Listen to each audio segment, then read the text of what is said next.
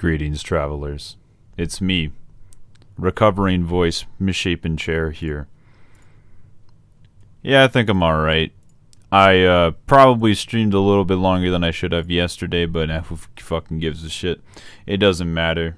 Instead, let's play the rest of the game. So I realized that I had some emails, but I did unfortunately not stream this. So let's just take a look at this one. So we have this, or I guess technically the first one is this one, the side stories. Hello, Charlotte. We saw the... I had this on in the background and you spooked me. You're welcome. Alright, so let's just read this one really quick. So we finished one side story at the end of the very last stream. So, thank you to everyone who worked so hard on the control simulation. I can't imagine how tedious it must have been to delicately hide Monica's elevated permissions from her without disrupting our connection to the VM. Just to clarify, all the recordings labeled side stories are part of the control simulation, right? I'm noticing some details of the characters' lives here and there that differ a little bit from those in VM1, even trivial ones. Is this part of the butterfly effect from some of Monica's more fundamental changes, or is this a result of her just messing around with other characters in VM1 as her own experiment or for fun? So I'm keeping track, but we have like 5 different universes in total, with 3 or 4 of them created and destroyed by Monica, of course. It's funny because I keep wanting to speculate on which one is the real universe, but in reality, they all are. As real as ours is anyways. Alright, and this one. I'm on leave for the rest of the week. Contact Bradley if you need to schedule server time, but I expected my jobs to run for a few days since we've collected so much data this week. How are we to arrange a different meeting, of course? Alright. How about we arrange a meeting to discuss the results when I return? So that's what happened when I did a side story. And so, back into another side story. That's it. Don't push yourself too hard with your voice. I'm fine. I'll know if I'm pushing myself too hard. Yeah, probably. Alright, another day passes in a flash and it's already time for the next club meeting. Although Monica should have come up with a plan for today's club task, she hasn't been able to shake her guilt and anxiety after reading Sayori's poem. Oh, that's right. This is what happened last time. I think the music is a little quiet. I'll turn it up just a bit. Let me know if the audio levels seem a little off. How did I let myself be the center of attention? Sayori's going to go through these kinds of feelings and I'm letting her comfort me instead of the other way around. What kind of club president does that? This whole time I didn't think to ask about her own feelings. So much for the stupid vision. Sayori enters the club room with her usual smile, but upon seeing the downcast Monica, her smile quickly fades into an expression of concern. Monica? Is everything okay? I'm really sorry. I'm such a terrible friend. Huh? What are you talking about? You're an amazing friend. Monica shakes her head. I made this all about myself. Even you said so yesterday. You told me that I'm trying to make the club that I need the most, right? But my problems are so trivial compared to yours. Sayori responds quietly. What are you talking about? But as she says that, her face darkens. Through the silence, Sayori mutters her realization. I left my folder here. Monica stares blankly ahead, unable to come up with a response. I wasn't ready to share those. Now you're worrying about me. I don't want that. But why? We're friends, right? Wordlessly, Sayori nods. Friends look out for each other. I want to be here for you as much as you're here for me. Another long moment passes in silence. The air is incredibly heavy. This is different. It wasn't just about you yesterday, it was about the club. Besides, things were happy yesterday. You don't need to do all of this. You don't need to do this all of a sudden. I don't want it. I like happy, so if you do this, then you're just being selfish. Monica massages her forehead, struggling through the frustration of such a paradox. It's understandable that Sayori isn't ready to share certain things. But as unfair as it is for Monica to pry, it's also painful for Monica to force herself to ignore the needs of her friend. I'm sorry I looked. I disrespected your privacy. No, don't blame yourself for looking. You would have at least needed to check if it was mine. Yeah. Monica takes a deep breath. Alright. Okay. I understand that you don't want me to worry. And I'll be able to put this aside so that we can move on. But can you promise me something? Promise you what? Monica pauses to collect your thoughts. This is the Literature Club. It's a place where people can express themselves in ways that life normally doesn't allow them to. That's the vision. In fact, it's our vision. Right the way into your heart or whatever. So I want you to promise me that you'll remember that too. It doesn't have to be right now, but I want to be here for you when you need it. I want us to be ourselves like that. Sayori smiles gently. I'll promise if you promise. Unable to help it, Monica returns Sayori's smile. I promise. Me too. Because the conversation closes, the mood in the room is lifted. What is left behind them, it's time to proceed with the club activities. So, want to teach me about poetry? Huh? But what about recruitment? It's fine, we have plenty of time for that. But right now, I want to do this! I mean, if I have to fulfill my end of the promise, you know. There's no way I could say no to that. Just don't expect much. I do a lot of writing, but it's not like I'm a scholar or anything. Scholar? Final Fantasy XIV? Suffering? It's all connected, I knew it. That's fine. I think I just need, like, some motivation. I never know where to start when it comes to writing poems. Starting isn't so hard. You just kinda need to write down your feelings and see where it takes you. Yeah, but that wouldn't come out any good. It's not supposed to. You're gonna have to fight your perfectionist mind on this one. You can just start by writing your feelings and see what kind of things it makes you think of. And then you can turn your feelings into a little story. So I'm gonna get your feelings down first and then make it sound pretty later. It's not like building a railroad. It's where you go on, It's not like building a railroad where you go from one end to the other. It's more like a collage where you find all the things you want to put in it, and then you arrange them in a pretty way. At least that's how I do it. It's not like the only way. But it's really good to not always stick right, but it's a really good way to not get stuck right at the beginning. I understand. Yeah, I always get so caught up in how it sounds that I forget what's actually important. Jeez. Monica pulls out a pen and starts to write. Give me a second. My mind is moving faster than my ability to read, apparently. Monica pulls out a pen and paper and starts writing on. Okay, I cannot read that one. Stop being a perfectionist, you idiot. Monica scribbles out "you idiot" after she writes it down. No, keep it. What? Why? Are you calling me an idiot? Of course not. But the point is that you're not supposed to police your feelings, right? Be as dramatic as you want. Okay, I was just, well, yeah. Underneath the scribble, Monica rewrites "you idiot." She stares at the paper. Her words stare back at her. It's kind of funny how I wrote that down around what I'm mad at myself for, and then I did the exact same thing anyways. This is really going to take some getting used to. I believe in you. Thanks, I do too. Me, I mean. But also you, of course. Monica continues the exercise, jotting down her thoughts. It's surprisingly quite a struggle to write without overthinking it, but after a while Sayori's guidance and encouragement, Monica's sheet of paper begins to look fairly lively, peppered with all of her random thoughts. Phew! Monica looks up and down at her sheet. Gosh, I feel so tense looking at this. I hate it, but it's also kind of liberating. I can tell how hard you're trying. It makes me happy. I think you'll be good at writing poems. Don't give me too much credit. I'll have to try really, really hard at it. But I think it's something that I'll enjoy doing. With you. Sayori beams. I'll stop here, but we still have time. Let's try and work on a new flyer for the club. I won't be so picky about the language. Yay, let's do it.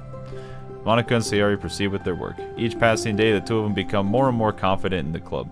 Not simply from the recruitment planning, but from their vision as well. As their bond strengthens, so does the essence of the Literature Club.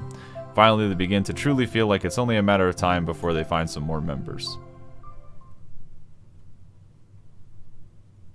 Ooh.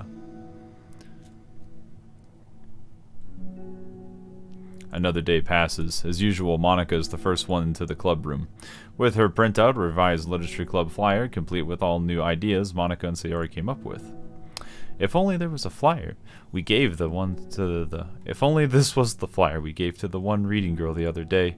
It's so much more attractive than the old one. But The new catchphrase is featured clearly in the center of the flyer. Right the way into your heart. Surely common sense would say that one writes from the heart, not into the heart. But the message being delivered is that one can use writing to discover themselves. Hopefully, Monika and Sayori had thought that would be enough to garner some curiosity from the students. Why do I feel so tense looking at this? Monika thinks back to the previous meeting when she performed the writing exercise. Was I always this bad at expressing myself? How am I supposed to be president if I can't even demonstrate what the club is supposed to be about? The literature club is truly beginning to take form, but with that, the weight of Monika's shoulders only become heavier. Debate club was always about rigid structure, formulating airtight points and counterpoints and delivering them with conviction. It was about the person on the outside. That's why Monika was so good at it. It existed entirely within her realm of comfort. It's suffocating. I really need to break through this mental wall. I need to learn to express myself for real. Monika pulls out a sheet of paper and grabs her pen. She presses the tip of the pen firmly against the paper. But her hand doesn't move. Instead, a tiny blot of ink collects around the tip of her pen. Monika lifts her pen and stares at the little watch. For some reason, she feels compelled to run her finger across it. As she does, the black ink smears across the paper, ruining Monika's canvas. Ugh. Out of spite for herself, Monika presses her pen down once again, letting the ink collect. She creates a second smear on the paper. Come on, Monika. Just move your hand. Monika writes. This is what I get for seeking perfection. A stain. Monika slides the paper away from her and puts her head down on the desk. The air conditioner seems louder today. I'm here. Hi. Monika hears Sayori approach her desk. Oh. And then stop for a second, probably reading the piece of paper. This is down in the adjacent desk. Bad day? Mm-hmm. Me too. You too? The new flyer looks so good. You've been working so hard. On the club, but also something else, I think. I can't do it. I'm sorry. It's just so hard, it's just so hard to be vulnerable. Mm-hmm. Sayori takes up the sheet of paper from Monika's desk. She writes something down and then stares at it for a while. Can I trust you? Of course. You can trust me with anything. Sayori gazes at Monika with sadness in her eyes. Understanding the signal, Monika takes the paper from Sayori's desk and reads it. Sometimes I want to die. Sayori, this is really, really hard for me. So if I can do it, then you can too. Because you're like a million times better than me. That's completely not true. Sayori takes a deep breath, trying to steady herself. That's something about me I've never told anyone before. Even now my head is like screaming at me to stop. Wait, you don't have to force yourself. I mean, just because of the promise yesterday, I want to. It just feels right. I mean, maybe it's part of the reason I came to this club in the first place. This is the literature club. I trust you more than I'm scared. At those words, Monika stands up. Sayori must have taken days to work up the courage for this. Whereas Monika's own futile but genuine efforts actually the push that Sayori needed? Sayori's deliberate breaths can be heard over the air conditioner. As she prepares herself to continue, Monika waits in gentle silence. I have this problem where I get really upset when people worry too much about me. I can't control it. It's like, why waste your energy worrying about me when you can just be happy instead?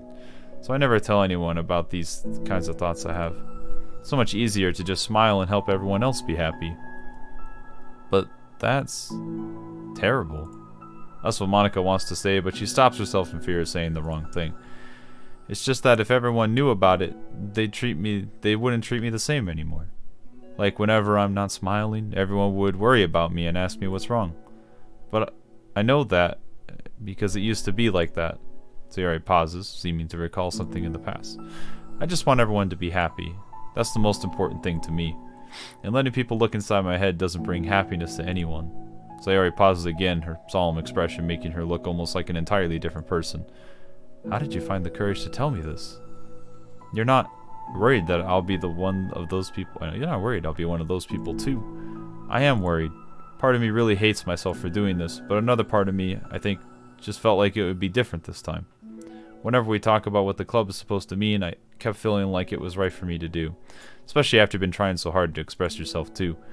Just made me feel like I could say it in confidence, and our friendship doesn't have to change. It's so silly. The club is only 2 people, but it already means this much to me. Monika feels a tightening sensation in her heart, a feeling of connection as Sayori's emotions radiate between them. Me too. I was so lost until you showed up. You're so brave, Sayori. You're so strong and brave, I don't even compare. This is too much for a high school club. Yeah, this is some deep shit. But if nothing else, I can at least offer you some hug energy, if you like. Whoa, this is r/wholesome100, dude. Holy shit. Wordlessly and without a smile, Sayori rests her forehead on Monika's shoulder. Through their contact, Monika can almost feel a torrent of thoughts swimming in Sayori's head. In this moment, enchanted by the air of the club, Monika realizes that of all the days that have passed, this is the one where she really, really hopes that no one new walks in through that door. She speaks softly. You're like the sweetest girl I've ever met. You can say anything and I'll never judge you. I promise. Sayori's breath begins to quiver. She takes several deep breaths, trying as hard as she can to start speaking, to say the things she never dared say out loud. And finally she speaks in a choked voice. I'm so worthless. I'm worthless and everyone would be better off without me. She suppresses a sob as a tear falls down her cheek. I'm just an inconvenience to everyone. I'm not good at anything and it just feels like everyone just has to put up with me, and I hate it. I hate it. The more Sayori speaks, the more she fails to control her voice, falling victim to the overwhelming sadness clutching at her throat and chest. I don't want to have these thoughts. I just want them to go away, and I'm making you put up with me, and I just want to die. As soon as Sayori loses her composure, Monika becomes determined to keep her own. Greetings, travelers. Yeah, well, you're stepping in at a pretty weird time for this game. She only wants to be what Sayori needs right now, so she won't let any sadness show. Her voice comes through as soft and gentle. This isn't putting up with you. It's just being of your friend. Monika offers a few words of comfort, but she knows Sayori said it herself, that the thoughts of Sayori's experiences are ones that don't belong. And Monika can't magically make them go away. The most she can do is help Sayori battle them, like any good friend would do. You have so much to value. To me, and your other friends too. This club wouldn't have been the same without you. I really, really mean that.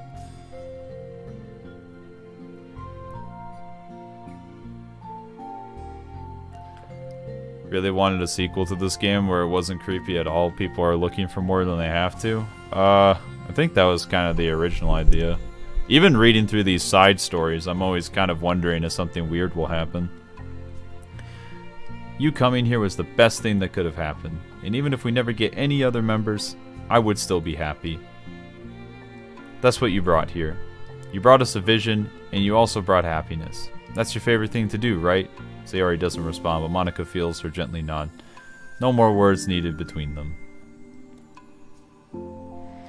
The two share an embrace for a while longer, Monika letting Sayori take as much time as she needs. Once her breathing steadies and her sniffles fully cease, Sayori lifts her head and wipes her eyes. I guess I needed that. Some days are harder than others. Well, I'm here whenever you need me. But any other time, I'll make sure that things are the way they usually are. If that's what makes you happy. Thanks. You're the best. No, you are. The two exchange smiles. You know, I'm sorry to bring this up all of a sudden, but have you considered talking to a professional? Sayori nods. It's scary, since it's already so hard to tell people.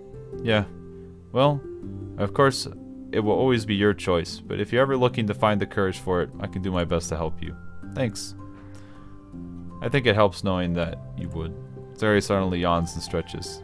Wow, that made me tired and hungry. Well, I won't make you do any work today if you're not up for it.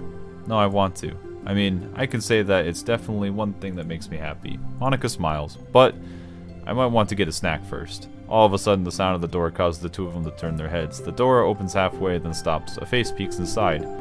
A face that seems familiar. Alright, I think that's probably the end. Do I get any more mail? No, but we probably get a new CG.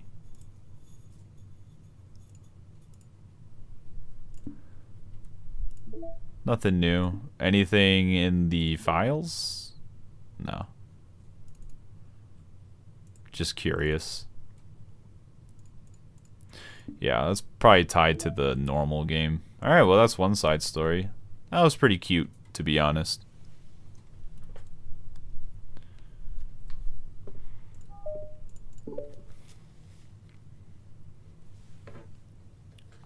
The club meeting suddenly interrupted by the sound of the door, causing Monica and Sayori to turn their heads. The door opens halfway and then stops. A face peeks inside. A face that seems familiar. Oh, it's Yuri.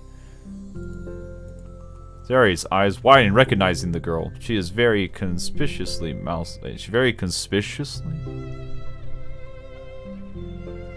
to Monica. It's her. It's the girl. It's true, the girl standing in the doorway is none other than the girl Sayori had come across reading alone in the classroom. Thanks to Monica leaving a flyer on her desk, it seems like she's found her way into the club. Are you here for the literature club by chance? Am I in the wrong place? No, you're not. This is the literature club. Please, come inside. The girl fully steps into the door, but continues standing against the wall, avoiding eye contact. Sayori continues to fail, containing her excitement. It's happening, oh my god. Thank you so much for coming. Sorry it's a little empty. But, I'm Monica, and this is Sayori, and we run the literature club.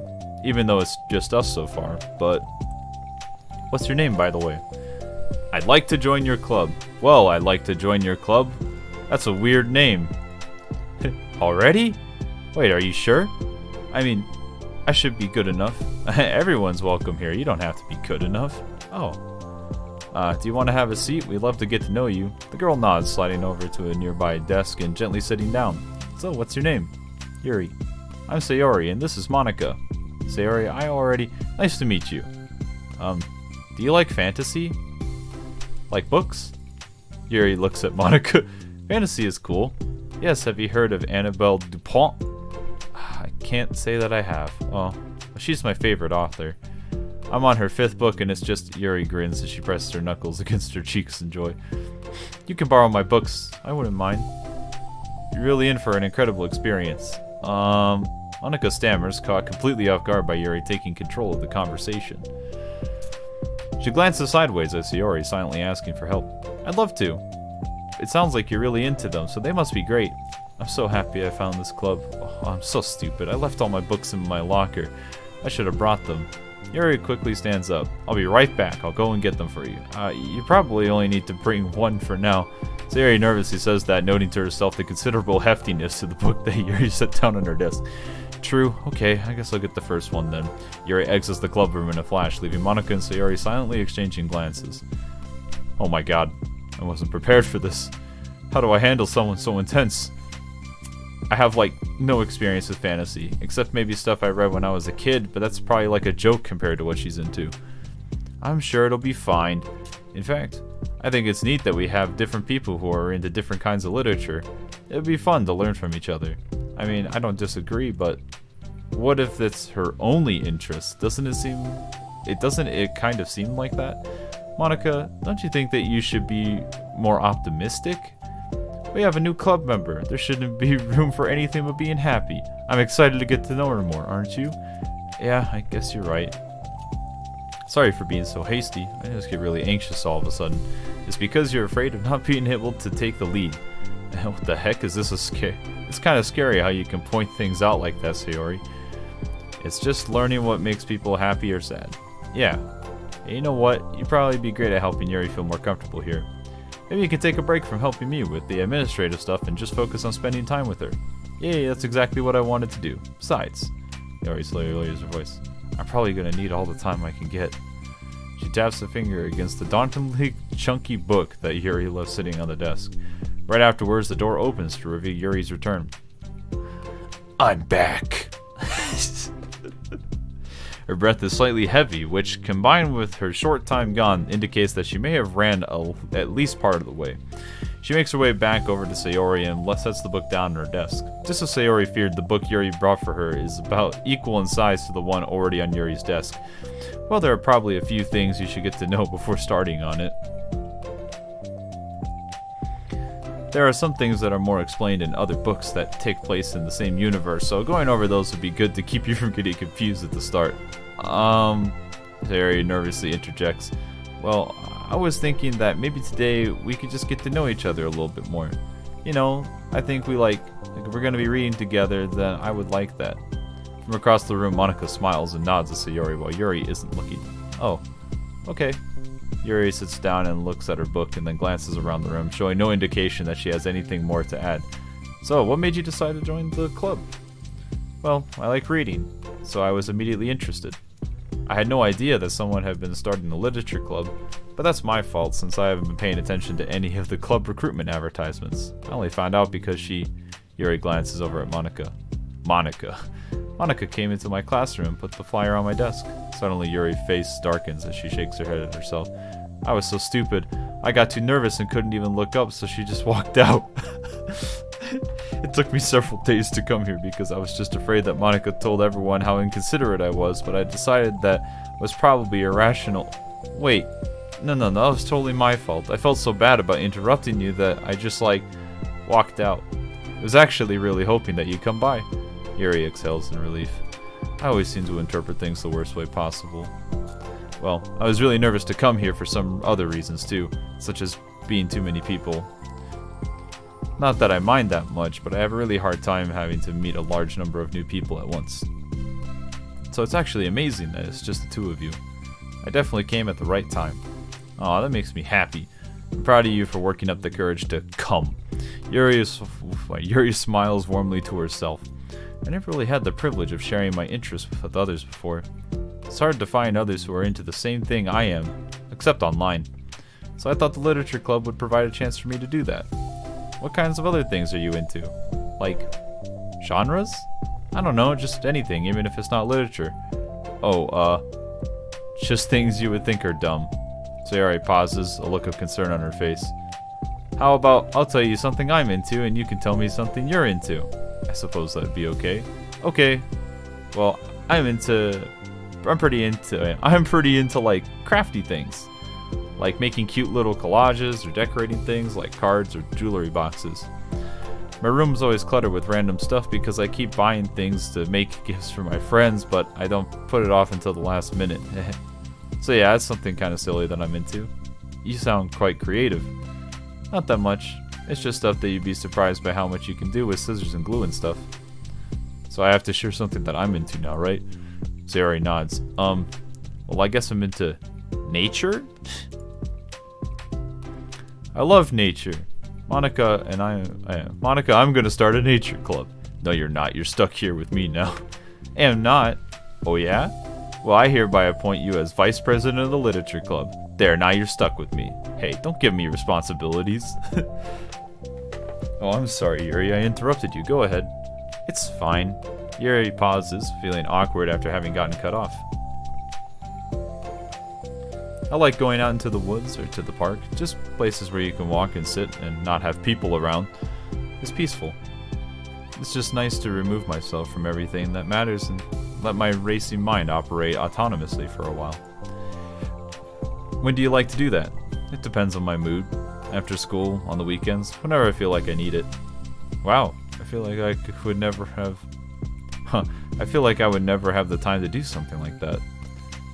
I find that when you have a lot of time, I find that we have a lot more time than we think we do, if you don't let it slip through your fingers. The three continue their conversation, led primarily by Sayori, but with Monica chiming in every now and then. Monica has intended to leave it to Sayori and focus on her own work, but she found it difficult to not join in. Before they knew it, the end of the day was upon them once more. Oh, looks like we should be wrapping up for today. So are you two going to be starting on that book in the next club meeting? That's the plan. I'm so excited. Sayori beams. Yuri collects her things. Once packed, Yuri wordlessly waves to Sayori and Monica with a gentle smile. Bye. As Yuri exits, Sayori enthusiastically returns her farewell. Once again, Sayori and Monica are left in the club room. Sayori, you're a lifesaver. I didn't do anything, I just talked. Yeah, DLC would have been funny if it was just DDLC DLC. The best kind of DLC. D.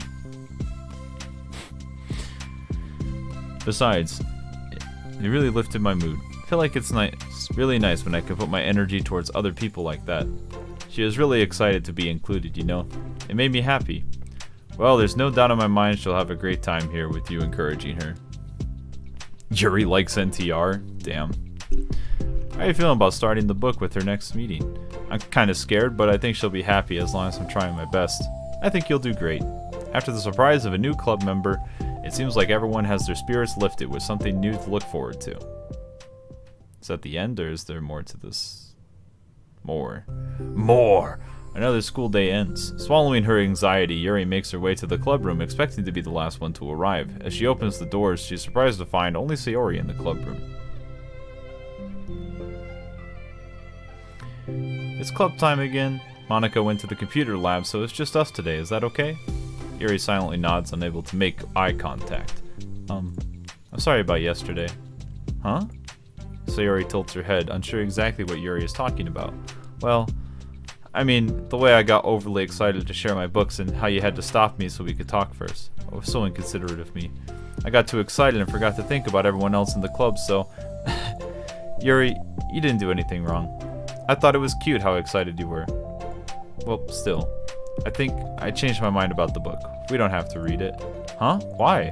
Because I know that you were just humoring me anyways. In retrospect, it's rather obvious that nobody was truly interested. But if you like it so much, then it must be worth sharing. I've already decided I'll join the club, so you don't have to try so hard to entice me. That's not what I was doing. Music is a fucking bop. Yeah, the new music for these side routes is actually a banger. A moment of uncomfortable silence stretches between the two of them. Well, the thing is, we don't even have any club activities yet. I mean, Monica and I have just been working on recruitment stuff mostly. So it just sounded like something fun that we could do together, reading your books. You know, like as a club activity. Would that be okay? Why am I being so resistant to this anyways? This is exactly what I want in the first place, and you're being so nice about it. I really don't know what's wrong with me. I'm sorry for being like this. You don't have to apologize. Just tell me if there's anything I can do to help you feel more comfortable here. Sayori pulls her desk against Yuri and sits next to her. The book in question is already on Yuri's desk. Peering over, Sayori reads the cover of the book. Dusk Bell. Part 1 of the Everlast Saga. Everlast Saga? Okay. Aha, it's Dusk Bell by Annabelle. Sorry, I'm ready now. Oh, right, I should probably get some paper. Yuri grabs a spiral notebook of hers and tears out a few sheets of paper.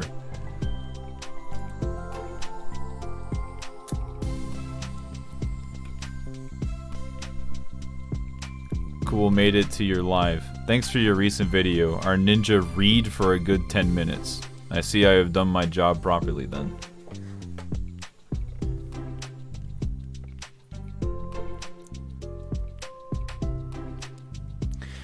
Wait, how come you need paper? Oh, it's useful to draw things out sometimes, like maps, timelines, family trees, or just taking notes. Notes? I mean, yes, that's an effective strategy. Exactly, I'm sure it will be especially helpful for someone new to the genre. Sayori's joke flew completely over, Sayori said. But thinking about it, she decides that it'll probably be for the best that if she did. Well, I'm not as used to having company through this, but I'll try to help make it as accessible as possible. I trust you. You're like super smart. Oh, please. Yuri tries to dismiss the compliment, but she can't hide her smile and light blush. You can't generalize intelligence. I'm only smart in the things I have a lot of experience with. Contrarily, I'm awful at anything involving real people. That should be evident enough from the 2 days I've spent here so far. So in my eyes, it's everyone else who comes off as smart. Especially you. No. Sayori rubs her shoulder against Yuri's. You're such a sweetheart when you're not being shy. Anyways, would you like to get started? Okay. After the minor diversion between them, the two get back on track with their planned club activities. Yuri begins to guide Sayori through the basics of fantasy world her story takes place in. The more of it she details, the races, factions, history, elements of magic, the more questions Sayori seems to have. But despite Sayori's expectations, Yuri eloquently guides her through it in a way such that it's fun to follow along. It becomes evident that the world-building aspect of the story, not just the story itself, is the one that Yuri finds her passion leaning towards. Good afternoon, Cherry. Yeah, good afternoon. So how do people come up with this stuff? It's like the exact opposite of the kind of writing that I do. What kind of writing? Oh, like poetry and stuff like that. The things I write about are just putting down the feelings that come into my head, you know? But this is like, there must be so much planning and hard work. Oh, you're into poetry? Well, there's an appendix that includes some of the kingdom's written works like poetry and folk songs. No way. Yuri giggles, filling Sayori's heart with happiness when she realizes it's the first time she's heard Yuri laugh. It means Yuri must be having fun. Anyways, I think we can get started reading now if you're ready. Okay, but I can't read very fast. Oh, that's fine. I'm very patient. Patience is something I pride myself in. I see. Sayori jots Yuri is patient into her notes. Hey, that's for the book. I'm just kidding. But I'm kind of glad you're patient because I need that sometimes. A lot of times. Sayori flips through the first few pages of the book, getting past the table of contents. Okay, chapter 1. When the room becomes silent as the two of them begin to read. But the silence only lasts for a moment before Sayori speaks up again. What does vindicated mean? Ah, well in this context it essentially means that he was proven innocent. Okay, it's okay to ask questions, right? Of course. Sayori turns the page. Are these footnotes? A lot of the dialogue has cultural references that requires explanation to be understood. Gotta teach Sayori the difference between yalms and malms, finally. The only kind of lore content we're here for.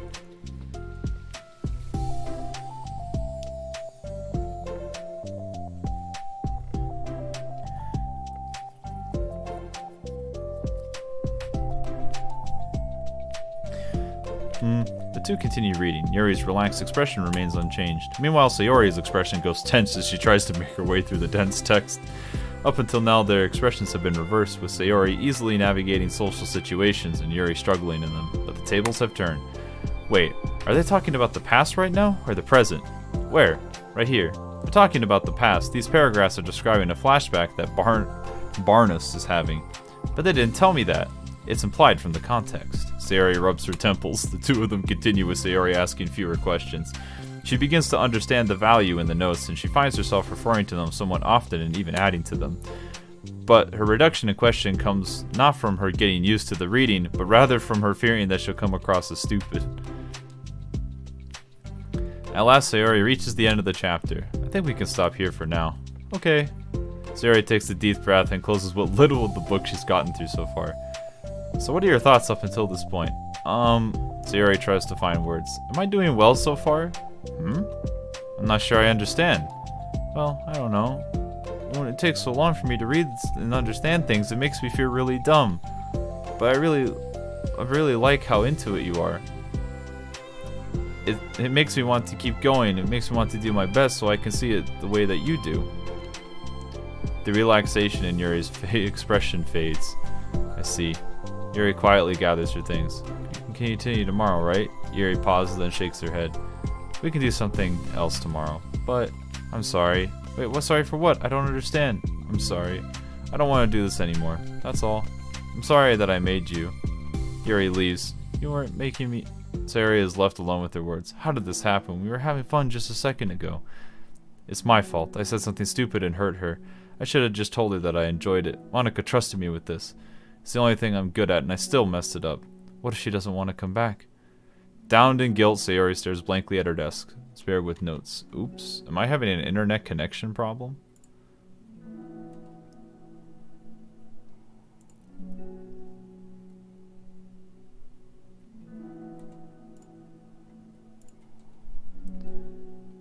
Let me know if the stream is getting choppy. It's telling me that there's an error. Damn, I haven't had these in a while. That makes me upset. Please.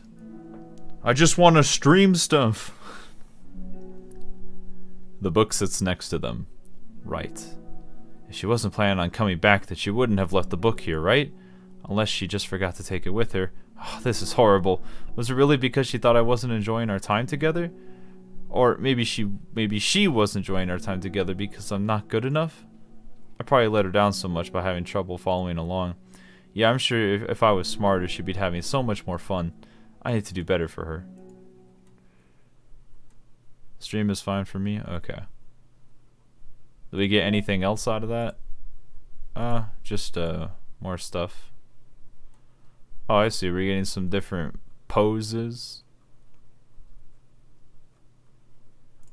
Okay. Oh yeah, different music though. Daijoubu. Alright. Understanding, part 2. Alright. Connection's fine. Alright, maybe YouTube's just being, YouTube's just trying to freak me out then. Understood. Thank you, YouTube. I needed more stress while I'm trying to stream stuff. For the first time, Sayori is the first to enter the club room. Anxiety courses through her relentlessly. Will Yuri show up today? Sitting at a desk, she stamps her feet in an attempt to calm down. Why am I letting this affect me so much? I'm doing everything I can to make Yuri happy, but my best wasn't good enough. But it was still my best. But I'm still letting everyone down. I'm always just a disappointment. Sayori continues to wrestle with her self-deprecating thoughts. Every tiny noise causes her to lift her head in anticipation of Yuri's arrival. Minutes pass and nobody enters the club room. Not Yuri or Monika. Gosh, I'm so late. Why did I offer to help those other students with their work? I'm such a pushover sometimes. It's gonna leave such a bad impression on the new club members like Yuri if I'm not the one here first. Monika rounds the corner approaching the club room. And as she does so, Yuri? Yuri jumps at the sound of Monika's voice. She's sitting outside the club room against the wall next to the door. Embarrassed, she quickly closes the book she was reading and stands up.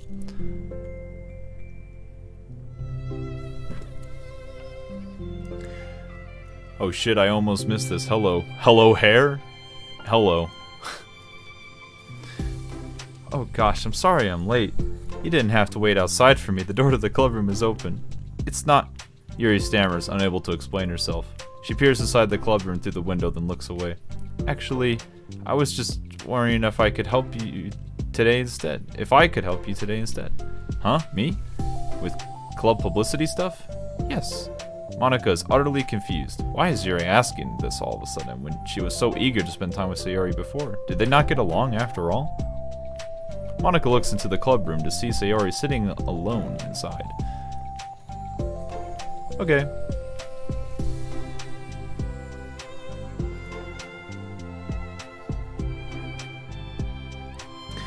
It's the kind of simple job, but we're here.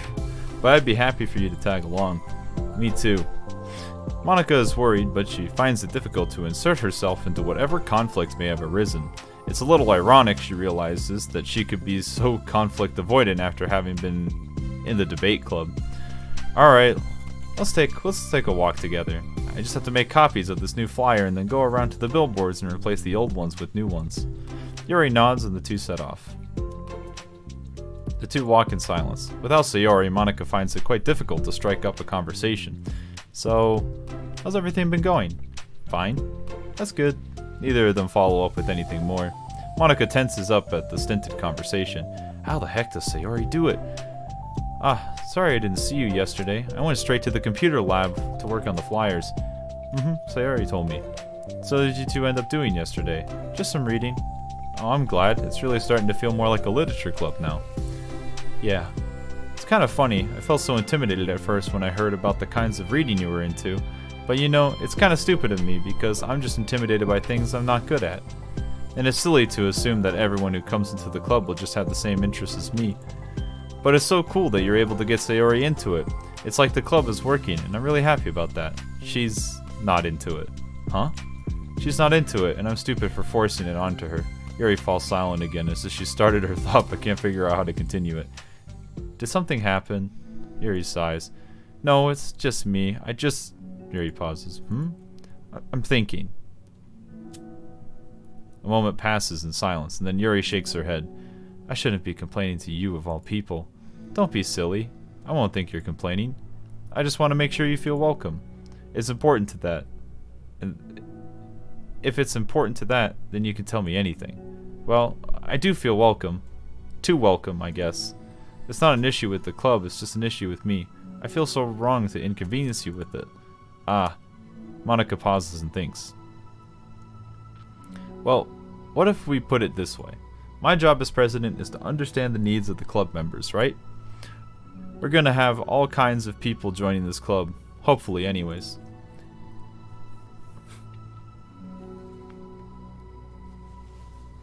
And learning about the diverse needs and interests of people will help me come up with club activities that everyone can be happy with. That everyone can be happy with? Not just only some people? Of course. I need to be looking out for everyone. Otherwise, what kind of club would this be? I see. Yuri looks a little more relaxed. It signals to Monica that switching from a sympathetic approach to a pragmatic one was a good choice. Each individual truly does have their own needs. Okay. Yuri takes a deep breath.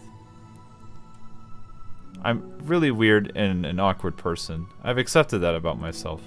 I just don't know how to, I guess, connect with other people. How is it so easy for everyone else? How do you just make conversations about an arbitrary topic?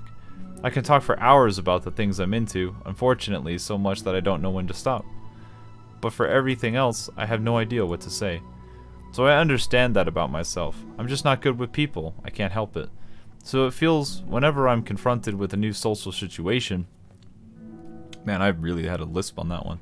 A new social situation, I'm either ignored or made fun of or take pity on. And Sayori falls into that third category. Wait, hold on, you're saying Sayori is taking pity on you? Yuri nods. I just want to be treated like a normal person. If you don't like me or you don't connect with my interests, then tell me. I can accept that and move on. Stream is slightly buffering for you. Oh no, it's telling me that there's an error. I saw a funny Gunbreaker video yesterday and clicked what's on. Not a whole lot. Just bonus DDLC content for the new release.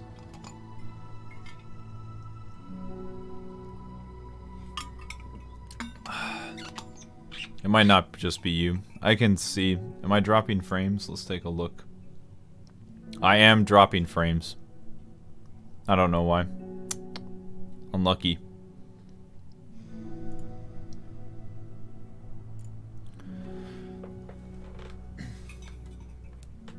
Yeah, I don't think I can do anything about it though, but that's unfortunate.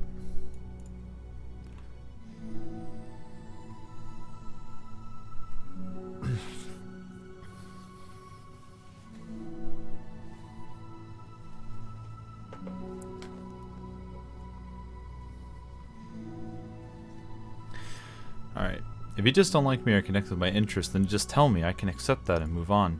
Sayori is too nice to me. I'm so stupid for not realizing that she would just go along with whatever I pushed onto her. Nobody deserves to put themselves through that kind of discomfort just because they pity some weirdo who doesn't know how to make friends. It's the worst feeling. I hate it. Yuri's sharp words cut through the tense stare. Somewhere in the middle of the conversation, the two stopped short in the hallway, prioritizing the conversation over their original task.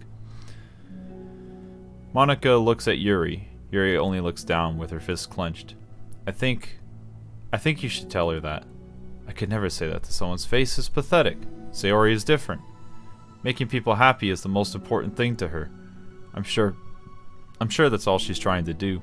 So if you were to explain to her what makes you happy, then she'll do anything to make it happen. That's the problem. What kind of friendship has one person trying to cater to the other person's weird needs? I'm sorry, I'm making myself sound so... No, I think I'm starting to understand. Monica hesitates to finish her thought out loud. It's something that Sayori would be able to say better. Sayori is someone who will give anyone however much kindness they need in order to smile. But Yuri, who has difficulty accepting kindness, must be driving Sayori to be even more assertive in her kindness, further exacerbating the matter. Neither person is to blame, but it's an issue that can't be resolved without them understanding each other better. Sayori wants to be your friend, I promise that. It's okay for different people to have different needs. I mean, Sayori, she has her own needs too. But good friends work together and can be what they need for each other. You just have to have good communication and talk about it. I don't have good communication. Yuri stops and shakes her head. I'm sorry, I didn't mean to say that. My head is just... it's so resistant to everything. I'm pushing such a kind person away from me because of it. Yuri pauses to think. I'm so tired of this cycle I'm creating for myself. I think I'm so afraid of people pushing me away that I just push them away first. How thoughtless and immature of me. Yuri takes a deep breath and exhales. I didn't mean for this to turn into a whole venting session, but I understand now. I just need to communicate with her. You're totally fine. It's for the club, remember? You're just helping making the club a better place for everyone. Yeah. Yuri falls silent again. She looks like she wants to say something. This kind of critical thinking is something I'm really bad at. You know, about people. So thank you. Anytime. Monika smiles at Yuri. For just a moment, Yuri finds it in herself to meet Monika's gaze, returning a shy smile of her own. You know, I'm actually really enjoying these side stories.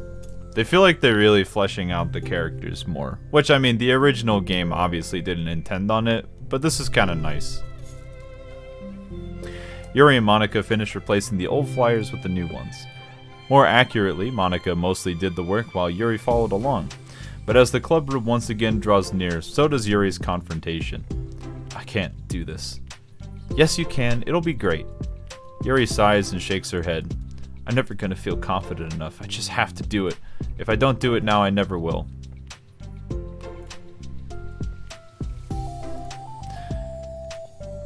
Yuri starts towards the door, but then turns to face Monika. You're not just gonna wait outside, are you? I can take a walk. Want me to get you a coffee or something? Actually, I prefer tea. I like to make my own though, so please don't worry about it. Although I suppose that that's one downside of reading in here in the club rather than at home. I don't get to drink tea while reading. Sorry, I guess that has nothing to do with this. You know, now that you mention it, I bet we could get permission to keep stuff for tea in the club room. You can use, like, an electric kettle to heat up water, right? Would that really be possible?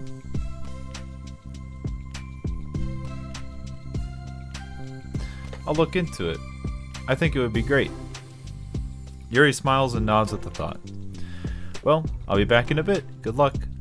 Monika waves at Yuri and then turns around and departs towards the hallway as Yuri's smile fades once more. A moment of daydreaming about tea isn't enough to save her from the anxiety of the task that lies before her. But it must be done. Taking one more deep breath, Yuri timidly opens the clubroom door. Yuri? Wait, hold on, I'm not done yet. Sayori shuffles a bunch of papers around. Yuri stammers, her words suddenly caught in her throat. At that moment, she realizes how Sayori has been spending her afternoon. I wasn't expecting you to come today. I was really hoping to make it all the way through the next chapter first. But I got most of the way through it. And look! Sayori holds up a sheet of paper. It's a page of notes beautifully produced with indentations, categories, and even color coding. As Yuri sees it, her expression shifts from anxiety to despair. I was afraid you were getting disappointed in me, so I've been trying really hard. Stop. Yuri presses her fist against her forehead. Please stop. I can't take this. Yuri?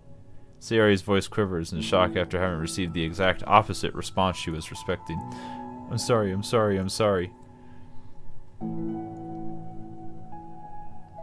Kind of weird how Monika does a complete 180 from a good person to breaking the fourth wall, manipulating and deleting everyone. You know, I'm getting the feeling that the end of these side stories is going to show us how Monika transforms. There's got to be I wouldn't be surprised, because this is kind of like the prequel.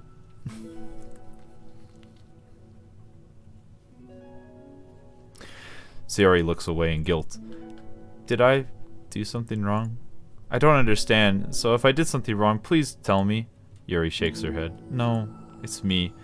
I keep putting myself in these situations where people are afraid to treat me normally. If you don't like this kind of reading, it's okay. Please just tell me. I don't need to be treated differently just because I'm weird. But I don't treat you differently. I just want my friends to be happy. So I thought that if we did something together that you would really like, I don't want your pity. Why did I do that? Yuri sinks to her knees, her voice squeaks. I'm sorry. Tears of guilt and self-loathing begin to stream down her face. This isn't how it was supposed to go. Why is it so hard to just articulate your thoughts? Why do you end up pushing everyone away from you? Yuri's mind pounds with internal accusations as she shuts her eyes, unable to face Sayori or the rest of the world.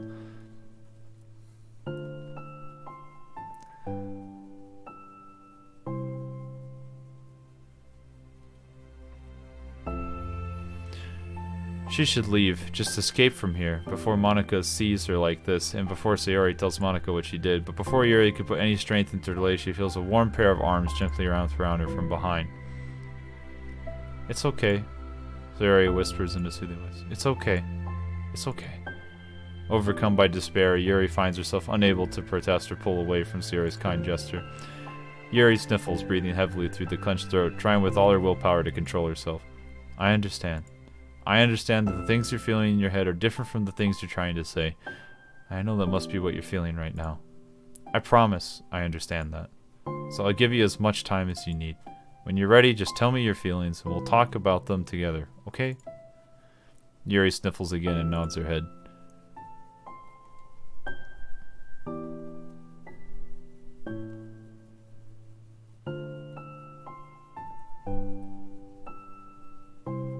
I don't think there's any switch for this thing from what I collect. Monica is always like she is, just conceals it, don't think.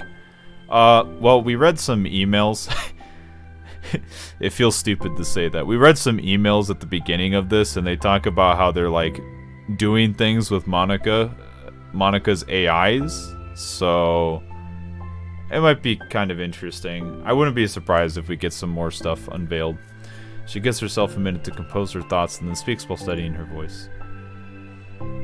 I think I've gotten so used to people being weirded out by me that it feels like anyone who's nice to me is just doing it out of pity. I'm so horrible with people, so it makes me not want to believe that someone can actually like me for who I am.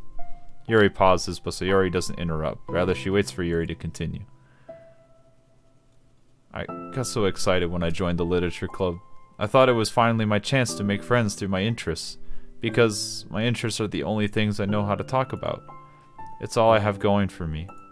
But whenever I catch myself getting overly obsessive in front of other people, it feels like I'm making a fool of myself. I hate myself for it. Ultimately, I just want to be treated like a normal person, but how am I supposed to expect that when I can't behave like one? I just want to learn how to get along with people and stop ruining things for myself.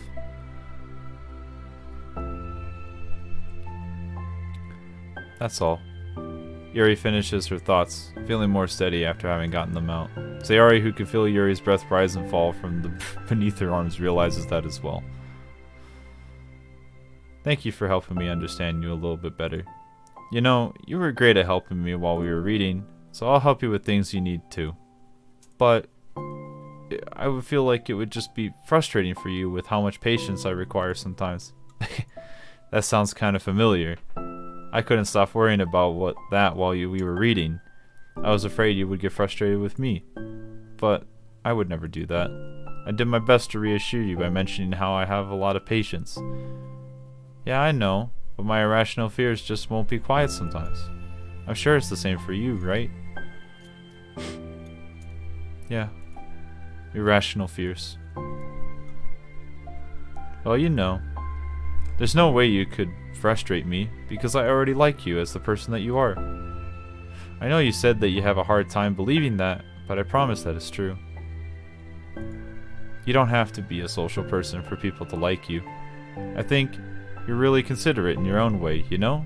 Worrying so much about other people's feelings. We're all kind of weird. It's a literature club. But this is the best part, that we're all different, and that we have different interests. Like about the book. I'm reading it because I want to, I promise. That's what I really want. It's a bit of a struggle, but I try not to mistake that as me not enjoying it. I mean, we could never discover new things if we didn't try them first, right? So I want to learn the reasons that you love it so much. This is hitting different. Yeah, this is hitting kind of hard. And in the end, if it's not for me, then I can say that, but I'll at least be glad I tried and learned more about you. Plus, you're like super duper smart, and I want some of that to rub off on me. Yuri fights back a smile at that comment. Already the heavy atmosphere surrounding her seems to have evaporated through the caress of Sayori's arms. Your hair is so pretty. I always wanted long hair, but I was awful at taking care of it, so I cut it all off. Yuri's tension relaxes. For once, she feels okay for just listening rather than worrying so much about saying the right thing. Sayori, sensing Yuri in comforts, let her rest. It must be so difficult for her to feel relaxed around other people. But if the literature club can make it happen, then that's something that she deserves to experience. Well then, based on my understanding of your feelings, I suppose I wouldn't mind if we were to continue reading. That's what I wanted to hear. But we can stop at any time. If you truly don't like it, please be honest about it. I won't be offended. Of course. I'm not going to judge anything this early on, though, so we just want to see what happens. Oh, and, I'm not good to touch people without their consent. It's not good to touch people without their consent first. Oh, I'm sorry. I didn't mean to make you uncomfortable. Oh, you didn't. I mean, I suppose it was kind of nice. I was just saying. I'm back! Monika's back. I haven't seen you, like, at all recently. Sayori trots over to Monika. Ah. She whispers loudly. Can I hug you? Oh, sure, Sayori. Sayori wraps her arms around Monika. Oh yeah, Yuri, it might be good to know. Sayori can be kind of a hug monster. Ah. Hey, don't call me a monster. Artemis is a monster. If he inherits the kingdom, it could spell disaster. Yuri laughs. Monika, perplexed, looks between the two of them and then smiles. Well, I'm glad you've been enjoying your reading so far.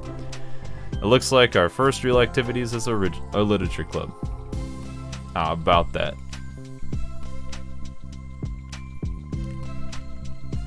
Well, you've been so patient with exploring my interests. I think it would be inconsiderate of me to not return the favor to you and learn about the things that you like. Yes! Do you like poetry? Yuri smiles. That was also... Oh, more mail! Character discrepancy. Having run the control simulation for a while, it's evident that a certain character is missing from any mention or appearance.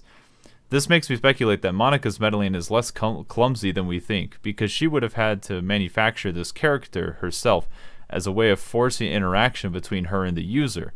Could that be why the character has such limited and dissonant personality traits? Or am I reading too much into this? I'll open an issue to start tracking info and observations on the anomaly of this character appearing. What the fuck are they referring to here?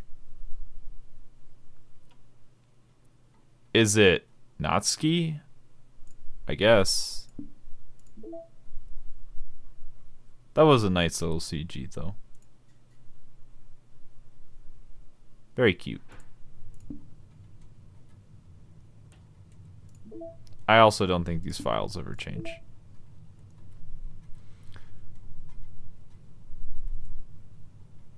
Alright. It's time to learn about respect.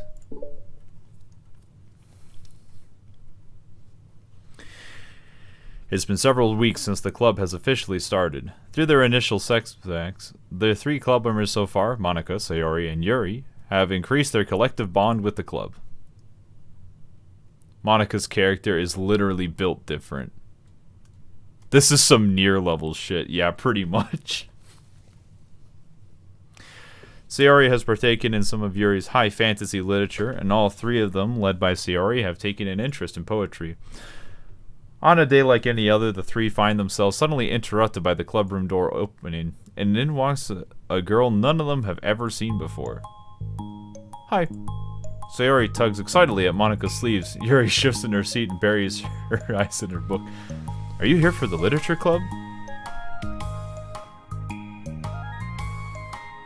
Yeah, that's great. Thanks for stopping by.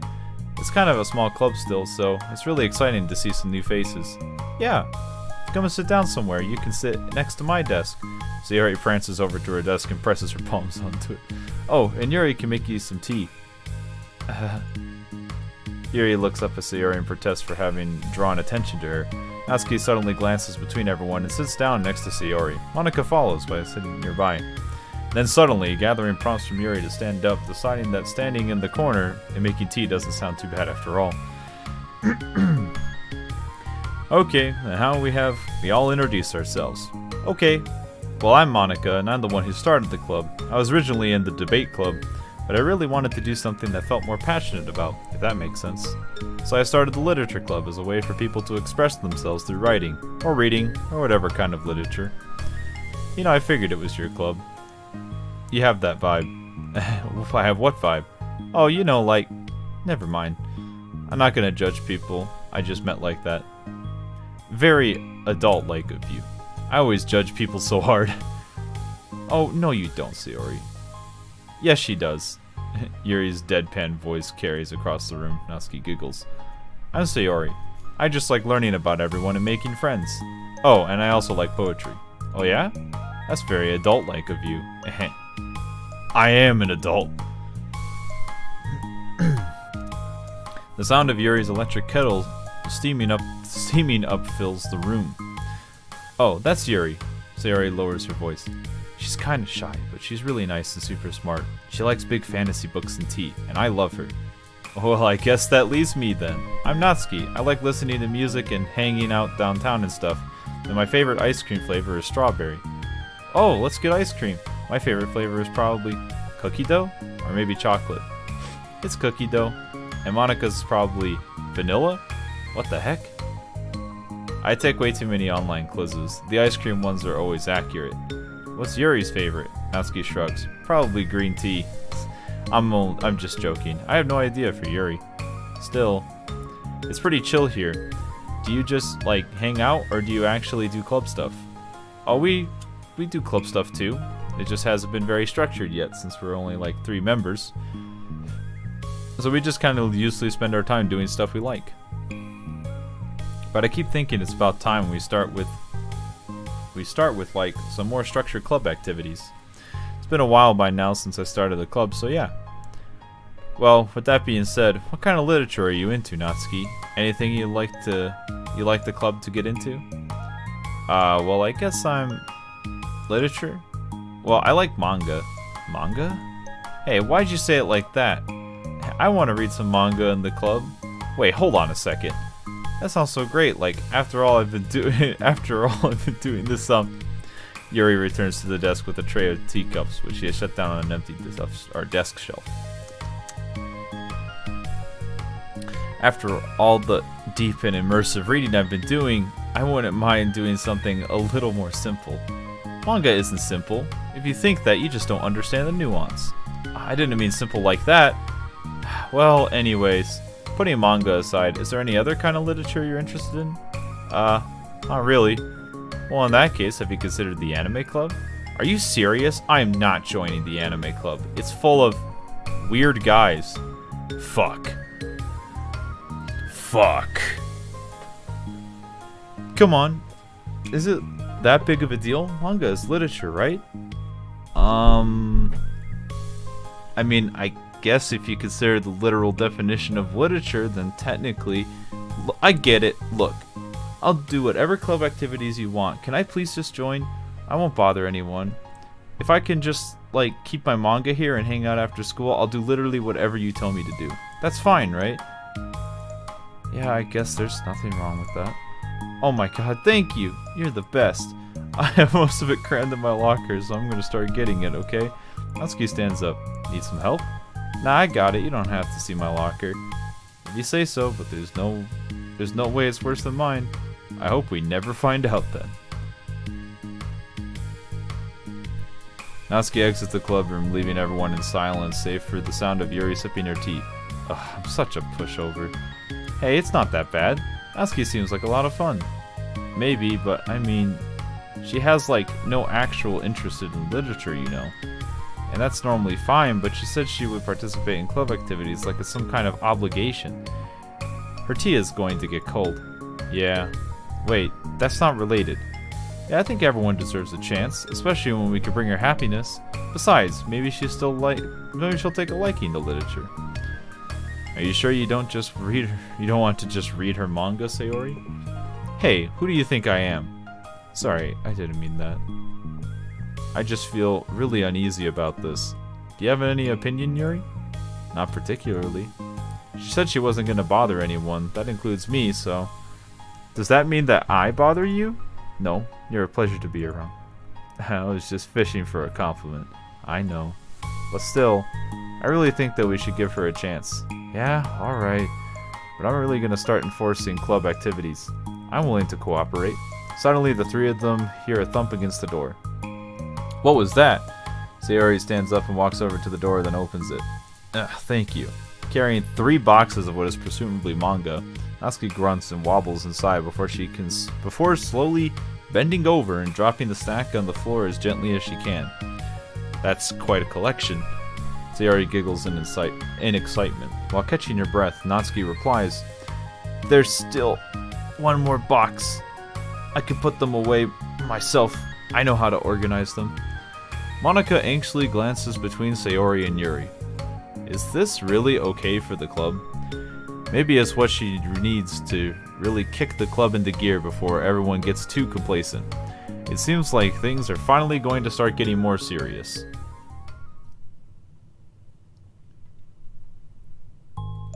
At the next club meeting, Monika is the first to arrive, but since Natsuki's joined, she feels a lot less relaxed. Why am I so nervous? Monika paces, trying to figure out her feelings. Natsuki said she wasn't going to bother anyone, so why does it feel like the atmosphere has changed so much?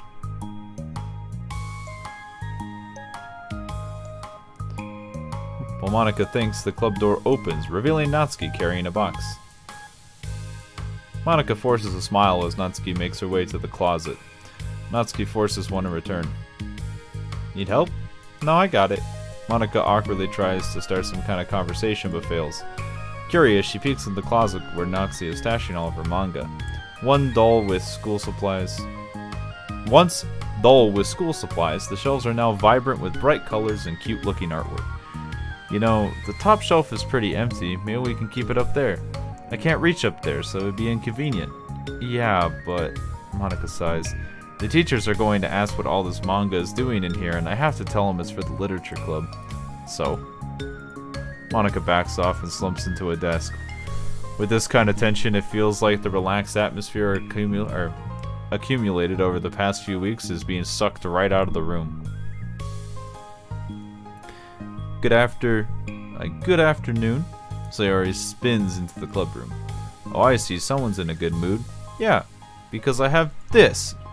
Sayori brandishes a cookie wrapped in plastic. I found some money and got a cookie. Ooh, that's so pretty. Sayori trots over to the closet. The colorful shells catch her eye. Which one do I start with? Oh, you can start by giving me a bite of that cookie. No way!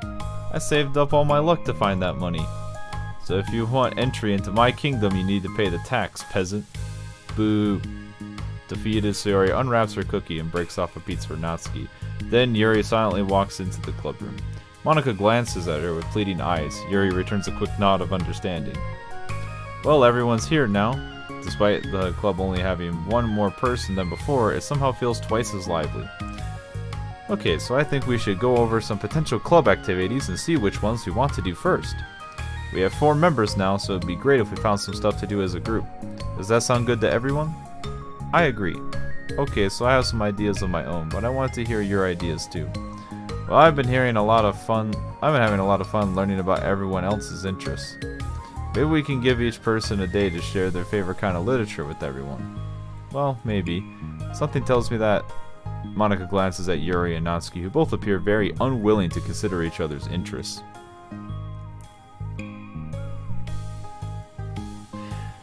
Yeah, hang on a second. You're telling me that the lockers are not big enough to contain all this manga. I feel like you're almost starting to imply that this game might not be the most realistic thing on the planet. Nah, that couldn't be the case. Maybe we can try to come up with something that everyone can enjoy equally. You know, like we all vote on a book to read or something like that. I think we should all collectively try to expand our interests rather than just stick to the things that we're familiar with. Why does it feel like I'm being targeted here? Natsuki, didn't you say that you would go along with whatever club activities wanted to do? Well, yeah, but that doesn't make it okay for you to ignore everyone else's preferences. I like Sayori's suggestion. Yeah, me too. Yeah, but, Monika's voice trails off. Although she let Natsuki join the club, Monika finds it incredibly difficult to relent to her demands. If Natsuki doesn't respect the club, why should Monika have to yield to Natsuki's opinion on anything? Natsuki, are you sure you don't have any other literature interests you could share with the club? I swear I don't mind if you keep your manga here, but Natsuki cuts off Monika by suddenly standing up. Well, it's obvious that I'm not wanted here, so I'm just going to leave, but I really would have appreciated you being more upfront about it. Okay, I think you're kind of jumping to conclusions here, but you're free to do whatever you want. Natsuki shoots Monika a quick glance before walking straight out of the room. Oh no. Sayori runs after her, leaving just Monika and Yuri. Just Monika. For a second of time, Monika slumps down into her desk. Why am I such a jerk? No, she's a jerk. She's just making me feel this way. Monika looks up at Yuri, seeing an affirmation. Yuri looks away. She's probably just went around looking for the smallest club she could find so she doesn't have to participate. How does she expect to give me respect when she has no respect for the club? Am I wrong, Yuri? I'm not good at these things. Monika sighs. Me neither. I just have no idea what to do. I don't want to hurt anyone, but I feel like it's wrong to not enforce the club vision. You know, like people should join because they want to express their passion for literature, or at least develop it. So maybe she's not a good fit for the club after all. Monika sits in silence, afraid to accept her tentative conclusion. Unrealistic. Most of it seems realistic besides the ending. I guess that's fair enough. She should just read light novels. The most realistic thing is actually deleting a character through the game files. That's pretty funny.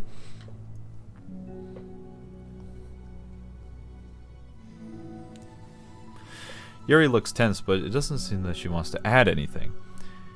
You can't... Sorry, you can go back to reading. I know this doesn't concern you. It does. It does? How? Well, I just can't comfortably read in an atmosphere where the peace has been disturbed. Oh.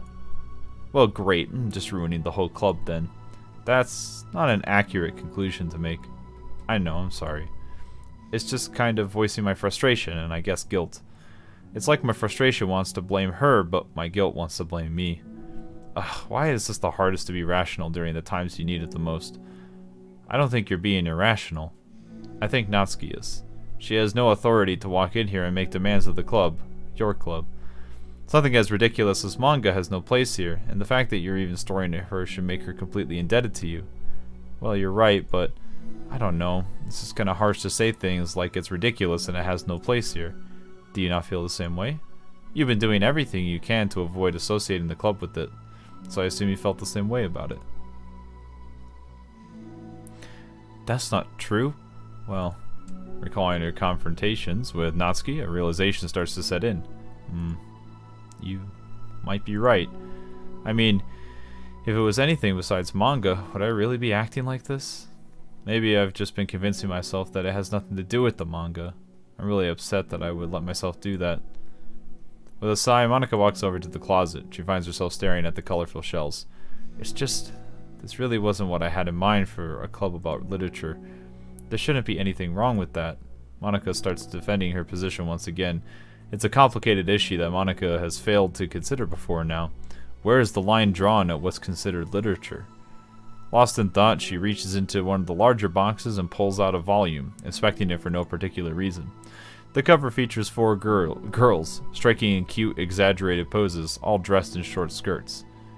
Yeah, I mean, amused by the absurdity of the cover, Monika opens the book. Oh, that's the end.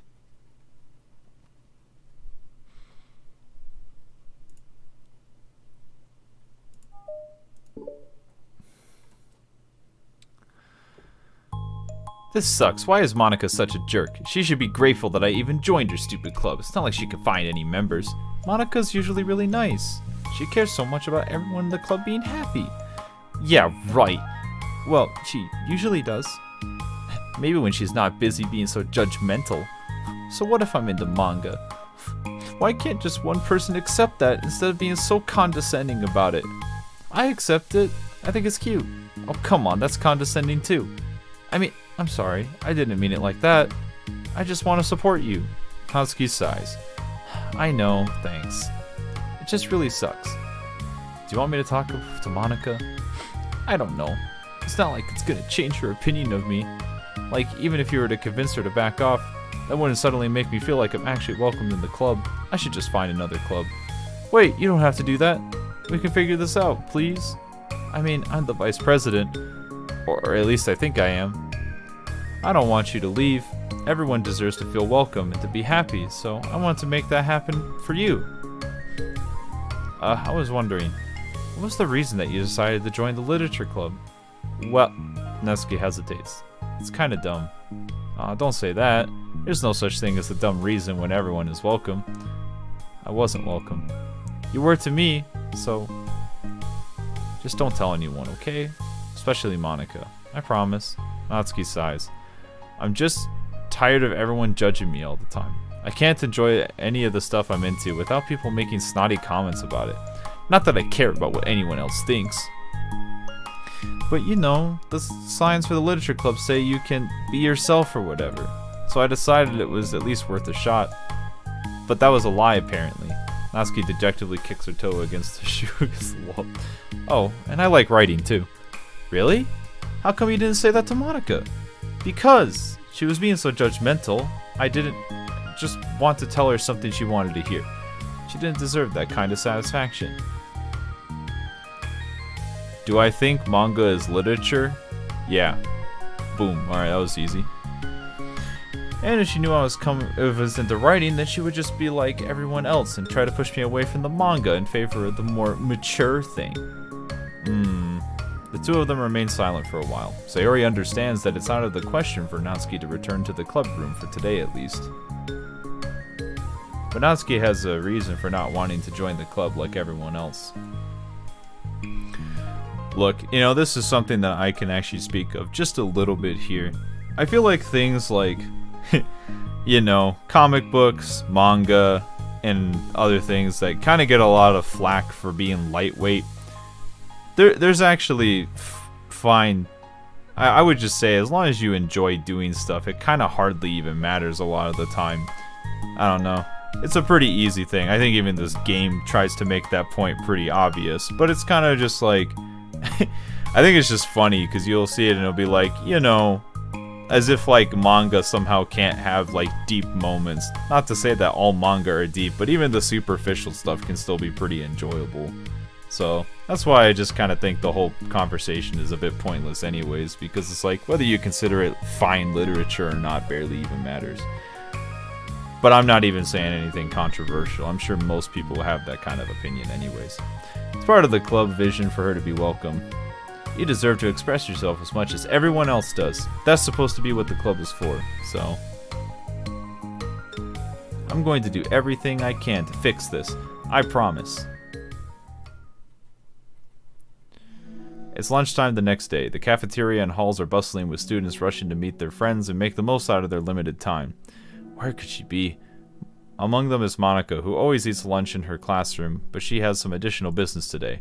Fearing Natsuki would avoid coming to the club, Monica decided to find her during lunch so she can make amends. After searching for an extensive time, Monica finally spots her. Despite her short stature, Natsuki's bright hair helps her stand out from the crowd. Oh gosh. Suddenly feeling awkward, Monica is afraid to get closer. Natsuki is with some friends who Monica doesn't recognize, and they're all energetically chatting together. It'd be really tactless to just interrupt them. Ah yes, friend one. Oh yeah, did you end up joining that literature club or what? Huh? Of course I joined, why wouldn't I? Huh, I told you she would join. Oh come on, you know she only joined because you wouldn't stop giving her crap about the anime club. I told you, I never wanted to join that stupid club. Oh sure. Well, you have to give her some credit for at least making an effort to finally grow past that trash.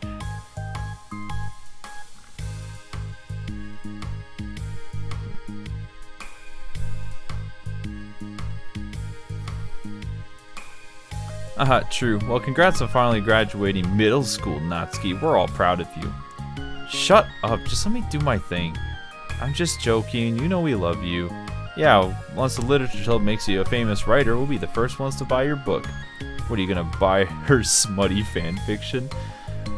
Well, obviously I want a signed copy. That was like years ago. You don't think I've grown out of it by now? I told you I was joking. Besides, it's a good reminder of how far you've come since then.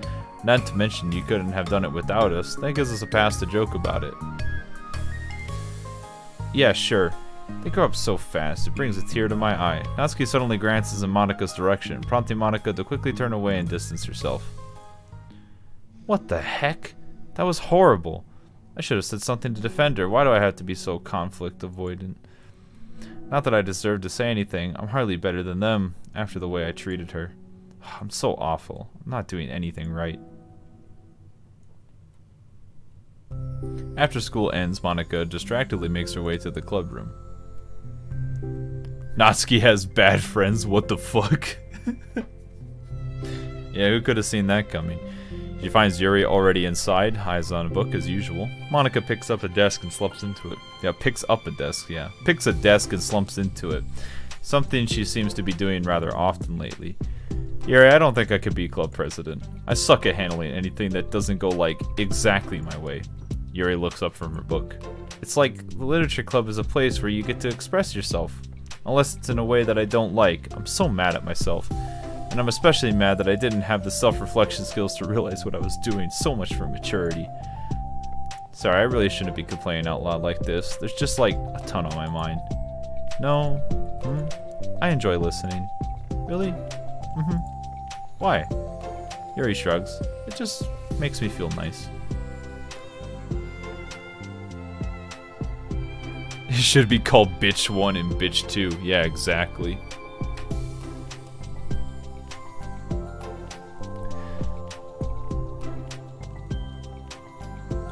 Oh, well, okay. I guess I'll just continue then. Yuri nods. Yeah. Well, Natsuki has this kind of blunt attitude, you know. Monica pretends to like the characters. That's not really true, though. Because the ending of the original game, Monica says that everybody in the game is her best friend, even though she kind of tormented them for no reason.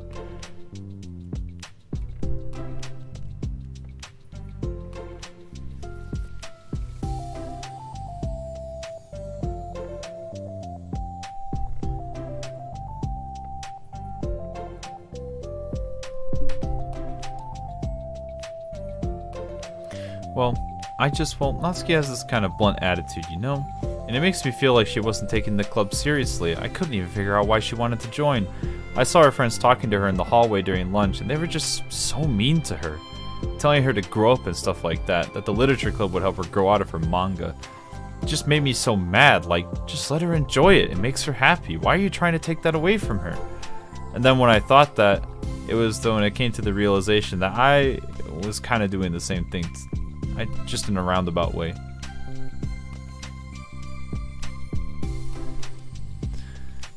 I should have made her feel good about being passionate about something, but I just dismissed it.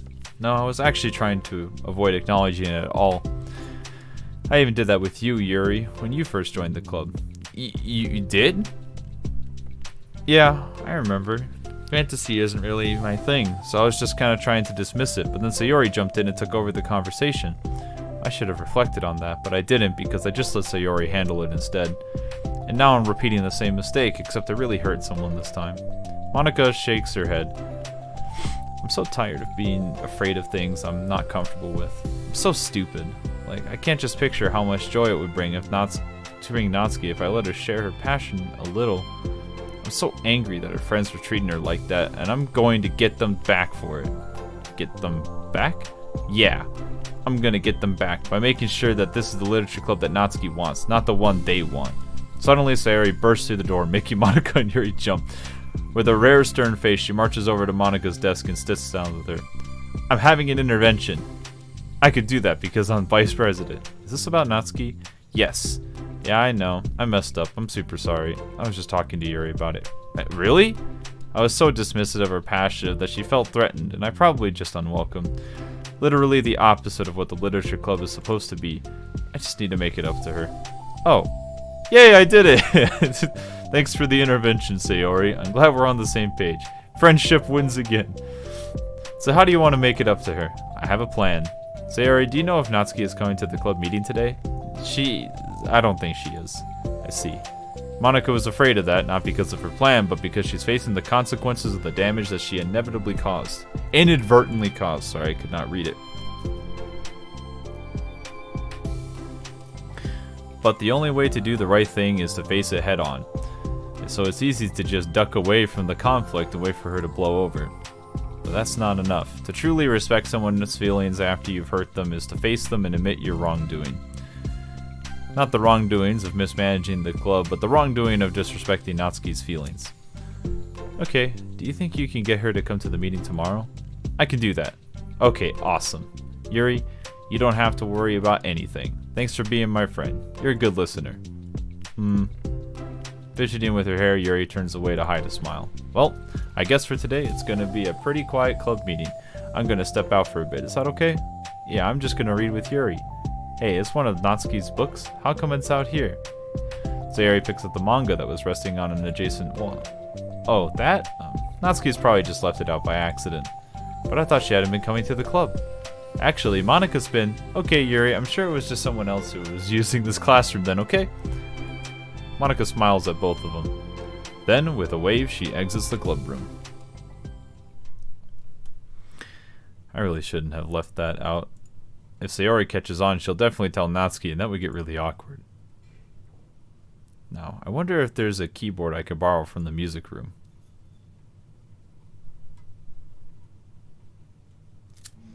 The time for the next club meeting has already arrived. Monika and Yuri are the first to arrive. I'm so worried. Do you think Sayori is going to be able to bring Natsuki? Yes. How do you know? Well, she's Sayori. You know, you're right. Time slowly passes. Monika sits and then stands up to pace around and then sits again. Yuri's eyes don't move from her book. Then the door finally opens. Sayori marches inside. Behind her, Natsuki shuffles inside, nervously looking around the room. We're here. Welcome back. Monika, the club president, stands up and greets them with a smile. Sayori picks a desk and takes a seat. Natsuki sits closely next to her. Looking back and forth between the club members, Monika is struck with a nostalgic feeling. She would stand in front of the club room just like this, struggling to picture just who might eventually be sitting before her. But her imagination was never enough to predict how unique and diverse each member would be.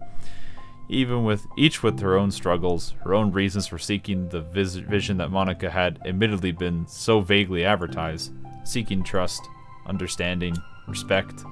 What new lessons will the future hold for the literature club? Realizing she's been getting ahead of herself, Monika takes a deep breath and returns to the present. Okay, everyone. The literature club is starting. We have an activity planned for today. Monika turns around to face the chalkboard. She writes manga in big letters. Today we're going to learn from an expert about the unique form of literature. Manga. Oh, come on. Isn't this kind of forced?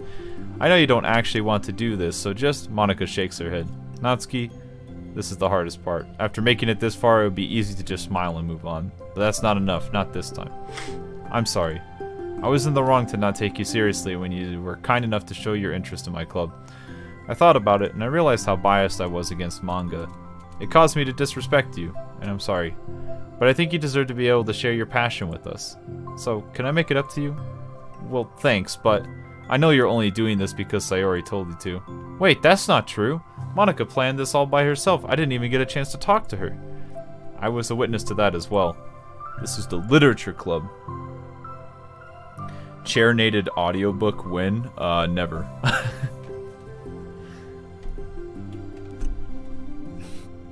This is probably the most you'll ever get out of me. I don't think I plan on playing a visual novel on stream again.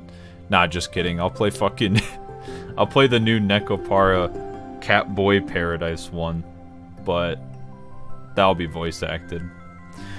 The Literature Club is a place where everyone gets to be themselves. We all have our own interests and our differences. This is my vision to let us freely express that, and my goal is to respect everyone for them. So I just want to learn about things that make you happy. I think you deserve to share that joy as much as everyone else does. Is that okay? Natsuki looks away and hesitates. But it's really dumb, the stuff I'm into. Monika smiles. She kneels in front of Natsuki's desk, looking her straight in the eyes. If you like it, then it's not dumb. Oh, except for me. Sayori, you're not dumb either. What the heck? You guys are so weird. Fine, I'll show you some of my manga. Only because you admitted that it's literature after all. Natsuki stands up. Oh yeah, I didn't get to say this before, but... I'm actually into writing too. I'm kind of a pro. But I don't want you to like me just for that. Wow, really? I did have you all wrong. I really did have you all wrong, Natsuki. Yeah, whatever. Today's not about that anyways. It's all about manga, so I hope you're ready. A week has passed since Natsuki returned to the literature club. Since then, the club activities have been in full swing. Each club member has received a day in the spotlight to share all their favorite kinds of literature with each other. As another meeting draws to a close, Monika approaches Natsuki on the way out. Natsuki, are you in a hurry or something? Me? Not in particular. Why? Well, there was just something that I wanted to show you if we had a few minutes. Sure, what is it? It's not in here. Can you follow me to the music room? The music room? Why? Well, you'll see. Oh shit, we actually get to see it! Gotta bask in its glory. Look at this. Look at this room. Look at the colors. Look at this thing on the ground. You know, I was thinking back. When the club was just me and Sayori, we would talk about how we envisioned the club to turn out. We cared a lot about it being a place where people could express themselves. And she said something strange to me. She said that I was trying to make the club that I needed myself more than anyone. But I think it wasn't until you joined that I fully understood that. Because you really taught me a lot about myself. Like, things that I was probably always too stubborn to admit. Oh, come on, you can't mean that. I didn't even do anything. I just bought a bunch of manga and got fussy when I didn't have my way. It was really stupid of me to make such a big deal out of it. No, I honestly needed it. If you didn't express that you were hurt, I would have never realized that I did something wrong. Besides, your feelings are valid. A quilt? I mean, I guess it looks like a quilt. It's really just a rug, I guess. Besides, your feelings are valid. They deserve to be heard and respected. It's just really hard to feel that way sometimes. You know, like, I really shouldn't care about what other people think in the first place. But when you're just criticized by everyone around you for being a certain way, it can really just be hard to brush it off. And it makes me start to feel like I'm the problem. Like I'm not doing enough to please everyone else. And I'm just being too entitled if I just want people to like me without having to hide a bunch of stuff about myself. I don't think I am. I just wish that sometimes people would try to appreciate me for who I actually am. No, I'm not gonna pitch my voice up any higher. Because my fucking voice is already strained from all the reading I did yesterday. How long has it been fighting against that, refusing to change for others?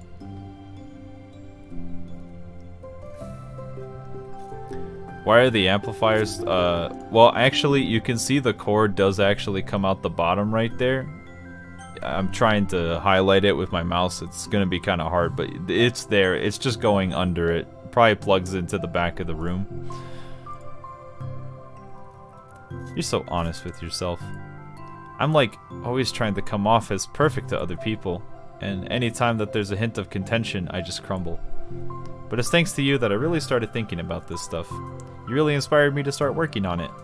But, well, like I said, I didn't even do anything. You were just being yourself, and that's all you needed to do. There's also something else. Monika takes a breath. The thing is, I might have read a little bit of your manga. What? What the heck? You didn't even tell me? I'm sorry, I just felt like kind of embarrassed to admit it after I gave you such a hard time about it. I can't believe you, of all people, were reading manga behind my back. That's so funny. Yeah, well, I just flipped through one of them on a curiosity, but I ended up reading a whole bunch of it. I mean, one of the characters was in a literature club. What are the chances, right? You were reading Parfait Girls?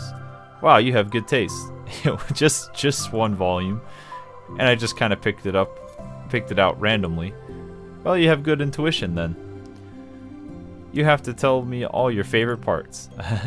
Well, I think it has some kind of weird fate, because the character isn't just in a literature club, she also plays piano. It was just weird because I always wanted to learn piano. She was like the perfect person I always wish I was, if I just did what I wanted instead of always second-guessing myself. Monika walks over to the piano and sits down. I always felt like I should share only the absolute best part of myself, the parts that will impress people or make them like me more. But after you joined the club, I really realized how self-destructive that mentality is. And we share things because we want to express ourselves. Sharing experiences allows us to share emotions. And just like that, I wanted to show you this, because if it wasn't for you, I never would have started playing. Hey, I think the credit for that one goes to Parfait Girls, not me. No, well, maybe it's true Parfait Girls put some of the thoughts into my head, but it was still you who inspired me to keep practicing every day. Every day. Because, you know, you just make me feel like I want to do something. I should just do it. I mean, I still haven't been practicing very, very long. And I'm not really any good at it yet, like, at all. But I wrote a song for the club. And I worked really, really hard on it. It doesn't really have any words or anything, but, well, yeah.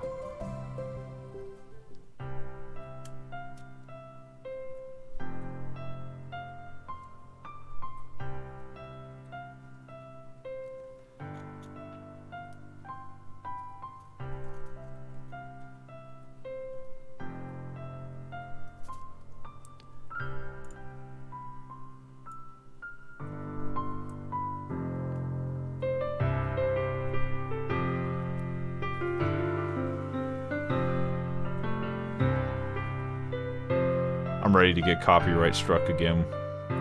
But I won't interrupt this too much. This is pretty nice.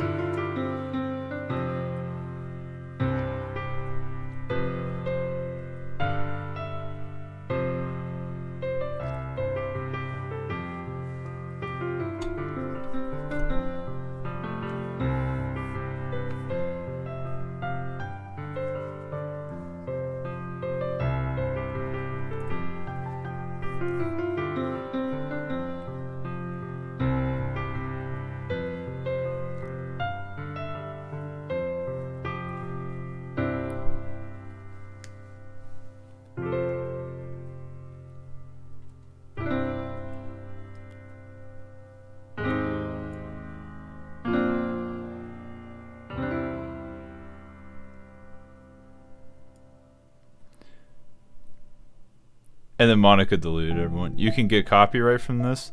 Yes, my other stream was completely demonetized now because of the last song in the credit sequence when Monica sings. Yeah, that got picked up and the whole thing has been demonetized, but that's fine. I don't ever monetize my live streams in the first place because I anticipate stupid stuff like that to happen. It was funny.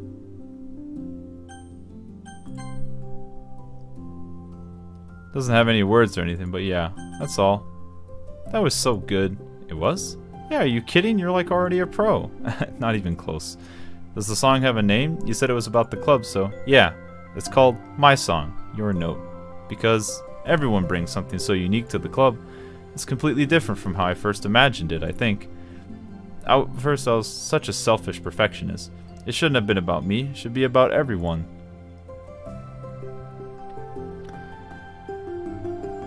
There's more game for DDLC. Yes, this is the Plus version, the re-release. We have additional gameplay content, which is what we're doing right now. I would never change that. Well, I think that was really thoughtful and kind of flattering. It feels like I don't deserve this much validation. I wasn't really exactly very patient either when I first joined the club. It makes me feel like I should probably apologize too. I think I was just really fed up with a lot of things, and I got frustrated after not getting my way in the club. So yeah, I didn't really mean to take it out on you. I was just being really immature. If you get my stubborn butt to apologize, I guess you're doing something right. It's fine, I'm past it too. I think we're already even. But it's really sweet that you're still thinking about it. It takes a lot of maturity to reflect on that kind of thing. Well,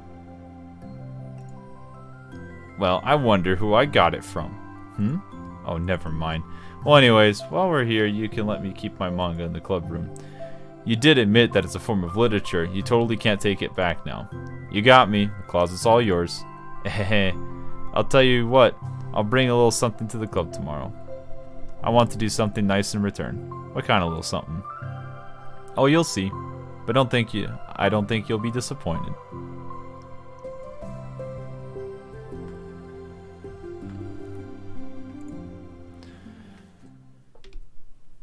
Oh, that's it. Alright, we get more mail. What's it gonna be? OMG. Okay, who's responsible for creating a Twitter account for Monica? I think it's hilarious, but for God's sakes, don't tell Paula. Haha. It would get 404'd in a microsecond. Are you just relaying her tweets manually, or did you code some kind of pass-through layer to automate it? Based on the contents of the tweets, IG not screaming for help, I assume they're coming from the control simulation?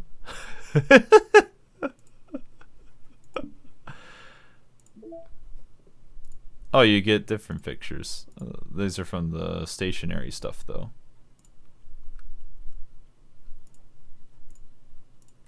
So I think that's everything from the normal playthrough of the game that you get for side stories. So I'm kind of curious what the rest of this is like. But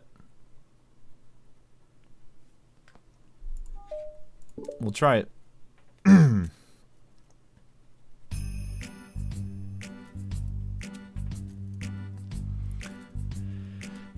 Natsuki! While Natsuki is messing around with the orientation of her manga in the closet shelves, Sayori approaches from behind and pulls her into an embrace. What? Hi. Hi. The Literature Club has been in full swing since Natsuki joined. Including her, the club is now comprised of 4 members: Sayori, Natsuki, Yuri, and Monica. Each club member has received a day in the spotlight to share all of her favorite kinds of literature with each other. Natsuki was first and shared her passion for manga, then Sayori shared her love for poetry, and as well as how she goes about writing it herself. Monica, who has multiple literary interests, decided to focus her day on short stories. And finally, Yuri managed to demonstrate her obsession with fantasy with a little help and encouragement from Sayori. After the week was spent on their presentations, Monica decided to give the club members this week to freely explore each other's literary interests. Sayori, having spent most of her time in the club so far with Yuri's fantasy books, is rather excited to begin her journey into Natsuki's manga collection. I want to read with you today. Tell me which one I should pick. Well, that depends on the kind of stuff you like. I mean, there's like romance, drama, comedy, mystery. I like all those things. Sayori reaches out and pulls out a random book from the shelf and inspects the cover. Shouldn't this girl be wearing more clothes? You wouldn't like that one. In a panic, Natsuki snatches the book from Sayori's hand and replaces it on the shelf in a less conspicuous location. Okay, well, if you really have no preference, let's just start with something that's easy to get into. A lot of these don't really start to get good until like a few volumes in, and I wouldn't want to make someone make that kind of commitment unless they're already really into manga. I could handle it. I did it with Yuri's book, at least. Well, I'm more considerate than that. Although I'm kind of impressed by your attention span if you put that much effort into her books. No, I have the attention span of a donut, but I love my friends and I'll do anything if it's for them. Well, okay then. Let's pick up something that donuts can read. I didn't say I was a donut, I just said I had the attention span of one. Oh, you're just trying to call me sweet. You're so cute. No, how did you get that conclusion? Don't call me that. A donut? Cute. Aw, how come? I just don't like it. I don't need a reason. Natsuki yanks a book from the shelf and closes the closet doors. If someone asks you to stop, then you just need to stop. People need to realize that. I'm sorry. I didn't really mean to hurt you. Nah, sorry. It wasn't you. Natsuki shakes her head while pulling for a second chair over to her desk. I was talking about something else. I didn't mean to get angry all of a sudden. Natsuki averts her gaze and mumbles. You're like a nice person, so I wasn't talking about you. I still learned a valuable lesson. Sayori speaks softly as well, feeling shy after receiving the unexpected compliment. Well, anyway, here's the book, so just start it whenever you feel like it. What's it about? Oh, it's like a comedy, and there's some romance too, obviously. So like a romantic comedy? How long is the attention span of a donut? Apparently very short.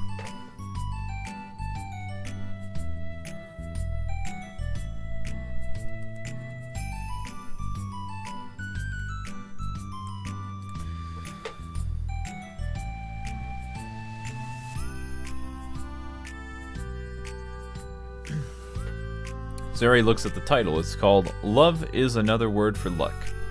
It's about a girl who keeps accidentally running into the same guys and then find out well, you should just read it. But you have to tell me what you think. I can already guess that you're gonna ship yourself with. It'd be so funny if I'm right. Ship? I don't get... never mind. Let's not worry about that yet. Just make sure you tell me what you think. Oh, okay. I'll start then. Hey, maybe tomorrow we can do poetry too. Oh, yeah, I guess. But don't you want to finish this first? Yeah, but we could do both. I mean, unless you don't like poetry, then I won't make you or anything. No, it's just...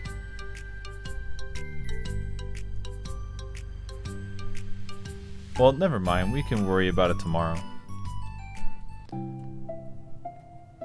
After the club meeting ends, Natsuki and Yuri leave. Monika strikes up a conversation with Sayori. I see you got Natsuki to share some of her manga with you.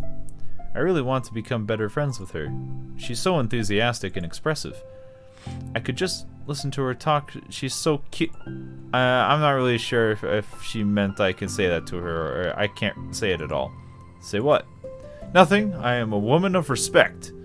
But Natsuki is a woman of cute. Oh, I said it. What's so bad about that? I don't know. But you know, there's one thing I'm kind of worried about. Sometimes I'm afraid Natsuki actually doesn't like me very much. Aw, that's ridiculous. How come you feel that way? Well, I mean... just little signs, like how she only says hi to me after I say hi to her first. And it feels like she only gets excited to talk to me when it's about manga and other stuff she likes. She just seems dismissive a lot. Not to be confused with dat missive.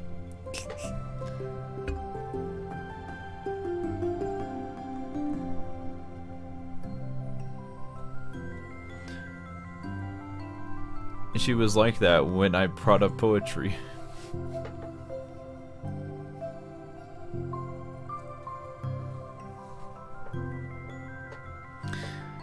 Yeah, but that doesn't mean she doesn't like you. She probably just shy, you know? Maybe? My stupid head is making me worry for no reason. It likes to do that.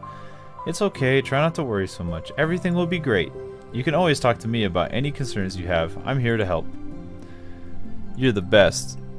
Sayori gives Monika a quick hug. Well, I'm gonna keep trying because I love her and I want to get closer to her. You got this.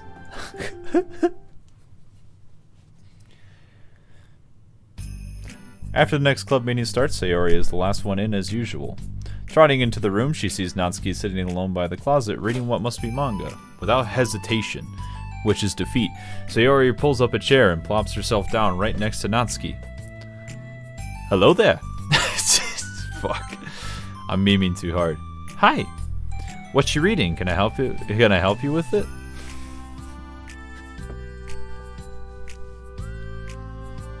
Natsuki pulls the book away from Sayori. You can't just start in the middle. There are spoilers. Besides, what about the one I gave you yesterday? Sorry, I was just curious. Well, anyways, I've been waiting forever for this volume to come out, and it just came out yesterday, so... Oh, that's exciting. Well, I'll let you read it then. Can I sit next to you, though? Sure. Sayori plops herself down next to Natsuki and pulls out a blank sheet of paper. Natsuki reads in silence, save for the periodic flutter of the page released between her thumb.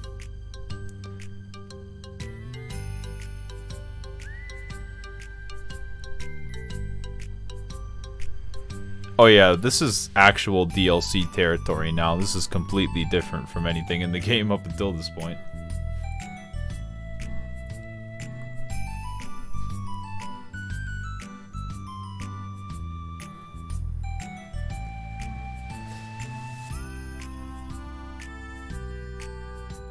Natsuki reads in silence, save for the periodic flutter of a page being released from beneath her thumb. From Sayori's side, the light tapping noises of her pen meeting the paper can be heard. Hello, just Monika. Time passes. Sayori's papers are filled with scribbles, and the margins are lined with stick figures. Natsuki lets out a deep sigh and closes her book. Did you finish? No, but it's a good stopping point. My head is swimming, I need a break. Natsuki stretches her arms. Aren't you bored? No, I was writing. Oh, I saw the stick figures and thought you were just bored. I just draw all those when I'm thinking about waiting for inspiration. I made friends with them all. Hold on, my brain is I was just writing. Oh, I saw the stick figures and thought you were just bored. I just draw those when I'm thinking or waiting for inspiration. I made friends with them all. This one is sad because she thinks the night sky is pretty, but she can't look up at the stars in public without everyone thinking she's a weirdo. And this one has problems with his back, but the doctors can't figure out what's wrong with him. What the heck? You're the weirdo. Want to read the poem I'm working on? Sure, I guess. Sayori slides the paper over to Natsuki. As Natsuki reads through the poem, she furrows her eyebrows.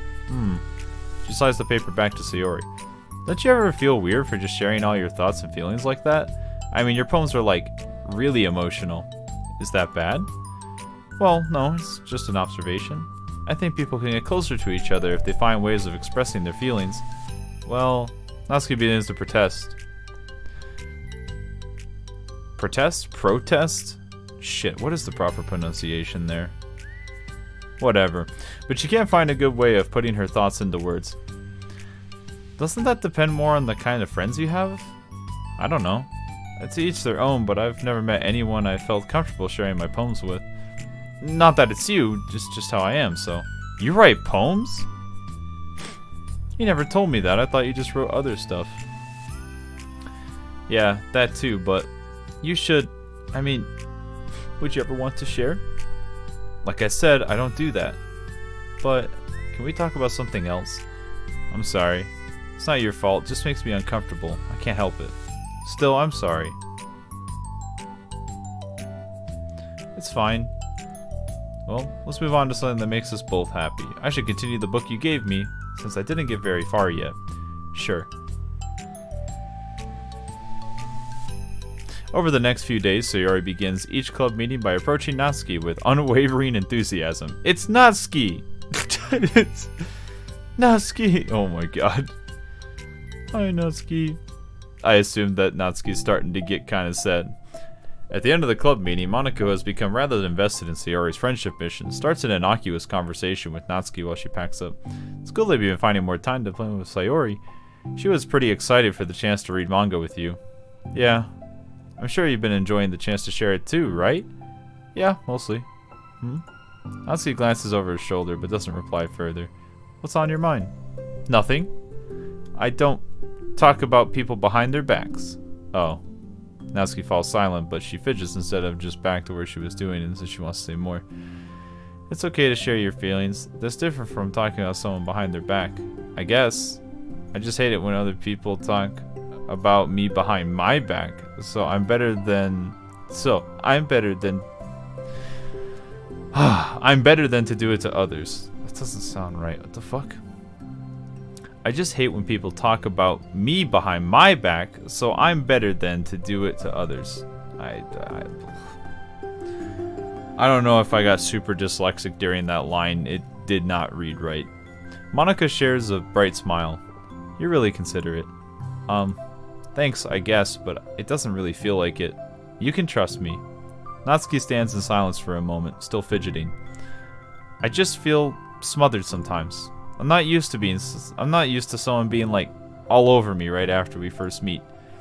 I mean, it's fun to hang out with her, but I have no control over the pace. I can't just meet someone and instantly become best friends with them, and she shares everything about myself. And share everything about myself. That's not how it works. I just want to chill out sometimes. Oh, I didn't realize that was happening.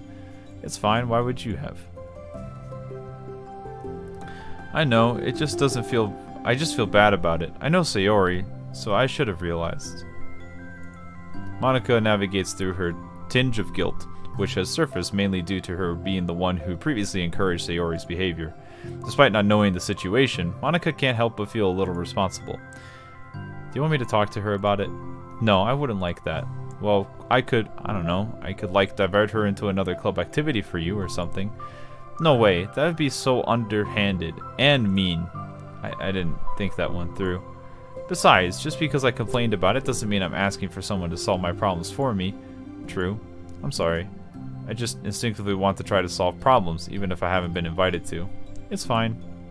I would talk to Sayori about it, but it would make things really weird between us. I feel like it would make her just constantly be afraid that she's bothering me. I don't know how to keep things natural. Well, I think you do a good job of expressing your feelings. She would totally understand. Sayori really wants to be the best she can be for other people. I think she would actually be happy that you want to improve your friendship with her. Maybe. I just feel so dumb talking to someone about how to be friends with them. It's just weird and not cool. Monica shrugs. It's the literature club. And she mumbles through a stifled laugh. It's not the cool club. Hey. Sorry, it just tickled me for some reason. Look, I know that you're kind of in a tough spot, and that's hard for you to totally express yourself. But if you really demonstrated to me that you're great at self-reflection and critical thinking, even if it doesn't feel like it to you, I think that's the most important part of being able to navigate through these things. So I believe that you'll find the right thing to do. Well, Natsuki instinctively starts to reject the compliment, but she can't find any excuse to do so. Thanks. Natsuki gathers her things and she finishes her thought in a mumble. And I'm still glad I joined the club, even if it's weird sometimes. Monica smiles, but Natsuki turns her back and walks away before waiting for a reply. It was an unusual way for Natsuki to express her appreciation, but Monica knew what she meant. It made Monica feel like everything was really going to be okay. Honestly, Natsuki's kind of relatable. Alright. Balance. It's lunchtime. Alright, I started this up, but I'm actually going to use the bathroom real quick. I'll be right back.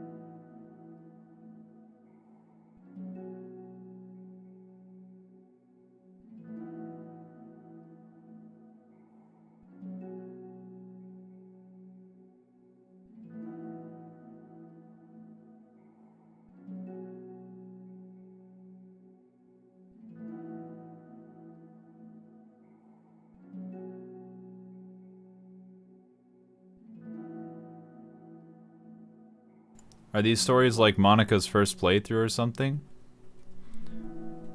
Yeah, no. According to what, we've read in the emails that they give you in this game, this is supposed to be like Monica playing through the game normally before the player character was introduced. So, that's why everything seems pretty, more like a normal VN, I guess.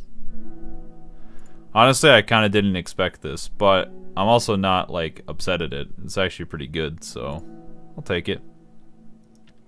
Sayori, who usually buys her lunch, is making her way to the cafeteria like any other day. The clamor and bustle of the students is drowned by Sayori's impeccable skill of zoning out. However, her imagination is momentarily interrupted by the glimpse of a familiar pink-haired girl. Hey, that's Natsuki. I never run into the other club members around the school. Natsuki! Sayori stands on her tiptoes and waves. Natsuki, who is busy walking and chatting with her friends, doesn't notice Sayori at first. Then she glances over in Sayori's direction. Sayori waves enthusiastically. Following her friends, Natsuki quickly ducks around the corner. Hey. She's definitely saw me.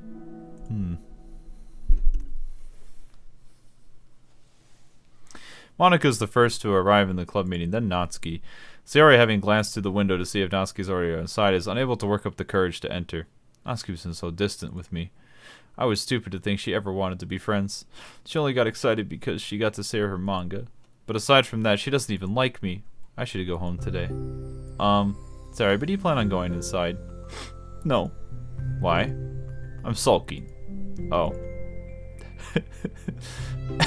I'm sorry for bothering you. Excuse me. No. Don't leave. I'll stay here then. I don't want to go in. I'm afraid of bothering Natsuki. I saw her at lunch today and waited to call out to her, but instead of saying hi, she just ran away from me. Really? Not bad. Hey. I'm sorry, that was a joke. It just sounded like something stupid that I would do from anxiety. Wait, what?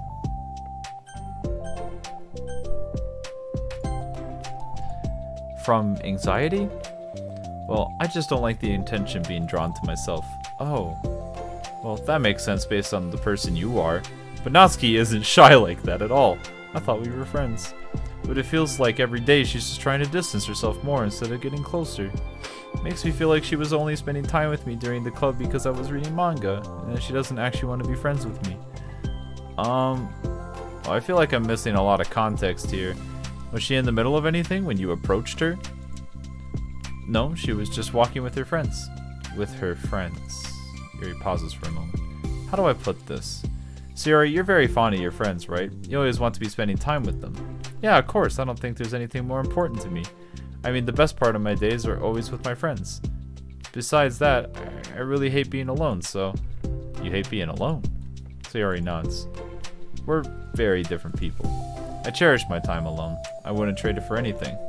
So I think, well, if I was trying to have alone time and I was being threatened with an interruption, then that would make me not very happy. Yeah, but that doesn't have to do with Natsuki. She was already with her friends and not trying to be alone or anything. No, I think it's similar. Well, we're all friends in the club, but we have our own lives outside of the club as well.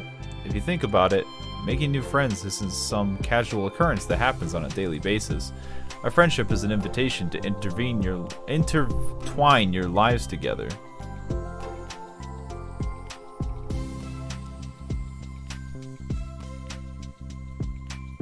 Remember the hype about the imprisoned girl lore suggesting another game? I believe he is making another game, though. I don't think that's been deconfirmed. I just remember this was released because Dan Salvato said he wanted to add some content to DDLC, so he just did. So, there you go. Makes sense.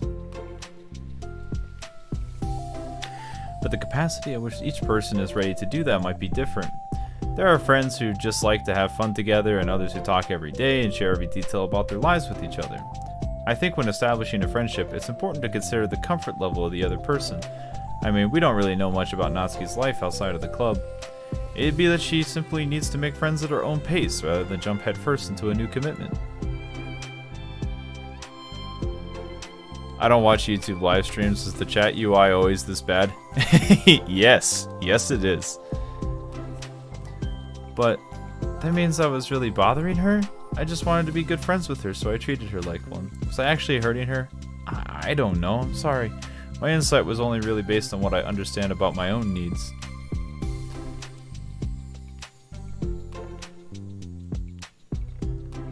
And Natsuki and I are completely different, so why was I so selfish? Even if all that's true, then it still means I hurt her. I think I messed up. Yuri, with you, I think I was really careful to understand your needs when I was becoming friends with you. But I wasn't careful at all with Natsuki because she already seemed really social. I took control of everything instead of looking for the right balance. Now I hurt her and she doesn't want to talk to me. How could I let myself do this? Sayori, I think that... Well, there was that one time you told me something about the way I saw things in my head being different from reality. I think it's easy to automatically jump to the worst case scenario, but I think it's more likely that Natsuki doesn't harbor any ill feelings towards you. So I think if we were to realistically consider the situation and how it would cause someone to feel, I'm bad at this. I'm sorry. You're a lot better at me than at things like comforting and reassuring people. Suddenly Sayori gives Yuri a gentle hug. You're the best, Yuri. I'm sorry for burdening you with this, but you're trying so hard for me. You're such a sweetheart.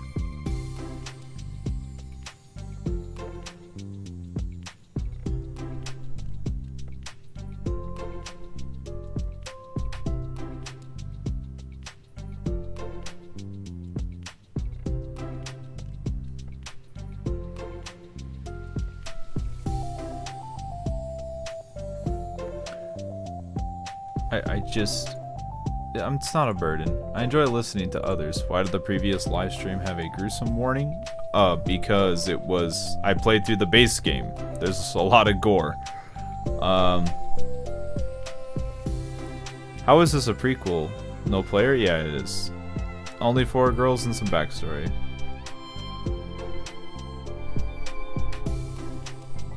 I'll quote you on it if it turns out there's a bigger project plan. That'd be cool. Alright, me and my friends deserve happiness. Sayori beams. Well, I think I'm gonna give Natsuki some space. She should do what she wants. And if she does want to still be friends, then I'll learn her needs and I'll match her boundaries. Yeah, I'm sure that's what's best. I wish I didn't feel so awful and guilty. It makes me feel desperate, like I need to make up for her by trying to make her happy, but that's not what she needs. I just have to tell myself that. It hurts, but I guess it means I still need to grow. I really want to grow as a person. If it means to be better for my friends, I want that. That's very mature of you, Sayori. I'm mature. Sayori hops up and down on her toes. So that mean you'll be going home after all? Sayori shakes her head. I need to be here to show her that I respect her space. I'll just spend the club by myself today. Yuri nods in understanding. You can go in first. Okay. You're blocking the door. Oh. Sayori steps aside. By the way, before Yuri enters the club room, Sayori interjects. You said that you and Natsuki are completely different, but I don't think that's really true. I think you're actually really similar in a lot of ways. Yuri smiles and shakes her head. Sayori, that's absurd.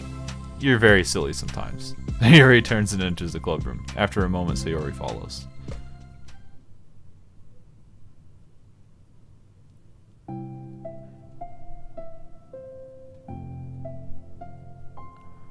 The club room is quiet.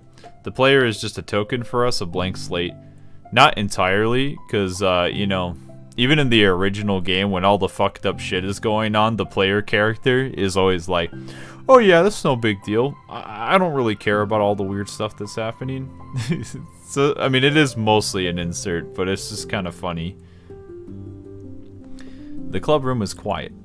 When Sayori walks in, Natsuki glances in her direction. Sayori smiles and gives Natsuki a quick wave before sitting down across the room. Yuri's face is already buried in a book. Sayori decides it's best to continue the manga she was reading, so she pulls it out. However, it looks like Natsuki isn't reading today. She has a sheet of paper in front of her and is tapping her pen against her desk and staring at it. Oh, are we writing today? Monika speaks in a quiet voice, unwilling to disturb the peace of the club room. She kneels down at Natsuki's desk. Hey! Natsuki pulls the sheet closer to her and covers it with her arms. Sorry, I didn't mean to peek. Whatever. I just wanted to see how everything was going. It's fine, Natsuki replies dismissively.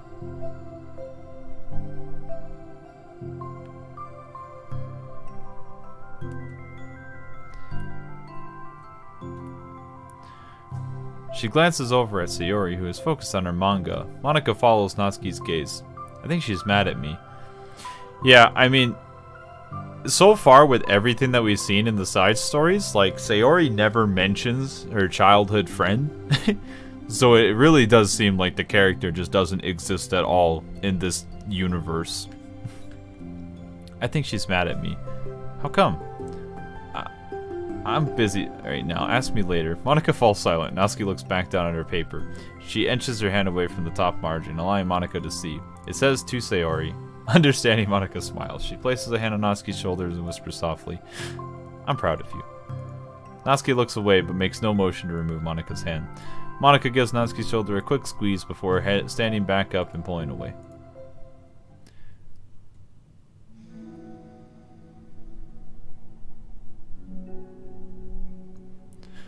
The end of the club meeting passes. Yuri is already departed, so is Monika after checking on Sayori and Natsuki to ensure they wouldn't stay too late. Sayori was determined to finish her manga volume before heading out, since the end was approaching. However, with Natsuki also staying late for an unknown reason, a silent tension hangs in the air. After finishing the volume, Sayori brings it to the closet to put it away. As she slides it back into the shelf while Natsuki watches, then Natsuki gets up and pulls it back out in order to return it to its proper location. Sorry. I didn't know where I was supposed to go. It's fine. The two fall silent again, avoiding eye contact.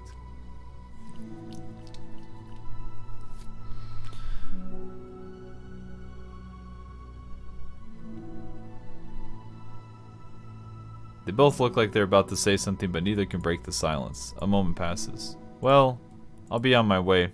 See you tomorrow. Sayori turns away to hide her pained expression and then walks away from the closet. If there is any proof Natsuki no longer wanted to be friends, this was it. Defeated, Sayori carries herself out of the club room. Once in the hallway, Sayori takes a deep breath and hits her palms against the cheeks and to clear her head a little. Natsuki suddenly, a standing voice calls up from behind. Natsuki? Startled, Sayori turns back around to face Natsuki. Natsuki fidgets anxiously, continuing in a shaking voice. I have a lot of things to say. Me too. You go first. Natsuki bites her lip and can't stay still. Well, first of all, she cuts herself short, struggling to continue. Trying to force the words out, she stamps her foot and hops up and down a little.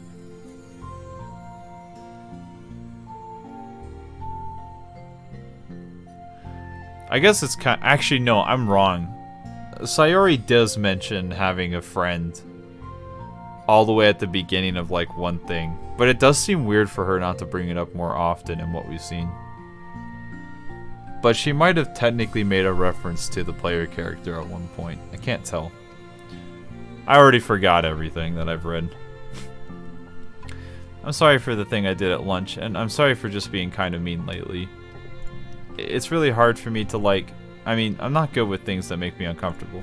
Especially when it comes to like feelings and stuff. So, face burning, Natsuki climbs up again. Instead of continuing, she simply holds a sheet of paper for Sayori to take. The best place in the world. I love my bedroom. It's full of bright colors and soft things. The sunlight shines in and makes everything sparkle. It's the best place in the world. It has all my treasures, all my books, my collections, my memories. All my dreams were born in this room. It's the best place in the world. It has all my secrets, all my failures, my fears, my feelings. Sometimes it feels so fragile that the door will break at the slightest touch, but it's still the best place in the world. But when someone knocks, I get scared. I brace my arms against the loose hinges. Please don't break. Don't come in. I'm not ready. It's my best place in the world.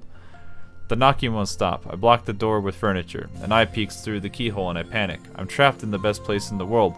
I'm not ready to share my favorite place. I need to clean my secrets and make my bed to hide my nightmares.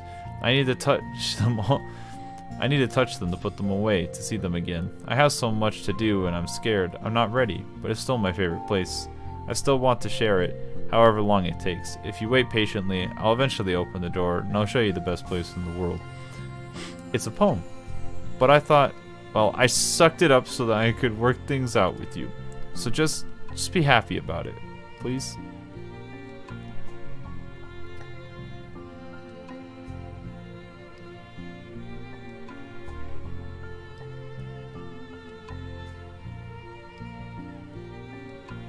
Sayori smiles deeply from the bottom of her heart.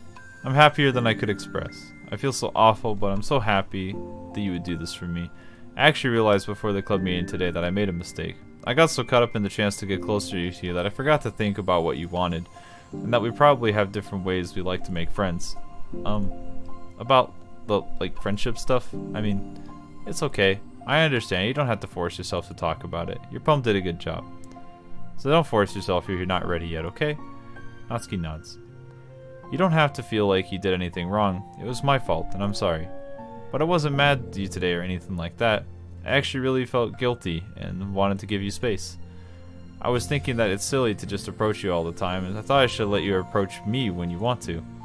Just whenever you feel comfortable. I'll respect that from now on. Friendship should always start from those things. With the right balance. Natsuki nods again. One more thing about that. Well, I don't want to have to approach you all the time either. I just want it to be balanced, like you said. Sayori nods. I understand. We'll make sure of that together then. Aww. Well, anyway, the two of them have a found common ground. Natsuki finds it easier to speak more freely again. It's not like I'm gonna be sharing my poems all the time now or anything like that, but I guess it wouldn't hurt to do it once in a while. Only the best ones. So you better like them because otherwise I might change my mind. I like anything you do, Natsuki. I was just saying. More importantly, I have to tell you about my new boyfriend. Huh? Oh, from the manga? Wait, I need to guess who it is. You definitely won't be able to guess. The two walk down the hallway together. Oh my god, we have so much to talk about. Darn, I should have told you to save the last 2 chapters so I could see your reaction for the big reveal. Aw, you wanted to enjoy it with me? That's so cute. Oh, shush. Hehe. Nothing else. Wait, was that balance part 2? I think so. I guess I could double check really quick. Oh, yeah, this, okay. Okay, so we don't get anything. Oh, hey, look. It's Doki Doki Literature Club. Alright. Do.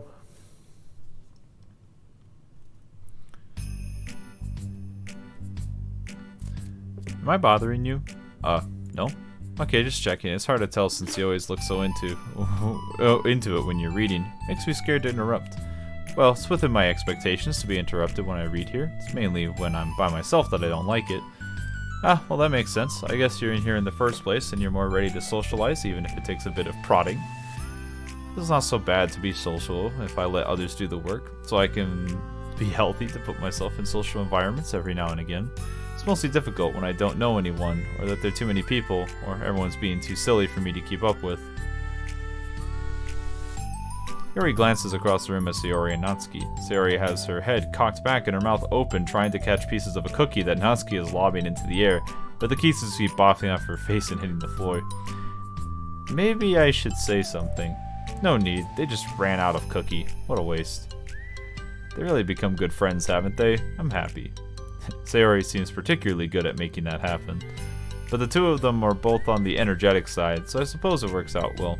Yeah, come to think of it, you and I haven't had many chances to talk one-on-one, have we? Though it may be partially my fault since I'm supposed to be the one engaging club members. Not at all. I've probably formed a habit of drawing minimal attention to myself. The responsibility is equally on me, at least to display some openness to engage.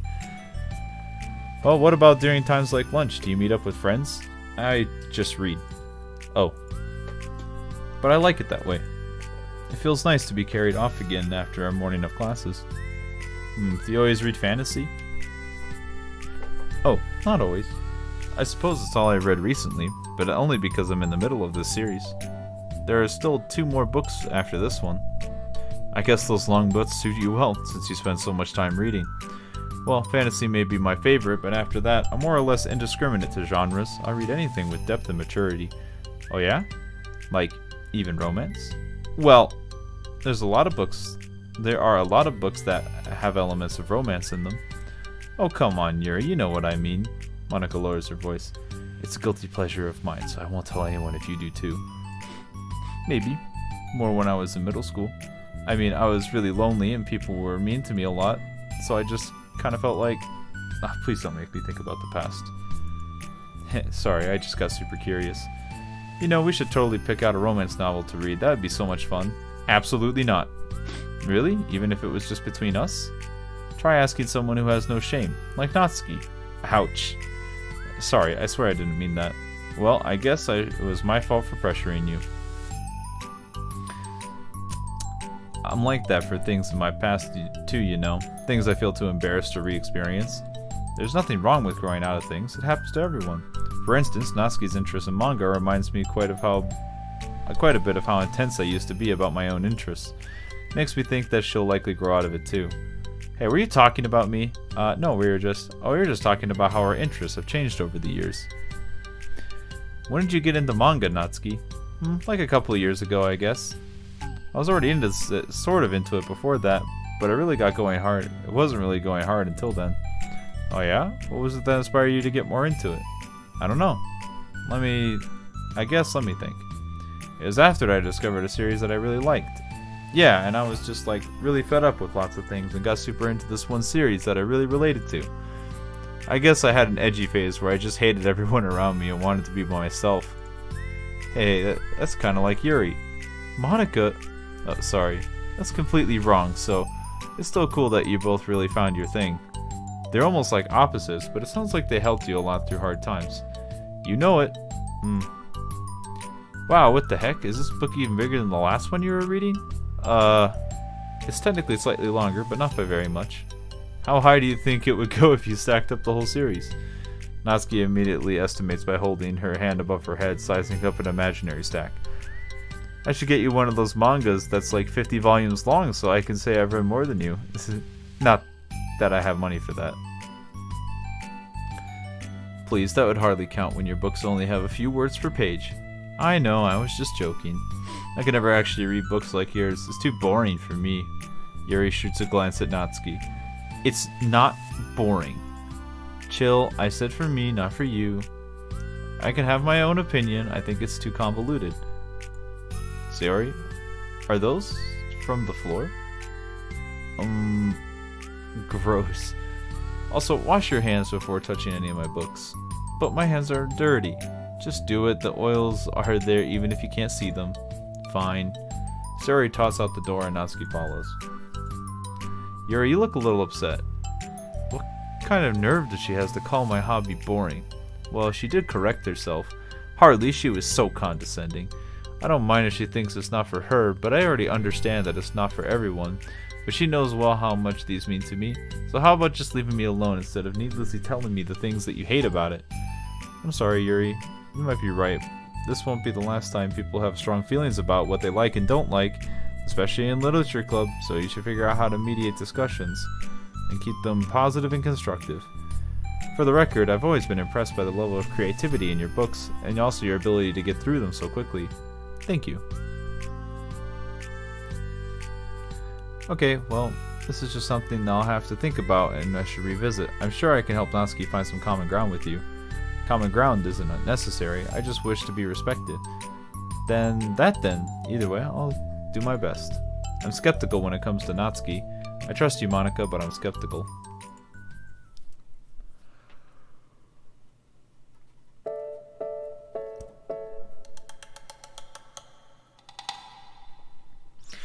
Okay, everyone. We have a special club meeting today. As you know, the Literature Club is a place where we get to share things that we're already passionate about.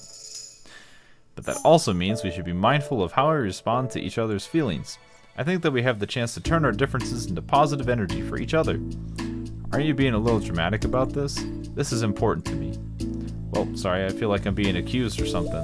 No, I'm not accusing anyone of anything. I'm sorry if it came out that way.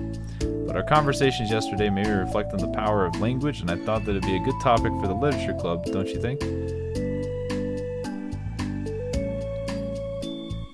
I'm sure we're going to have a difference in opinion a lot, so I need to make sure we're prepared to keep a positive atmosphere in the club. If you say so, sure. Also, a cool thing about language is that it gives us a lot of different ways to express the same idea or emotion. We have a lot of control over how much other people feel when we're receiving our thoughts. This goes for poetry, narratives, casual conversation, basically anything. For example, Sayori, what's your favorite food? I have them organized by category. Should I start with snacks, or do you mean the full meals, or should I include breakfast? Oh, jeez. Okay, how about your favorite fruit? That's easy. Cherries. Really? I always thought cherries tasted nasty. What? Cherries are delicious. Well, that was a pretty strong reaction. Well, I just don't understand how someone could think cherries are nasty. How does it make you feel? I don't know. Sad? Defensive, maybe? Yeah, I got defensive. See, the reason why you had such a strong reaction wasn't because wasn't just because I don't like cherries. It's because you felt like your opinion was also under attack.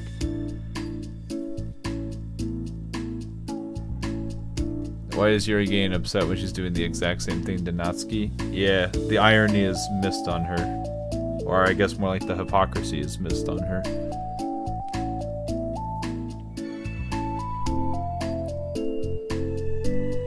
However, it's spelled English is not my first language. Yeah, don't fucking worry about it. English is my first language and I can barely fucking read it half the time. But that's weird, right? Something like taste is completely subjective. When I say something like I think cherries taste nasty, I'm using objective language. I'm challenging Sayori's reality that cherries are delicious with my own, which is that cherries are nasty. Wait, hold on. How is that objective when you just said that it was only your own opinion? It had to do with the way our brains interpret the words. When you're talking about the reality of cherries, it's not your feelings about them. Like Sayori, Let's rewind for a second and pretend I didn't tell you that I think cherries are nasty. Good. So what if we instead I said, like, I've tried cherries and they're not for me. It's not the kind of flavor I enjoy. Well, that's fine. As long as you don't call them nasty. Nasty is a nasty word. Yuri and Natsuki also butt heads, so it makes sense. Yeah, it does.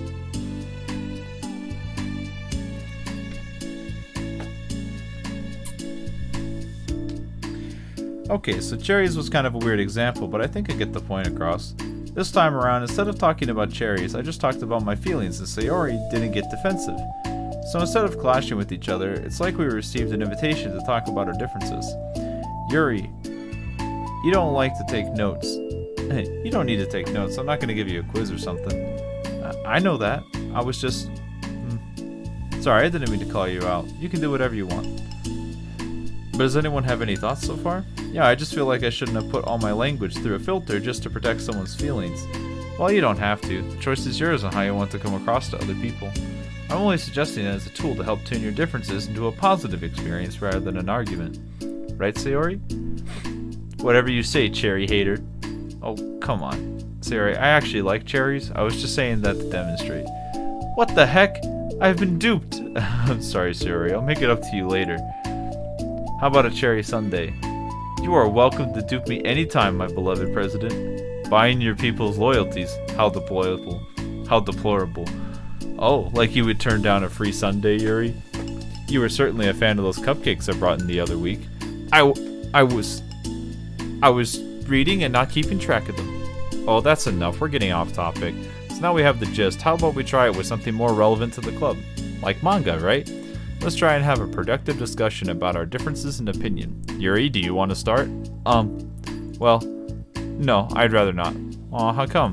Well, because I don't see how anything productive can come from that. It's just gonna start a fight. No, it'll be fine. That's why I'm here to moderate. Let's have a calm and rational discussion. Yeah, give me a little more credit. I'm not a child. You don't have to coddle my feelings. I always think it's more respectable to just speak your mind. Respectable. Yuri's expressive changed at that word. As Monica recalls, being respected was the crux of the matter for Yuri. Well, the point of this exercise isn't exactly like, it's fine. I have nothing against anyone personally. You're entitled to enjoy whatever it is that you like. I just prefer more depth and nuance in my reading material. I look for stories that are imaginative and sophisticated beyond the surface level. Oh, well, that's just a misunderstanding then. I thought you were going to say that manga's for children or something. Like I don't hear enough of that. But there's plenty of deep manga. Holy shit, the bot is back.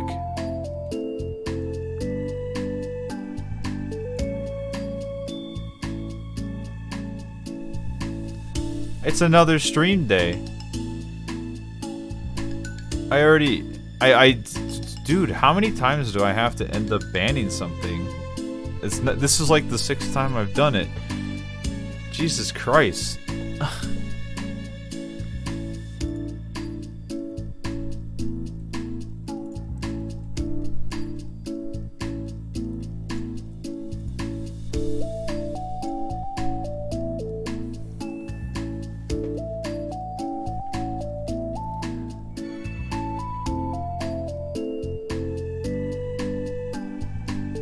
I'm not clueless about manga. I've read my own fair share when I was younger.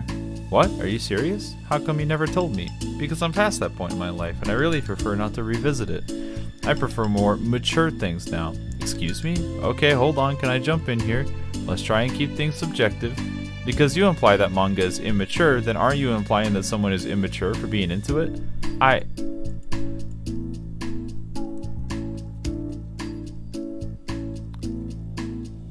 He said the stream is mine. Yeah, the bot's taking over.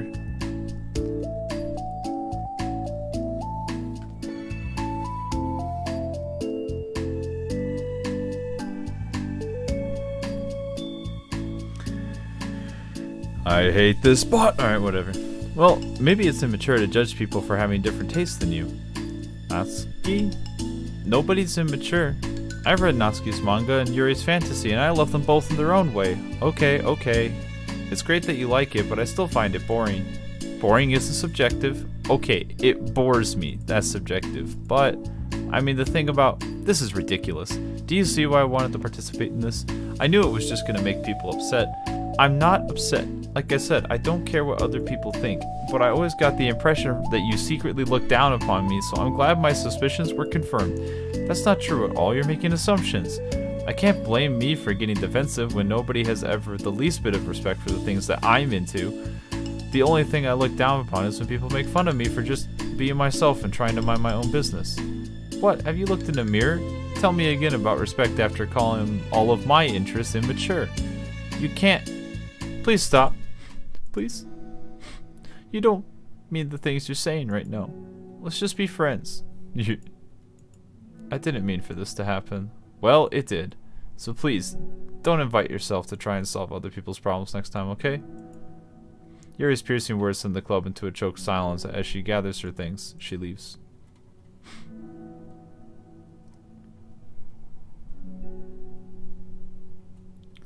I don't know why the bot's only here for DDLC. Holy crap. I've never seen her sound like that before. She must be so pissed. Well, you weren't very nice either, so... I was just saying, how did this happen? It's my fault. Yuri wasn't wrong. I shouldn't have tried to moderate a conflict when I know how bad I am at dealing with conflicts. It was really a stupid thing for me to do. It's nobody's fault, and it wasn't stupid. Everyone in this club is a nice person. Nobody would have expected this. But I guess we're sensitive about the things we really love. Honestly, she kind of brought it upon herself. Like I said, I don't care if you're not into manga, but if you actually look down on other people for it, that's kind of the point I was trying to make in the first place. It's not about sugarcoating things. It's about recognizing and understanding our differences. This entire argument seems stupid when you think about it. Yeah. Is it only targeting people streaming DDLC? There is a chance.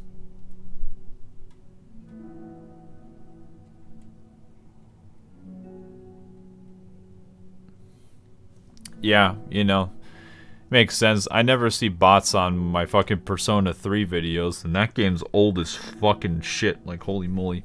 So maybe it just doesn't pick up on stuff like that. I have no idea. Okay, but here's the thing about that. Yuri actually looks down on me. It has nothing to do with her word choice or anything like that. So I see what you're trying to do, but I really think the problem here is her. Not just like the way we talk to each other, right? I mean, Yuri isn't like that. She's a lot sweeter than you're giving her credit for. I'm sure she'll be reflecting on this. I actually think everyone should. It'll be fine. I'll figure something out. Wow, now I'm just like saying that instinctively. I'm just setting myself up to cause more problems. It wasn't your fault, Monica. You don't have to beat yourself up over it. If you ask me, it's good the truth finally came out, because I can just move on now. But, it's fine, I promise. Let's just get it off our mind. Let's get our mind off of this, okay? In fact, it's a good opportunity to read some manga without having to worry about feeding Yuri's superiority complex. Don't be mean. I'll talk or read manga or whatever you want, but don't be mean to my friends, okay? Sorry.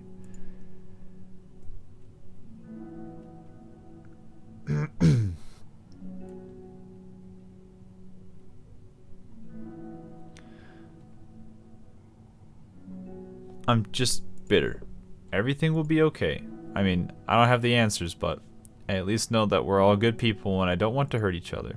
This will be a learning experience. Monica says that, but the uneasiness is given away by how much she has to force the reassuring tone in her voice. This is bound to happen eventually. Natsuki and Yuri have always been engaged with each other the least out of anyone, and this is the reason. As Sayori and Natsuki proceed to distract themselves with manga, Monica sighs to herself, unable to shake her worried thoughts. Will the club really have to just come to terms with the fact that some members will be incompatible with each other? Monica desperately doesn't want to admit that, but she knows Sayori doesn't either. But for once, a solution doesn't seem to be in sight. Ooh, more mail. Staying focused on our goals. As a reminder, to help guide our data collection, any analysis performed should be focused on answering some of these main questions. How does granting elevated access cause the VM to affect a person's emotional state? How does granting elevated access to the VMs affect a person's values and goals? How does someone effectively navigate and experiment with their ability to change the contents of their VM? How is elevated access being weaponized? What actions and values most contribute to the destruction of the universe? Most importantly, how might your observations apply within our own universe? Bonus, how can we present this to upper management as an operation that benefits the company? Unrelated note, whoever changed the color scenes on the desktop to pink, can you please change it back? It's unprofessional and it really runs the risk of drawing eyes.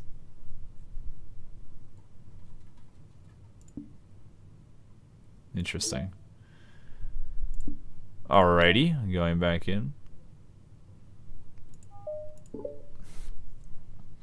It's back again. Dude, I literally said hide.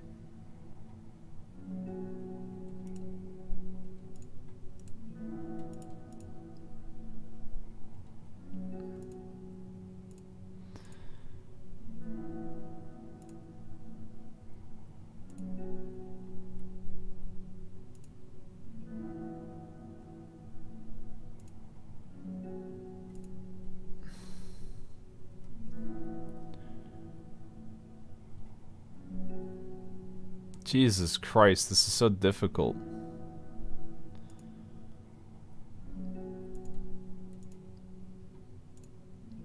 I hate the fucking... I did try reporting it. This bot is driving me crazy. Alright, that's it. I'm fucking pissed now. This is so fucking annoying. I literally said hide user. And the only other option is like to fucking unhide it. Ugh. Sayori arrives in the club room earlier than usual. That is, not late. As she enters, it appears to still be empty. So she sits down at a desk and pulls out a sheet of paper, primed to jot down her thoughts. Sayori has made a habit of scribbling her thoughts and feelings onto paper whenever possible, and it tends to serve as her best inspiration for poetry. My heart feels vacant because the ship sailed away. Yo. Natsuki. Natsuki pokes her heads around the closet door. Sorry, I didn't mean to scare you. Would have been a lot more awkward if I didn't say anything. I doubt you wanted me listening on your poetry thing. Yeah, thanks for realizing that. Should I let you finish that up then? Oh no, I wasn't. I mean, I just do it whenever and it's convenient. You're not interrupting. Where's Monica, by the way? Oh, she's out in the hallway. Huh? Why? Well, just in case she runs into Yuri. Sometimes Yuri is too nervous to come into the club room by herself, so... Oh. Jeez, does Yuri really let things bother her for that long? She can't control her feelings. For some people, it's really hard to cope when you get a bad thought in your head. Maybe you can distract yourself for a little while, but as soon as it's just you and your thoughts again, it comes right back.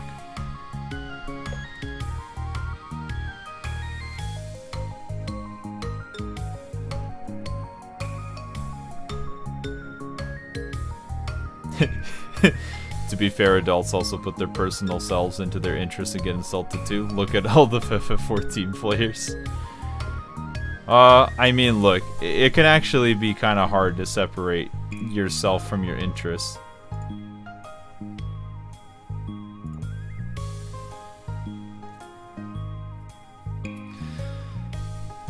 But, you know, as soon as it's just you and your thoughts again, it comes back. Ugh. I just want to have a normal club meeting. It's a lot easier to pretend like it never happened and we all just ignore it and move on. I don't want to be bothered by this. It's so stupid. Her opinion of me doesn't even matter anyways. Besides, it makes me feel really guilty, and I hate that too. It's okay to have feelings. It doesn't make you weak. Let's figure this out together. Fine. Only because you're good at this stuff. Let's try to come up with a happy scene. Maybe this will help us understand where your bad feelings are coming from. Well, I was happy the way things were before we had to have that conversation yesterday. Which part of the conversation made you upset? Was it Yuri being mean about the manga? Maybe. I doubt it though.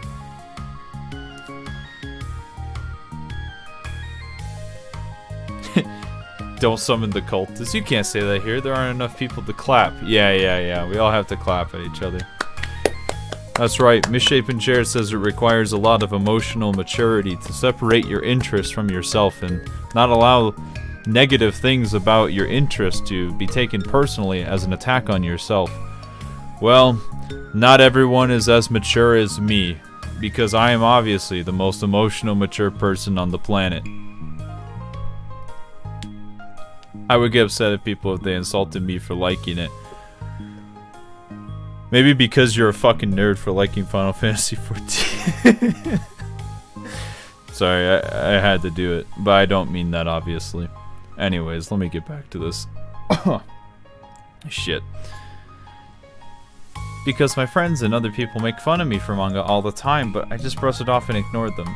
But something about it really got to me this time, and I hate that I'm letting it happen. Is it because it came from Yuri? No, why would that matter? I mean, well, maybe. I hate that she thinks she's so much better than me just because she likes to pretend to be all sophisticated. Yeah, that's what it is. At least other people decide they don't like me or manga or whatever, but Yuri acts like she's too good to even give it a chance.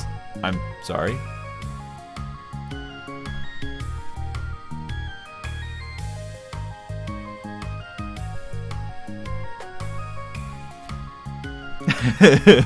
Shake my head, look at this. Sam Main insulted me for playing Final Fantasy 14.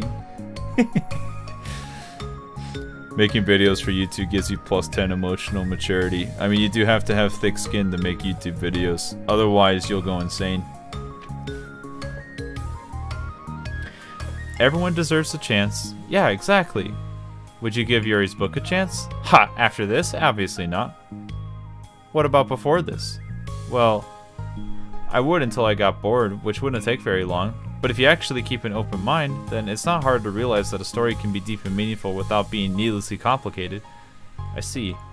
But, you know, I like Yuri's books. Yeah, but you like manga more, right? Sayori shakes her head. I like them both. But I like them in different ways. But I like them both. I mean, the manga, it's really honest and fun and easy to just let go with. And the fantasy has a lot to interpret and uncover, and it's really rewarding to have some good quiet time together with it. But I think the most important thing is that both manga and fantasy are true to themselves. So I love them both, and I think there's more room for them to be in the same club together.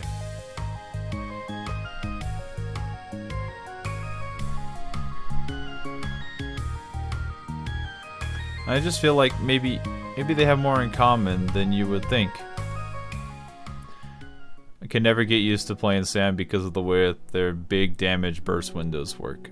I get it's kind of hard. I had this conversation with someone the other day where we were like, maybe Samurai is actually the hardest melee to pick up just because the rotation's kind of strict to line everything up at first. But I don't know, it's not that crazy. If you end up drifting Tsubame by like a couple seconds every now and again, you're really not doing that bad on Samurai. But I agree, it can be kind of hard at first. How do you get along with everyone so well? I always get into fights with people. Like first it was with Monica when I was new to the club, and then it was with you, and now it's Yuri. And I'm always like this, oh, that person is being such a jerk and they just realized that and we at least get along. But nobody else has this problem. I just keep running away from the reality that everybody's just a jerk to me because nobody likes me. And I don't know why, and I don't know what to do about it. I don't know what's wrong with me. I hate it. Natsuki. Sayori puts a comforting hand on Natsuki's shoulder. You're a wonderful person. You deserve to be loved as much as everyone else. Try playing Sam in Uwu 1.92's GCD. I thought it was 1.92 in T as well for best in slot. That's some real cracked rotation shit.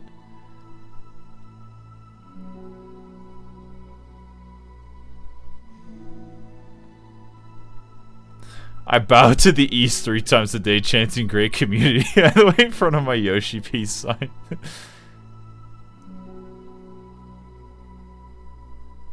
The only issue is floating that freestyle skill. Like I said, I don't actually think Samurai is that hard to pick up. I never really had too many problems with it, but it kind of depends on the person. I've had people say that they think Samurai is really ridiculous. But like I said, I can't really super relate to it just because I didn't really struggle that much at times. But, you know, the class plays a little differently from other stuff. Just because lining up Iaijutsu and Tsubame is not really something you have to do on other classes. But, you know, if you're playing level 70 Samurai, then it's also like a completely different job because you have to do very different things. So I don't know. I just think Samurai is kind of an interesting job in 14. But I'm getting distracted now. Everyone's trying to get me off topic. You're a wonderful person, and you deserve to be loved as much as everyone else. Everyone has different ways they like to communicate, you know, and sometimes that makes it harder for us to understand each other.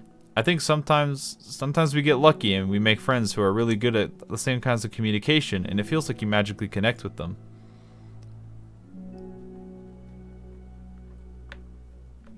But other times, even if both people are really nice, it's easy for them to misunderstand each other or get the communication wrong.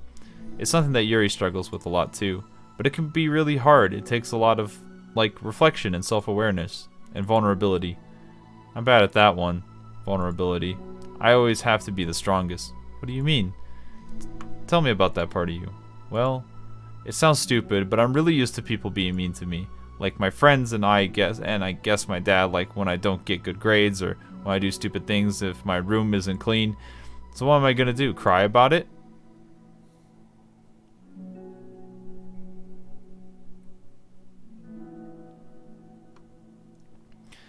Samurai is the gunbreaker of the melees. I'd say the hardest tank to play well is Paladin. Actually. I guess it is comparable to Gunbreaker just because they have a million buttons.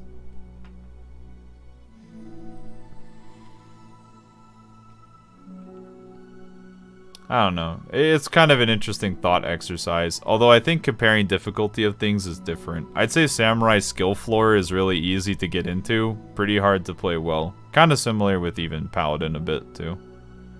Like, it's not hard to pick up the job, but it can be hard to be really well at. But the thing is with fucking like 14 especially is like Samurai is very different at 70 compared to 80. 80 it's all about aligning up Yaijutsu and fucking Tsubame, whereas like 70 you have to do a bunch of meter management.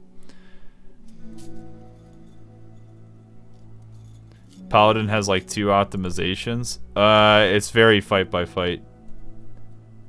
Yeah, walking the Gunbreaker. Bro, I'm a Paladin main and my IQ. Hey, I didn't say that playing Paladin. I said playing Paladin at like top level is the hardest. I think it's the hardest to optimize. Anyways. I just spent 20 minutes typing up why Google should be ashamed of their live stream UI. Yeah, it's really good, isn't it? At least you aren't monk mains. I ask, good old monk. I'm better than all of them. So things have always been everyone else's fault. It feels like if something goes wrong, then there's even a tiny hint that it might be my fault, then I just get really angry and find a way to blame everything else instead.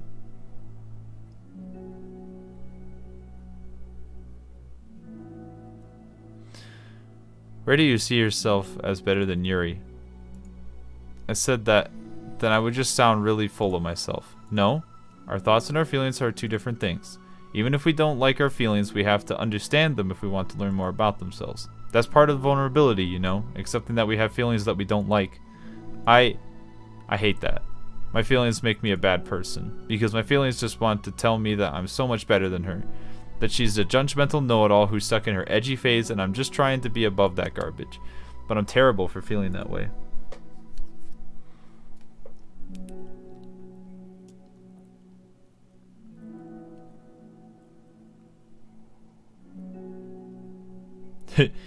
Difficulty is too subjective. People were mauling on my DPS guys when I said DPS is more straightforward to play than tanks and healers. Lots of different mind stuffs.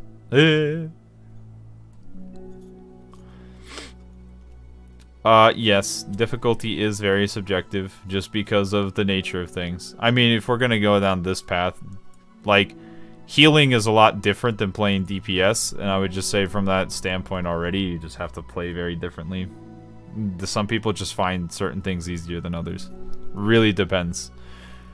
But I'm just saying, like, you know, Paladin's like a fucking spreadsheet class where you have to pull out, like, where you need to optimize your fucking GCDs for each encounter if you want to be good at it. And, you know, when you get to that point, you're like, yeah, dude, I just click my fucking buttons on cooldown and, you know, that's it. I feel like Paladin's, like, really wild. But I'm not terrible for feeling that way. You're not terrible. Your feelings are feelings. You are not your feelings. But you are not your feelings. Say that to yourself out loud. Fine, I am not my feelings. The way that I like to picture it is that those are the feelings are like your roommates. You live in the same house and you got to see each other every day, but even if you can ignore each other the most of the time, you're going to run into each other every now and again. It's going to make you feel like poop.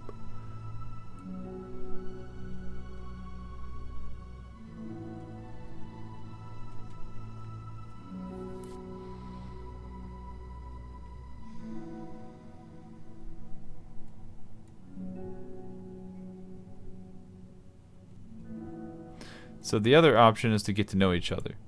You can communicate and learn from each other and maybe help each other change for the better. Does that help you understand?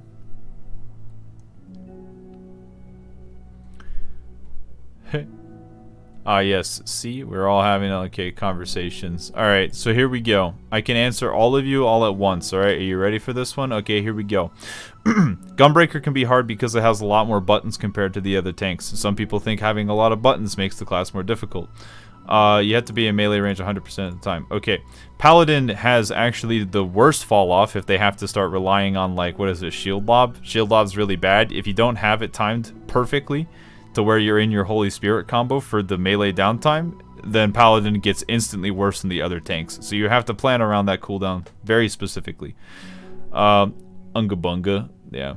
Other people think that some other things could be very different, is that, you know, it kind of depends.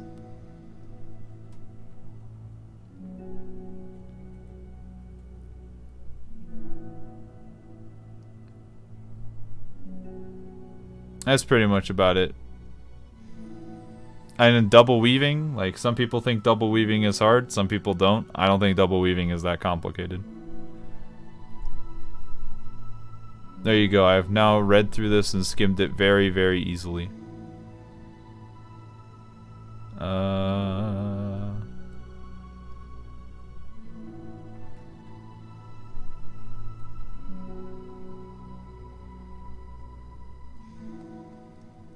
How do you know so much about this stuff?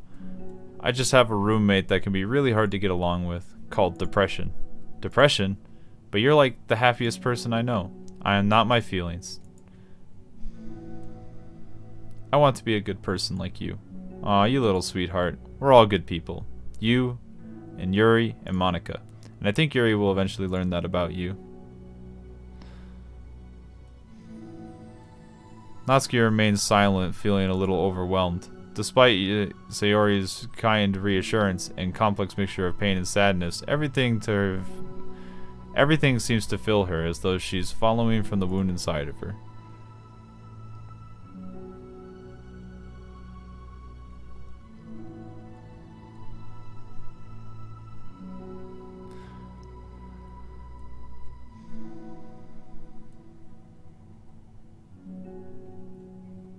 Was a result of her vulnerability? No, it wasn't as she inflicted the wound after becoming vulnerable. Yeah, well, double weaving on high ping is just fucking impossible. The game doesn't allow it. That's its own separate issue. But that's hard because you're fighting against the fucking game itself at that point.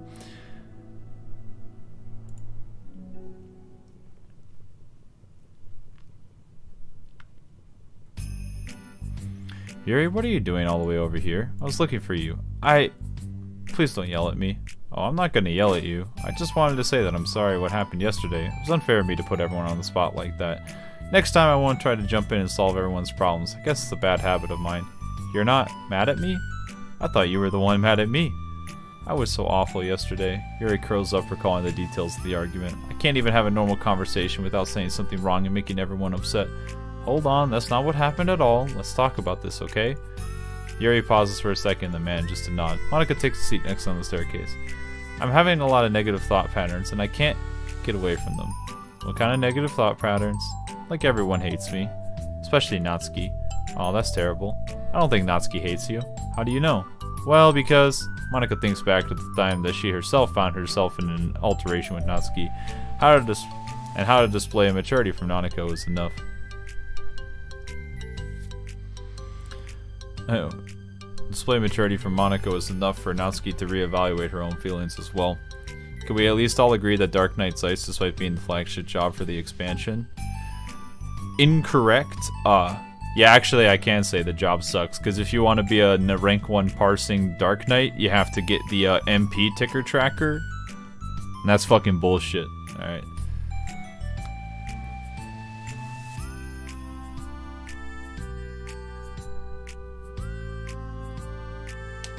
I really expected this to be another sweet slice of life for some fourth wall breaking. Instead I got FF14 bots 2D schoolgirl psychology. Absolutely wholesome.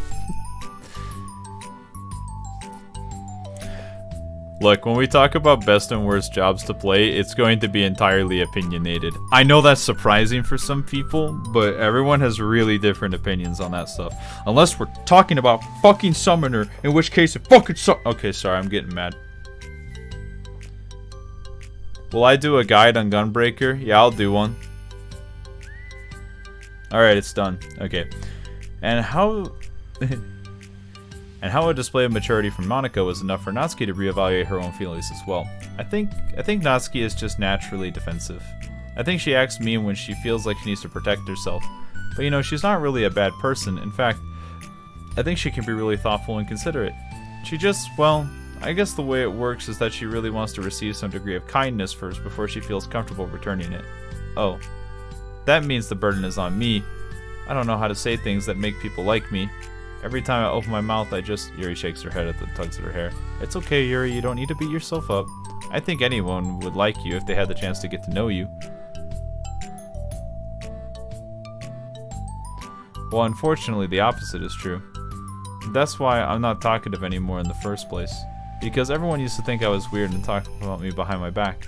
That's just what happens when I draw attention to myself. Natsuki even said she found it more respectable when people speak their mind, so I did, and she hated me anyways. You only say that because Summoner's sister job is Scholar? That's where you're wrong. Wait until you see my Summoner guide. You'll know exactly what I mean. You'll feel my pain and my suffering. Probably gonna be the... I think I've been writing the script for this guide, and it is probably filled with the most vitriol I have ever spewed in this fucking game. Holy moly, Summoner has so much shit that's annoying to deal with.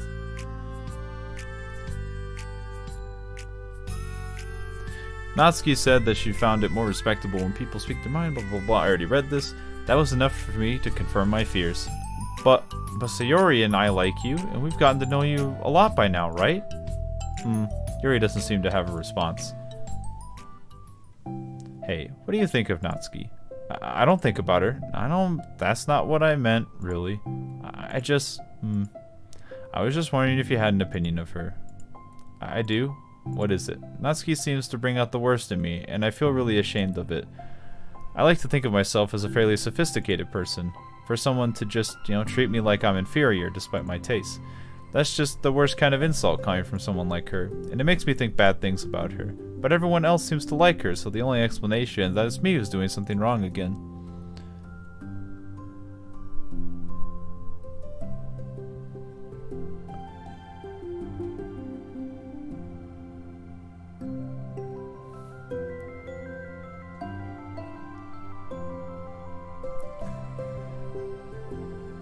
They're really simple and stale in the early levels because all you just do is spam ruin. Yeah. I mean, Summoner doesn't start to get bullshit until you're trying to fucking... God, okay, I'm getting myself tilted thinking about it again, so I'm gonna pretend we didn't have this conversation. Don't get me fucking started or I'm gonna go on a tangent for like another 10 hours. Holy moly. Anyways, Yuri says, and my feelings about her are wrong. And I'm not wrong to get upset over something so childish and inconsequential. No, Yuri, feelings are never wrong. Well, they're not right. That's the thing. Feelings are never right or wrong, They're just a stage of being, and we don't always have control over them. But that doesn't mean that they have to control us. I feel like that's something I learned when I first started the club. We can hate ourselves for feeling a certain way about things. Or you can just acknowledge that they exist and try to understand them better.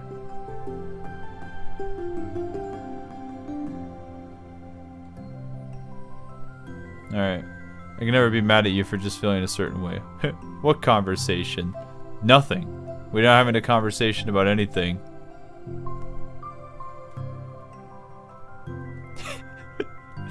You're saying summoner with 8 different things to bounce. Look, the conversation was about summoner specifically because I hate that fucking job and I'm making a guide for it, so every time I write the fucking guide, it tilts the shit out of me.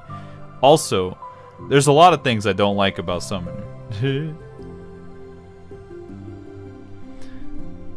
I could never be mad at you for just feeling a certain way, but it's about how you handle them, and I think working through feelings is a great opportunity for teamwork. Yuri wears a dejected expression. You made it sound so easy. You're so mature, and so good with people. I feel like such a child in comparison. Oh, Yuri, I'm far from perfect. But these are learned skills. They didn't come naturally to me either. It's really hard to, like, reflect on yourself and separate your feelings from your thoughts. Well, I think it takes a good person to get this far. That's not good enough. I want to be able to communicate it to her. Communicate what? How I feel. How it makes me frustrated and upset when she's so negative and dismissive of the things that mean so much to me. And how it... Wait. How it reminds me of me. Because I know it's what it's like to feel misunderstood and angry at everyone. I know that telling yourself you're better than everyone else is just a defense mechanism. We're just people. We're fragile and unstable, but I'm tired of that getting in the way. I can't stand it when the peace is disturbed like this. Yeah, you can't focus on reading when the pace is disturbed, right? Because the literature club should be happy for everyone. Monika looks at Yuri in adoration. I feel like Sayori's been rubbing off on me, because I really wanted to hug you right now. I'm sorry, I didn't mean to make you uncomfortable. No, I mean, well, if you wanted to, I wouldn't really mind, so... Monika pulls Yuri into a short embrace. You're so gentle. And I love when you communicate your feelings. I feel lucky to get to see that side of you, and I'm sure Natsuki will too. I'm gonna write her a letter. A letter? Oh, what a great idea. Just because I'm not good at talking, especially under pressure. I always get my feelings get the best of me, and I forget to say all the important things, and the things I say I don't mean. Well, I think a letter would be wonderful. Such a nice way to communicate. Yuri's face hardens with determination. People don't naturally gravitate towards me like they do with you and Sayori. My personality just isn't suited for that. And I wouldn't want it to be. But something I've learned is that friendship don't always just magically appear out of thin air. For instance, I never would have seen myself making friends with someone like Sayori. We're opposite in a lot of ways, but I'm friends with her because she puts so much effort into understanding me so that we can get along. I think it was the same with you. You both gave me a lot of time and patience. I wonder if she feels the same way. Natsuki? Yuri nods. I always thought that if I wanted to make more friends, I had to be somebody that I'm not. That's the type of person or a magical formula I have to follow in order to make someone like me. And that's just because to think that always so occupied with myself that I fail to understand other people. Yuri shakes her head. Friendship happens when you think about the other person, and when you offer the time and effort to understand them, respect them, and trust that they will always want to be a good person.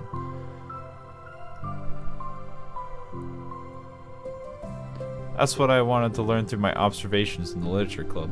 Observations? Monika is caught by surprise. Yuri has always kept herself so much that it was unusual to hear and suddenly talk about the club like this. But Yuri gently smiles to herself. You always let me listen to your thoughts about people. Sayori too. And it makes me happy because I learn a lot of things. That's so sweet. I had no idea that you meant that much to you. Monika never really thought about it too much. Oh wait, I gotta go back. Monika never really thought too much of it, but in the past weeks, Yuri's always seemed to be especially attentive when it came to the problems and concerns of others. Always wanted to listen and to learn about her friends in the club.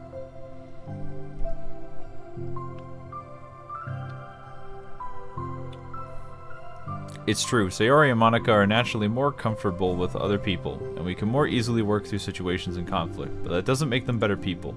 Everyone has strengths and weaknesses, and the capacity to improve. And the first step towards improving oneself is reflection and self-awareness. It's something that Yuri never gave herself enough credit for, but Monika can recognize as an incredible trait. And with that, her confidence in the club is restored. A shy girl with long pretty hair is wandering the bustling lunchtime hallways, and her fist pressed into her collarbone. When she finds the literature club president's classroom, she stands at the door, glancing all around her before peering inside. Monika is sitting and chatting with a group of unknown friends. Yeah, as expected, this was a bad idea after all. Suddenly, Monica glances towards the door, making the girl panic and duck out of sight. Before she can regain composure and decide for sure to leave, the classroom door gently opens. Yuri, what a surprise to see you during lunch. Yuri squeaks in response. Please, help me. What? Is everything okay? Yuri shakes her head. I don't know how to write letters. Oh, thanks goodness. I thought it was some kind of emergency. No, the bot is back again!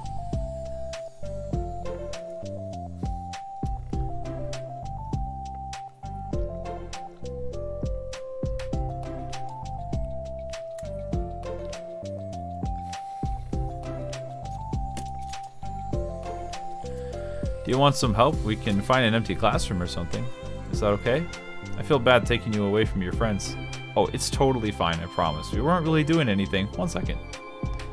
Monica trots back into her classroom and says something like, I gotta go, to her friends, and then grabs a pen off her desk before returning to Yuri. Okay, let's find somewhere quiet. Yuri nods and follows Monica as the two of them set off. How are you today? Huh? Me? Well, yes. Oh gosh, I'm sorry, I just got caught off guard. I'm doing well today, just tired. I never seem to get enough sleep during the week. How come? Oh, I don't know, I just think I get easily distracted. I get really stuck into other things and start neglecting the time. Me too, I do that too. Well, this classroom is empty, let's go in there.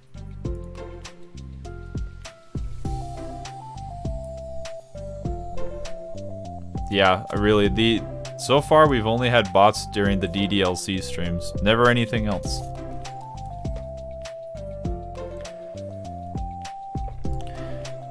Yuri's moment of relaxation ends. She watches as Monica pulls 2 chairs up to the same desk and obeys as Monica beckons her to take a seat. She stares down at the empty desk. You nervous? I don't want to do this. Oh, we don't have to, we can come up with something else. Yuri shakes her head. It's my chance to do something good. I think I need to take the initiative. Gosh, you must be really determined. I know how hard it is to step out of your comfort zone. I'll be sure to encourage you. Yuri pushes through her anxiety and grabs a handful of lined paper from her notebook. She then picks up her pen. Hey, you're left-handed. That's so neat. Yeah. Now you don't have to worry about bumping your arm. Monica playfully rubs her shoulder against Yuri's. Sorry, I'm just being silly, I guess. Anyhow, how about we start by listing off the different things you want to say to her? Yuri thinks. I feel embarrassed all of a sudden. Aw, it's okay. How about some of the things you said to me yesterday? But, never mind, I guess I'll try. Yuri thinks for a moment and her attention evident. She then writes the word reflection. It's about my reflection on our behavior. The key question is, why we acted like this towards each other, but I have been able to separately be friends with Sayori and Monica. That's me. Yes, it is. So, Yuri thinks, I've been able to befriend the two of you because you've taken the time to understand my needs and respect my interests. The same goes for Natsuki too. We started off as pretty hostile to each other because I was so worried about getting what I wanted, but she just wanted to be respected more than anything else. Once we stopped making it about me, she was able to do the same. I want to do that too. So what kind of things do you want her to do? What do you want to do for her? I want to do the same things for her that I like to receive. I like it when people respond positively to the things I talk about and not just brush me off. I like when my feelings are taken seriously. I like it when you and Sayori trust that I want to be a good person even when I'm not doing a good job at it. Let's write those things down. Okay. Write some things down. Yeah, this is pretty cute. I think the most important thing to remember here is that Natsuki is feeling vulnerable, so we should make sure that the letter puts her first. It's hard when you're feeling hurt, but it never helps to just have someone all the time saying all the things that they're doing wrong. I think first you should have to make sure that you already are ready to respect them and listen to them and admit to the things that you feel that you could do better. And finally, you have to ask what you would like in return. So how does this sound for the structure? It could just be 3 paragraphs, 1 for each of those points. I like that. My thoughts were so disorganized, I had no idea how to come up with any structure. You're so amazing at these things. Oh, stop. You've done so much more than I have, you know? You spend so much time reflecting and being open-minded, that's the hardest thing for anyone to do. All I'm doing is helping you put it on a piece of paper. I think you're the amazing one. Monica gives Yuri's hand a quick squeeze. But as she lets go, she's caught by surprise when Yuri curves her fingers to hook on Monica's hand in place. And for a while, they sit like that in silence, save for the occasional scratching of Yuri's pen against the paper. Yesterday, you told me something that I'm thinking about a lot. What was that? The thing about how feelings aren't right or wrong and that they're just a state of being that we need to come to terms with. It made me think about how a person's behavior isn't always just how they decide to be. It's also made up of their past experiences and their insecurities. I think that it helps me to see people as actual people rather than as insignificant side characters who are out to get me somehow. Is that how you feel about Natsuki? Yuri nods. But in reality, everyone's always trying their best and everyone wants to be happy. Monika peers over at Yuri's paper, but to her surprise, Yuri pulls it in closer, partially covering it with her arm. I have to be able to read it to help you out, you know. It's okay. My thoughts are a lot more organized now after being able to talk to you about it. And now that I'm actually putting it on paper, I realize I actually prefer others not to read it. I'm kind of glad to hear that, actually. I somehow keep finding ways to butt into this whole thing, but I've done enough damage. It's also pretty wonderful talking about this. I mean, I always thought you were really smart, but Yuri smiles. I always be terrible at these things. People are just so incomprehensible to me. I'll never get the hang of being one. But listening to you so much has really helped me make sense of some things. So just don't call it damage, please. Monika gives Yuri a gentle smile. I can't believe I came to this club looking for fantasy geeks and all I got was real friends who value me. Is that a joke? Of course it is. I still can't tell with you. Sorry. No, I love it. Please never change. As you wish. Yuri glances at the clock. We're almost out of time. Will you be able to finish? Yeah, probably to the end of the day, probably. You know, honestly, I think that scene can pretty much summarize how I feel about this additional content. I came for more psychological horror, and I left with a bunch of wholesome side stories. But I don't want to come to the club the same day that Natsuki reads this. I'm too shy. I can give it to her instead if you like. Yuri nods. As long as you promise not to read it. Of course, I promise. Thank you. Yuri exhales and the two stand up. I'll message you when it's ready. Monika nods. Good luck, I'm here if you need me. Yuri returns a nod, and the two depart. Oh, wait, that's it? Wait, that was Reflection Part 2? It was.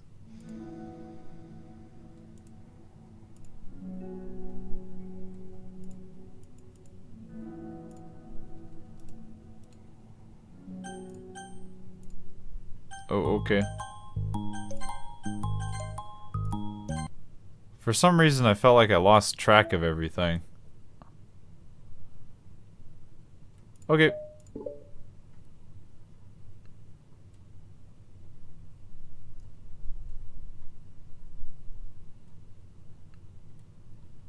Don't change until I decide to kill you.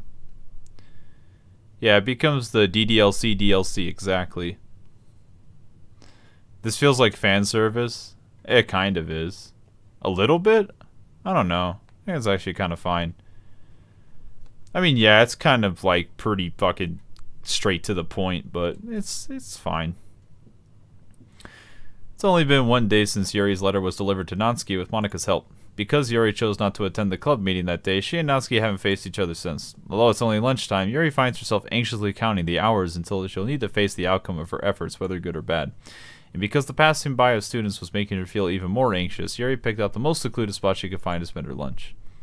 Because the staircase is under the maintenance, no students would have any reasons to come here. It's such a relaxing feeling to have a moment of solitude in the middle of a frantic school day. Natsuki's also here. Yep. What are you doing here? Yuri grips her book with enough force to wrinkle the pages beneath the pressure of her thumbs. Well, what are you doing here? I just came to get a drink from the vending machine. The other one is out of the drink I like. Yuri notices Natsuki fidgeting with a few coins between her fingers. She nods, avoiding eye contact. Natsuki also looks away, shuffles over to the vending machine.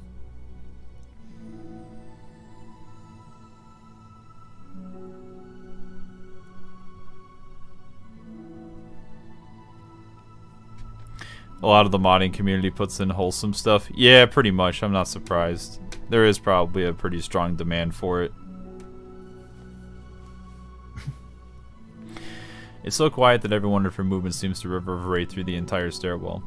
After too long, she finally receives her beverage, which she then fidgets in the place of the coins. It's some kind of iced tea, but instead of leaving right away, Natsuki just stands in place. She glances all around her. It's like way too quiet back here. It's creepy. I mean, it's not what I really mean. I mean, it's totally cool that it's your thing or whatever. I can see how it suits you, so not because I think you're creepy or something. I didn't mean that either. You know, I'm just gonna stop talking. That seems like a good idea. It's okay. Everything is okay. Yuri finds herself attempting some words of comfort after hearing Natsuki stand herself into dejection. Seemingly in response, Natsuki approaches the base of the staircase and hesitantly sits herself down near Yuri. Well, I can leave if you want. Yuri shakes her head. Natsuki twists the cap of her drink and takes a sip.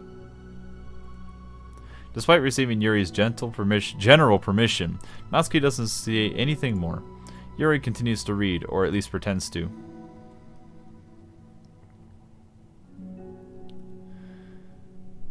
And the two of them just sit there for a long time. The tension seems to fade as time passes. Even without words, this seems to mean at least something, though it's not clear what that might be.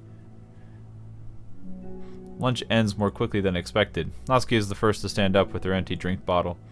Are you coming today? To the club? Yuri nods. I'm sorry for being so awkward. I'm really bad at talking about this stuff. I just can't for some reason. I don't know why.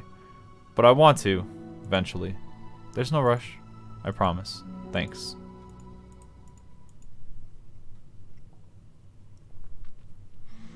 It's the next day. Natsuki appears from around the corner and steps up to the vending machine, glancing at Yuri as she does. Today, she seems to be holding some kind of book as well. Oh, you're here again. Well, I just came here to read this because there aren't many people around here.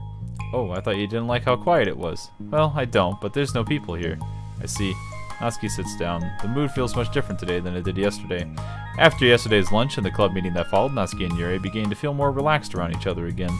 Although Yuri's letter is still lingering in the back of Natsuki's mind as she continues to detour around it. But is it okay that I'm here? Yeah, I don't care. I mostly just don't feel like dealing with the crap I get from my friends about it. Especially since, like, they all just assumed I stopped reading manga after I joined the literature club. Not that I'm trying to hide it from them exactly, but I don't want it to come up again now after I've waited so long for this new volume to come out, literally months at this point.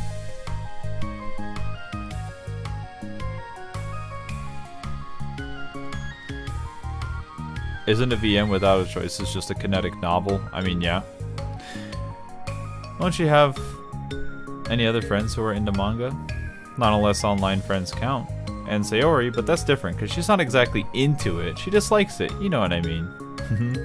Honestly, you're lucky that the books you're into at least just look like books.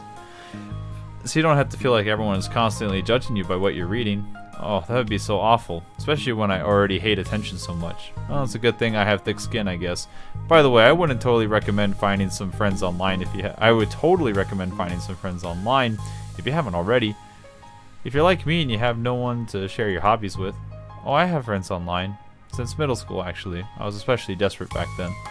It's somewhat embarrassing to reminisce about those days. Sometimes I feel like the me from years ago would have been benefited from a good smack across the face. Oh, whatever. We're all just stupid kids back then anyways. Some of the fanfics I wrote, well, thank God I used a pseudonym. But I liked it at the time, and I got fulfillment out of it. And plus, I can look back and say with confidence that I've become a better person since then. So I don't think it'd change anything. I wonder if in a few years from now we'll think the same thing about our current selves. Probably. Doesn't that make you uncomfortable? Nah, of course not. I don't care what other people think of me, especially with someone who doesn't even exist yet. Alright, here. Natsuki raises a hand and forces up on her cheek. That's from me from the future, coming to terms with me right now. Ow, ow, I also didn't mean to hit that hard. Yuri doesn't seem to react. But then Natsuki's surprised, Yuri shyly looks the other way before lifting her arm and doing the same thing to herself, lightly smacking her cheek. She turns red and stares into her lap, but is unable to hide a smile as she thought it was a really funny joke. Oh, that's what I'm talking about. I didn't know you had it in you. I don't. I don't even know why I just did that. Maybe I thought it'd be funny. Sorry, I keep distracting you. You said you were looking forward to reading, but I just keep going on and on about all this nonsense. I'll let you get to your reading. Oh, right. Yeah, I guess I'll do that then. The conversation ends quickly, and Natsuki opens up her book. The two read silently for the remainder of the lunch hour. but the time Yuri is distracted by a twist of regret over having so abruptly forced the end of their conversation. But the whole time, yes. You're back. Yeah, I'm here to lay low again. Another day has passed. During lunchtime, Natsuki finds herself having wandered in the stairwell once more. Hey, did you buy that? Natsuki quickly notices a bottle of iced tea on the staircase where she normally sits. Yuri nods, avoiding eye contact. What, like for me? But you didn't know I was coming here today. What if I didn't show up? Well, I would have drank it myself, I guess. It was a stupid thing to do. No, it wasn't stupid. I just thought... Never mind. What I mean to say is thank you, and that it was a really nice gesture. It's okay if you don't feel that way. I do. It's just the other things I didn't mean. I swear, don't believe me. I know, I swear. Please believe me. Yuri pauses, then nods. Talking is hard. I get it wrong a lot too. So I believe you. Natsuki exhales in relief, and then sits down next to Yuri and takes the drink. Knowing Yuri, she was probably overthinking it so much that Natsuki's tepid response filled her with self-doubt. I'll do something nice for you next time. Please don't feel obligated. I want to. I want to do nice things too. Okay. Thank you. You can say thank me after I figure out how to do something nice. I'll do it then too. Natsuki sighs. Nothing. It just reminds me of how I haven't been able to getting along with my friends lately. And that's why you'll be coming here? Well, no, not exactly. I haven't been avoiding them on purpose or anything. It's just that other things I'd rather be doing during lunchtime. There's just other things I'd rather be doing during lunch lately. Like being around them when we're all just having fun, but also so I can't also they... Oh my god. Can't read anymore. I like being around them when we're all just having fun, but they also just can't take anything seriously. So when I'm, I don't know, feeling serious, then their attitude just gets on my nerves. And it's only gotten worse ever since I joined the literature club. How come? I don't know. I feel like I used to be really good with just putting up with it, because it would be so stupid to cause drama over a joke I didn't like or something, but I just have a hard time doing that lately. It's my fault for being so overly sensitive and having a problem. But... yeah, I know. Monica and Sayori don't really agree with that kind of thing. But they're not in my position, so it's easy for them to say that you should just communicate your feelings or whatever. But it's not like my friend group does that kind of thing. I would just be making an embarrassment of myself. Sorry, none of this has anything to do with you. I don't know why I'm talking about it. It's okay. I like listening. What, listening to other people's problems? Yes. That's weird. Sorry. I just like learning about people. Do you think it's weird? No, that's not weird. I probably just misunderstood, so... I don't know. Does that mean I should keep going? If you like. Okay. Well, I don't know what else to talk about. What are some things that you like about your friends? A lot of things. I mean, they're really fun to hang out with, like after school and on the weekends. And they really like my baking. And it's fun to complain about school together. They make me laugh a lot, and we have a lot of good memories and inside jokes. Oh, I'm bad at a lot of those things. So? Are those things important to you? Well, kind of, but they're not things I need to get out of everybody. Everyone in the club is really different from that, and I'm still friends with them too. Well, Sayori really likes your baking, and she makes you laugh, and she complains a lot. That doesn't mean she's anything like my other friends. Well, unlike them, she's a nice person who cares about your feelings. Excuse me? How about you don't talk that way about my friends that you don't know anything about? Natsuki stands up. No, wait. I'm sorry, I didn't mean it. I didn't want to say something bad. Please don't leave, Natsuki. Natsuki sighs and shakes her head. It's fine. As long as you understand that you can't judge people like that. I'm sorry. Natsuki sits back down. You can't compare friends like that and measure who's better than who. Everyone's different. I'm sorry. I just don't like people who want to hurt you. I just don't like people who want to hurt you. A moment of silence stretches between them. They don't want to hurt me. We just like to tease each other about stupid things. It's fun. I don't like that. Well, that's why I'm friends with them and you're not. You like it? Just don't worry about me. It's not worth it. I'm sorry. I wish I knew how to help with social conflicts, like how Monica can. She's good at these things. Not really. Also, I don't always want help. Sometimes it's just stuff I have to deal with myself. That's what Monica and Sayori never seem to understand. Sometimes all you do is look at them wrong and they're all like, "Aw, what's wrong? Is everything okay?" I just want to mind my own business sometimes and decide myself if I want to talk about things. The only one who understands that is you. So you really shouldn't be hard on yourself. You're not as bad as you think. Oh, you don't need to reassure me or anything. I mean that. Plus, it makes sense to someone who doesn't want to talk a lot would make a good listener. Thank you. You're also nice. It's really hard for me. It doesn't come naturally at all. It's so weird because I always thought of myself as someone who could just say whatever's on my mind, but I feel like that only works when I'm annoyed or upset or want to say something mean. Why am I like that? You don't have to answer that. I'm just talking to myself. Yuri nods and remains silent. Natsuki notices her fidgeting with the pages of her book. How come you like reading so much? Oh, well, a lot of reasons. But I get sucked into it so easily. It's so immersive, like what I want to be a part of it. I think there's a lot of things about people in real life that make me feel uncomfortable and frustrated, especially when it comes from following social conventions and group interactions. I just don't really understand it, and I have no real desire to participate. But it's kind of different with books. It feels like I always want to be around the characters. I feel like such a strong emotional connection with them in ways that I've never felt with real people. So in that way, it can sometimes feel more real than life. Really? That's kind of hard for you to be around people, like, all the time? Fairly often, especially in group settings. When people are making all kinds of conversations and saying jokes and all that, I don't know what to do, I just disengage. Oh. That doesn't get lonely? I don't think so. I can still enjoy spending time with people one-on-one, and I have online friends too, of course. Do you ever just wish that you could be friends with the characters in your books?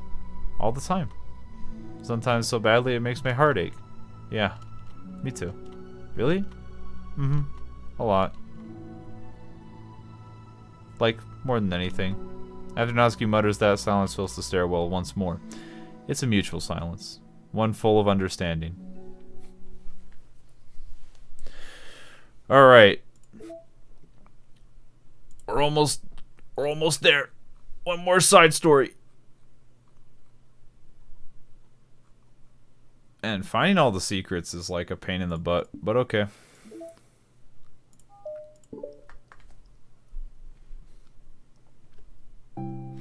Hey. Oh, hello. I almost thought you weren't coming today. Coming?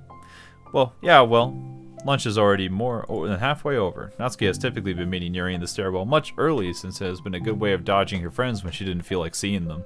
Today she's holding a large plastic container in both hands. Oh, I ran into my friends, so I hung out with them for a while. Is that so? Yeah. I was in a good mood today, so I figured I should. I hadn't seen them in a while, which I had come up with an excuse for, but I expected that. Plus, I have way more of these things I know what to do with, so I figured I should share them too. As she sits down, Natsuki opens the lid of her container. You mean cupcakes? You know it. It's been a while at this point, so I figured it was about time again. You can take one if you want. Yuri puts the cupcake down and tearfully twirls it between her fingers.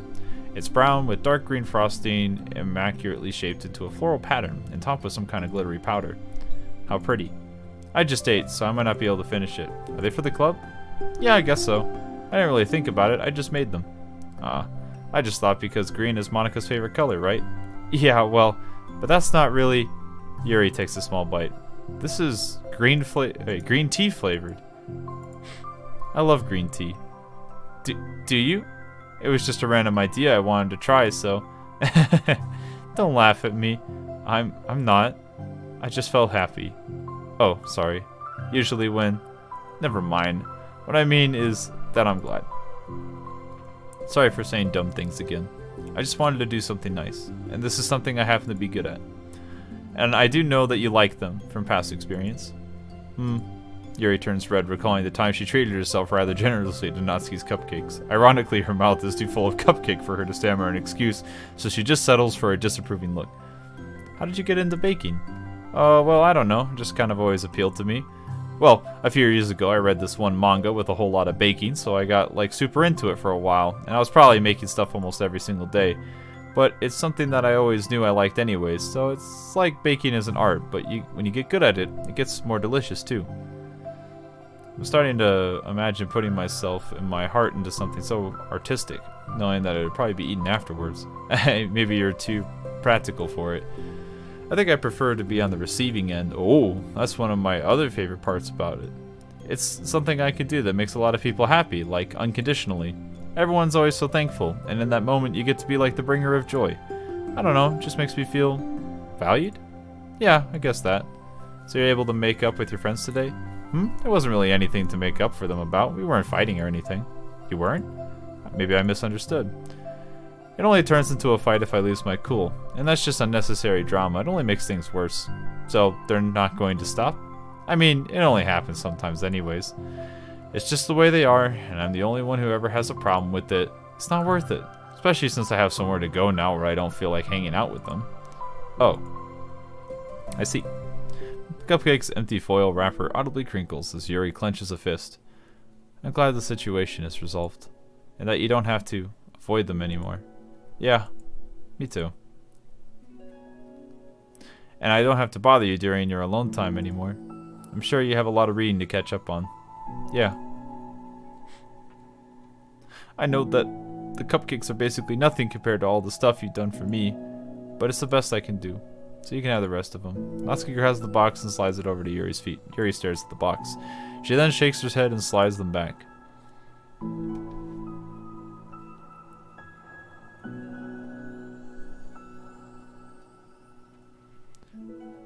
Wasn't the last emailed chair read about how the VNs can be used to influence the ways people feel and think about their lives? Kind of.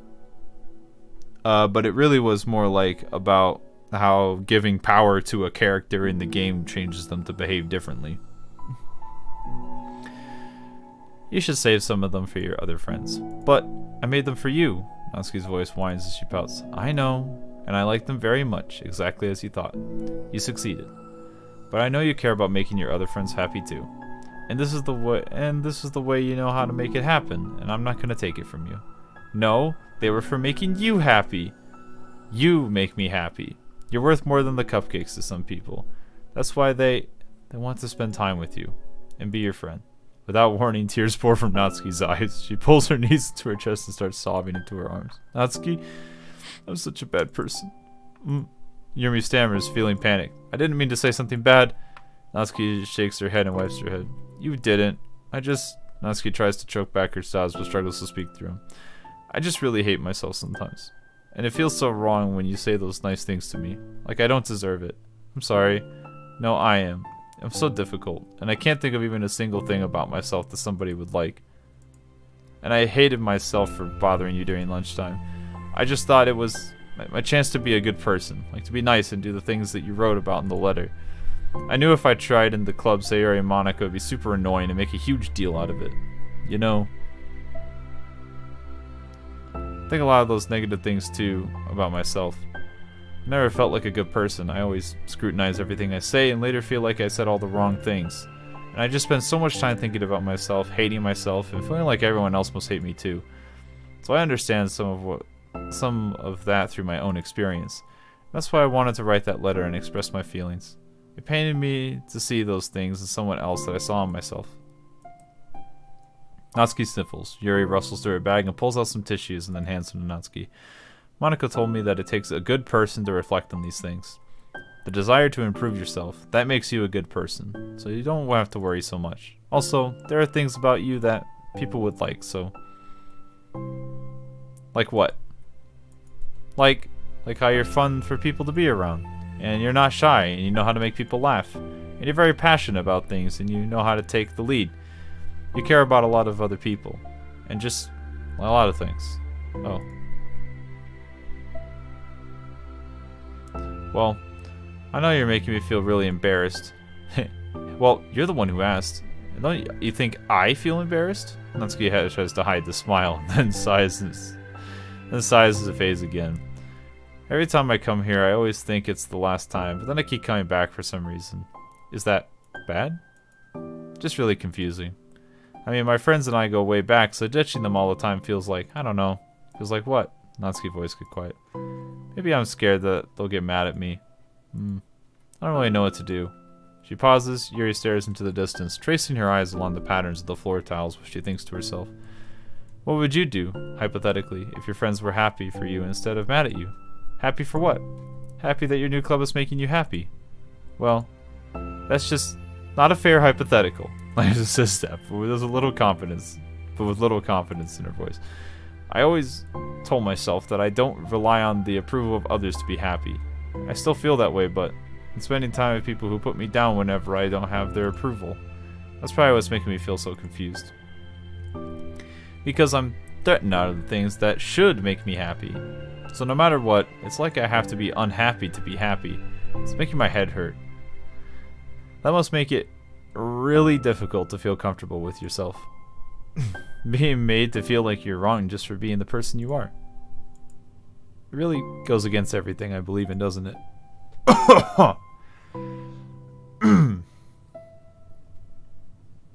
Man, I'm trying to read this, but my voice is not going to hold out.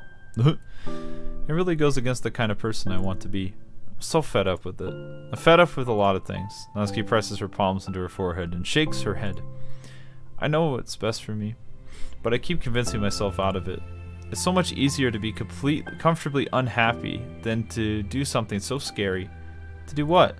You know, to end it with them? Natsuki nods. I don't think you're actively considering that as an option. I wasn't, until recently. It's just one of those things where like it's been a certain way for so long you just get used to it.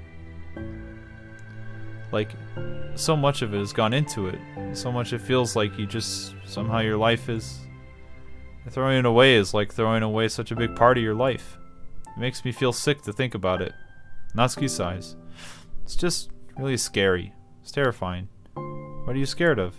I don't know. A lot of things. Like being alone. Not having anyone to talk to or hang out with. Not being able to replace what I have with them. And I don't want them to hate me. And I'm scared that they'll hurt me for going against them. Physically?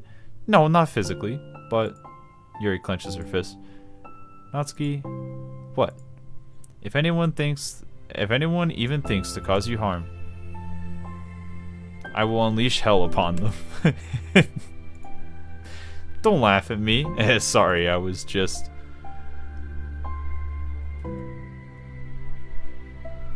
I like that. That's all. Oh. Well, I mean it. I know you did. Natsuki gives Yuri an endearing look. I needed it. As the conversation lapses, Natsuki again slides her box of cupcakes over to Yuri. Just take them, okay? I don't want other people to have them anyways. Are you sure? Natsuki nods. I'm sure. I will then. I'll enjoy them. Natsuki looks away, but a feeling of warmth spreads through her. She holds on to that feeling, knowing it'll give her courage.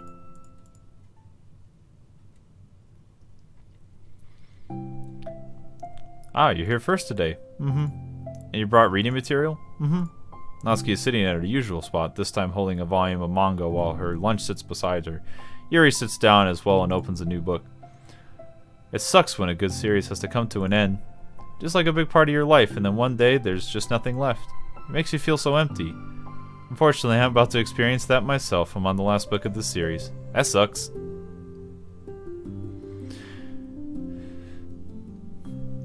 There's really something satisfying about letting a story conclude. I don't know what I'd do if I go on forever.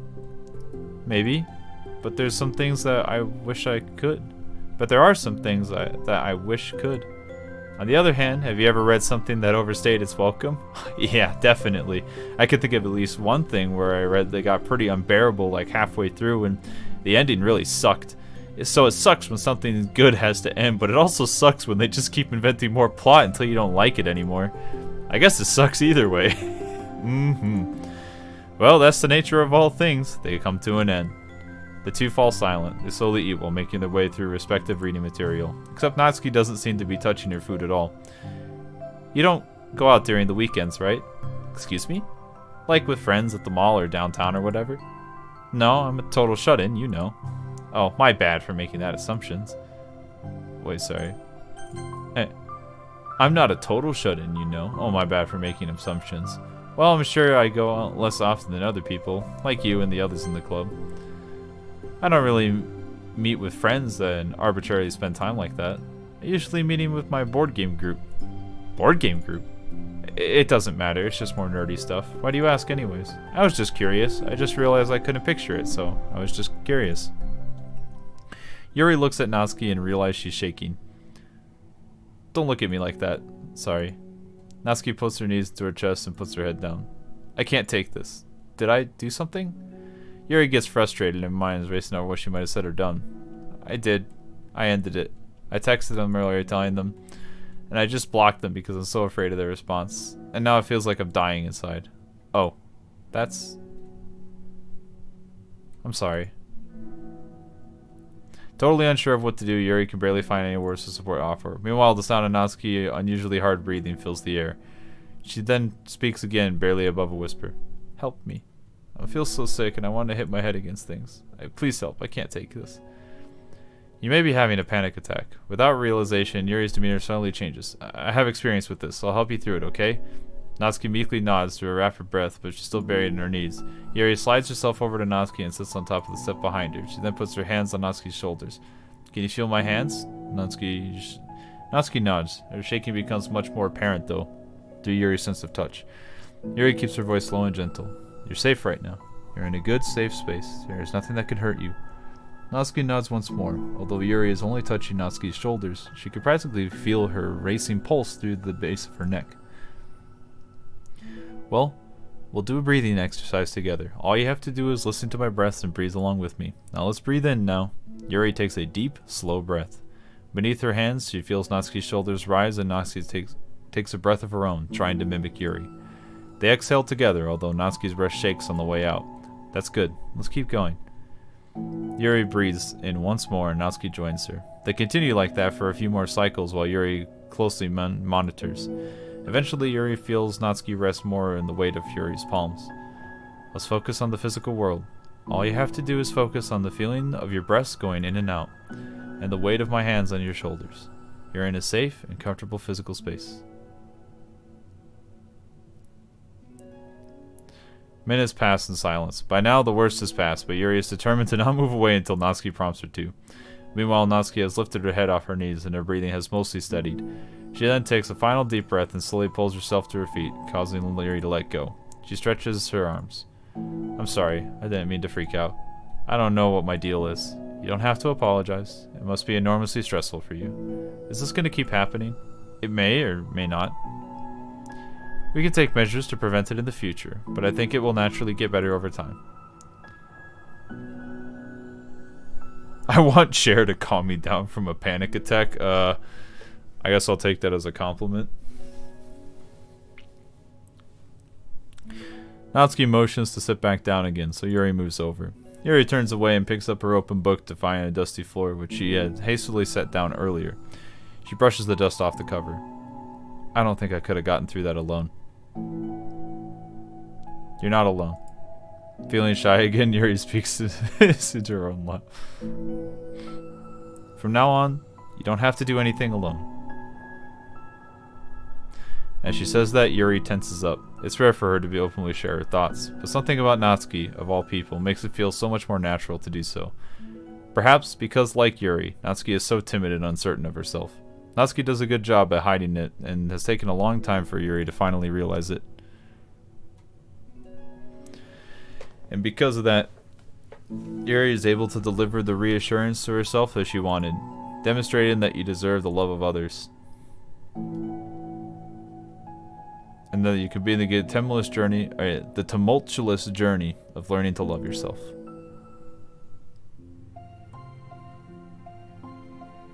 Do you really mean that? You're probably going to regret saying that if you do. How so? Because I'm probably going to have a lot of free time during the weekends from now on. So you're giving me permission to be annoying as I want to drag you around to a lot of places. I see. But you already said it, so you can't take it back now. Well, I suppose I have no choice but to accept that responsibility then. I know a good ice cream place. Oh?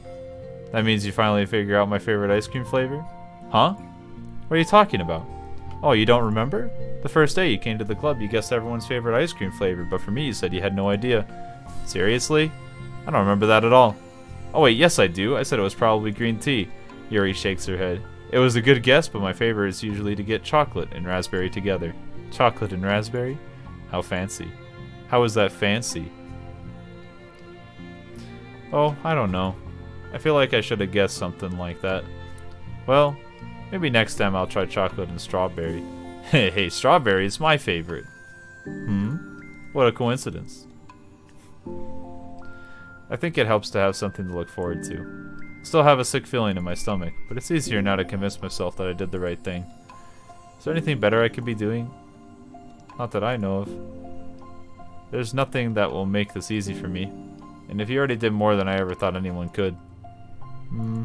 Come to think of it, we never talked about the letter you wrote. But I feel like we're way past that point. I don't even know what to talk about. Except that I think it helped you understand my needs a little bit better. The way I like to be treated. And the kinds of friends I want to have. That's why I wanted to start coming here in the first place. Even though I was so scared of causing more problems. I thought it was a coincidence that you ran into me here initially. Oh, well, not exactly. What do you mean? Nothing. I may have tracked you down first, with the help of Sayori. But you said... I was shy, okay?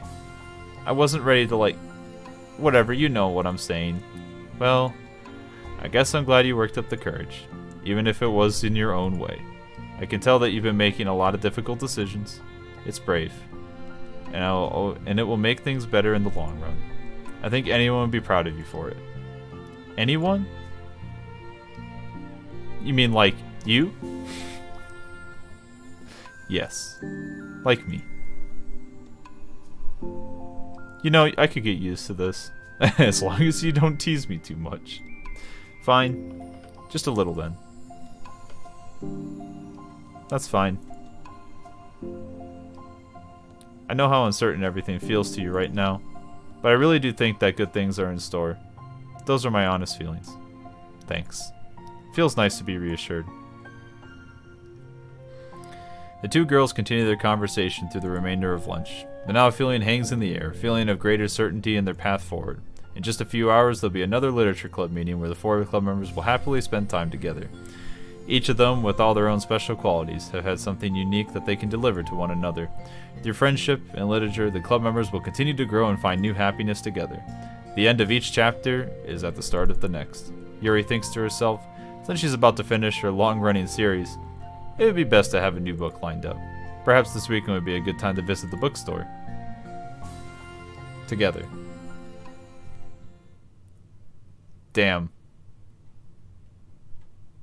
That was pretty... Oh shit! There's another one! Fuck! Alright. And here I thought we were done. Just when I think I'm out, they pull me back in. Alright. But damn, that last side story I think was actually my favorite one.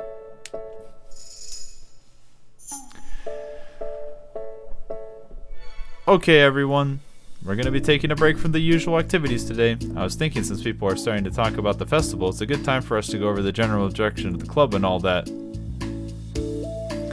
I think it'll help us figure out what to do with our festival, you know. Oh, so this really is like a complete alternative timeline. How goes the Monica? I don't know. This entire stream has just been nothing but a lot of wholesome side stories from this game. I legitimately have been really liking all the side stories. I feel like this was totally not what I expected, but I also really enjoyed it.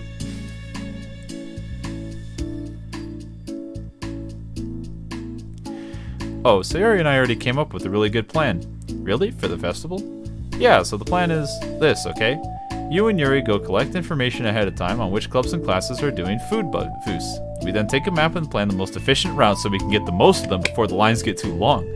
Hey, that's nothing to do with the club. Well, you have to let me finish. Alright, fine, go ahead. Right, so basically we get all the food we can and we come back here and we all eat together. That's all.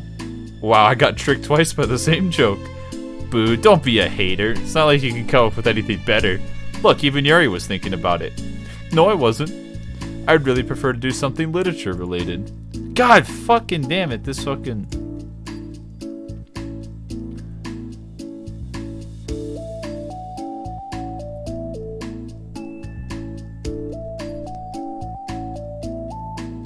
Why is the bot always here?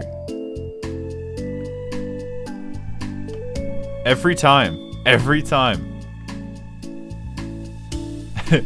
I wanted blood and I got flowers, and I really liked the flowers. Yeah, that's pretty much been it.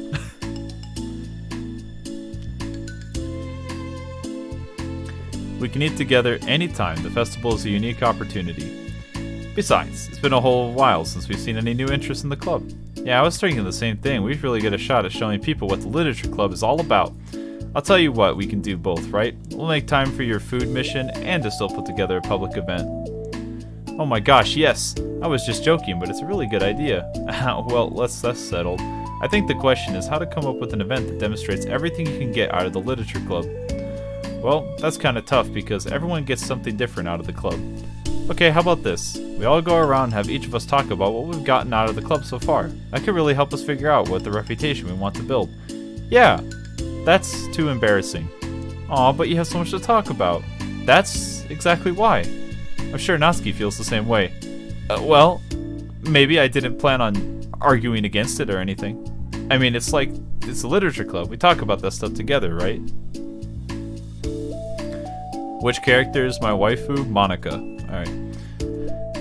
And I think the only way to get more comfortable is to suck it up and do it. Oh. You're not wrong. I'm sorry for being resistant. No, it's good to say suck it up because it sounds like their feelings don't matter. Right, my bad. It's just a habit I need to break. Well, anyways, who's gonna start? I'll start. I was the first to join after all. Wouldn't that be me? No, I want to go first. Fine, you can start. I don't mind. Yay! So, gosh, it feels so long ago. I think I joined because I wanted to have fun sharing poems with people. It seemed like it'd be a safe way to express myself, you know? Like if it's just a poem, then I can share it without feeling like I'm burdening everyone with my problems. And here I thought it'd be a really good way to get to know other people too. So yeah, I was really surprised when I walked in and it was just Monica. And she was sleeping. Don't remind me of that, oh gosh. But yeah, it seemed like so much fun to help start a new club. Especially since writing helped me so much, I wanted to see other people too. But since I ended up being inspired because I remember feeling like Monica was just so sweet and mature, and that I could trust her with anything, it made me feel a lot less alone having someone who knew the bad things about me. And at that point, I knew the literature club was going to be special for a lot of people. Yeah, I felt the same way. It really helped give the club more cohesive vision. Yeah, and Yuri joined, but it was so different from us, and Natsuki too. I think for Yuri, it really helped me to take the lead and before she was able to open up a little. But Natsuki was kind of the opposite, where she wasn't ready to get really close to someone quickly. I never really thought about that sort of thing.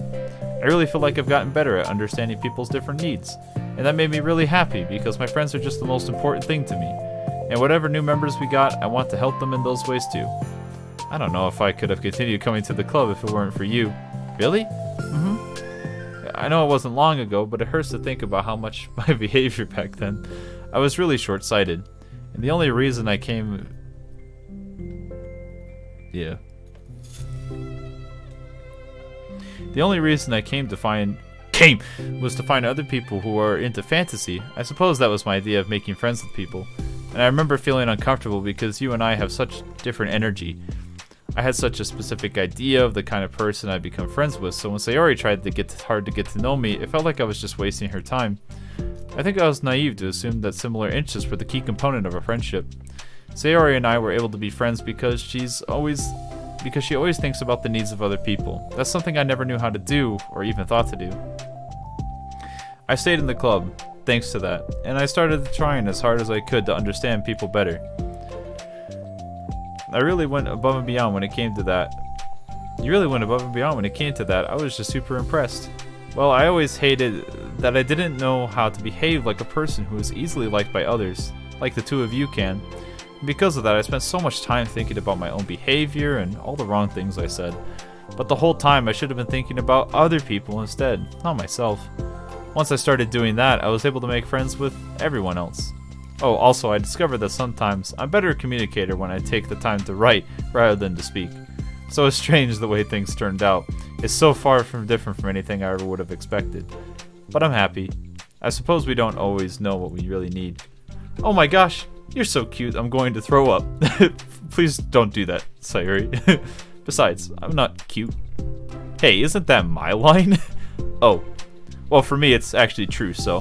What are you saying? Nothing. I just finished my part, so somebody else take their turn. My heart. Sayori, take some deep breaths. Okay, fine, I'll go. Yuri, I can't believe you were complaining about doing this and still went before me. What a show-off. I was just following up on Sayori. It was the easiest way for me to get over with it. Fuck. Besides, you left out the most important thing that you get out of this club. I did? Yeah, a regular supply of your favorite cupcakes. Oh, I forgot that too. I'm a traitor to the Cupcake Queen. Neither of you are forgiven. Looks like only Monica will be getting cupcakes next time. No! I can't eat that many cupcakes. Yeah, true. Only Yuri can. Hey! Well, anyways, I'm just putting off talking. It's kind of hard to talk about this stuff. But I guess when it comes down to it is that I'm in a much better place mentally than I was when I first joined. And that's because everyone helped me realize that I had some really toxic friendships going on outside the club. It was honestly a really painful thing to go through, having to cut them out. It still hurts to think about. I'm sorry, Natsuki. It's fine. I knew it was for the best, and I was right. I guess for me, it's all about feelings. And I was only ever ridiculed for having feelings, so I thought the right thing to do was to just ignore them. It took me a really long time to realize that it's not just really how things are supposed to work. And I guess it's thanks to that because everyone who took the time to respect my feelings, and even when I wasn't being like the biggest jerk. I'm really sorry for being such a jerk to everyone. I really was the worst. Natsuki's voice chokes a little. We love you, Natsuki. I just hate that I was like that. Everyone did so much for me, and I could never do anything in return. That's not true. Natsuki, you've done a lot more than you think. This club wouldn't have been the same without you, and I mean that. Just remember how judgmental I was when you first showed up. It was like I couldn't accept anything other than my own idea of what literature club was supposed to be.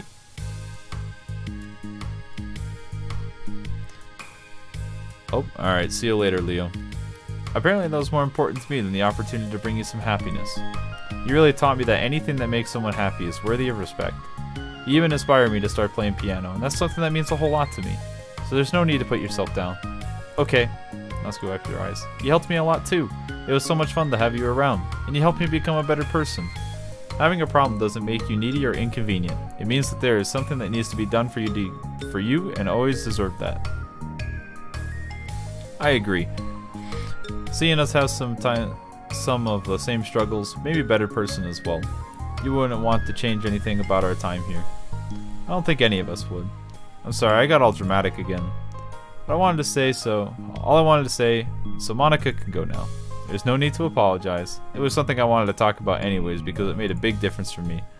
I was always such a strict perfectionist who never got enough time to believe in the best of other people.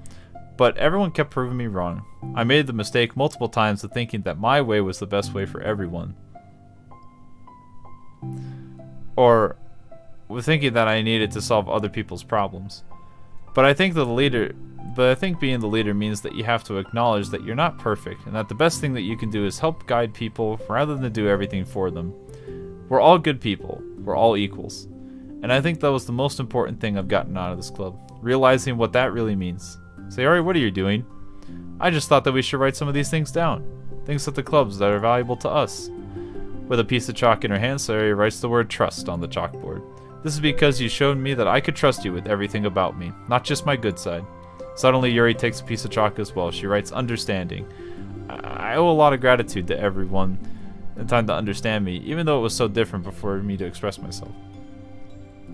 You refuse to believe that this is part of the main game. Oh, it's definitely like confirmed it isn't now, because they're talking about planning for the school festival. So like timeline-wise, this is definitely a completely different thing.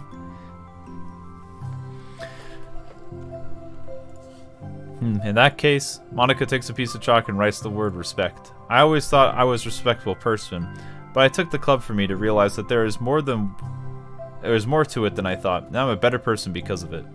I have another one. She writes balance. Sometimes people want different things out of a friendship, or they need time before they're ready to become close, so it's important to keep things balanced between you and the other person. That reminds me, Rory writes reflection. I've always been a reflective person, but most of it is nothing more than hating myself for the things I did wrong.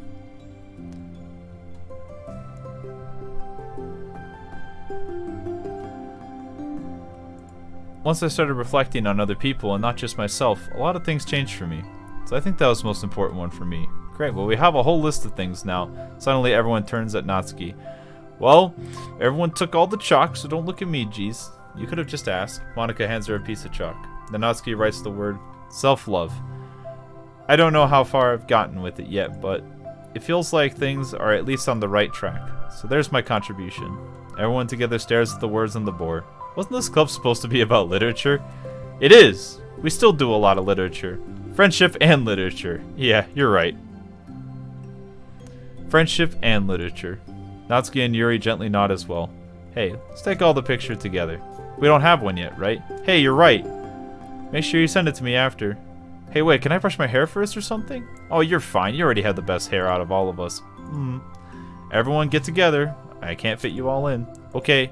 Alright, okay, everyone. And click.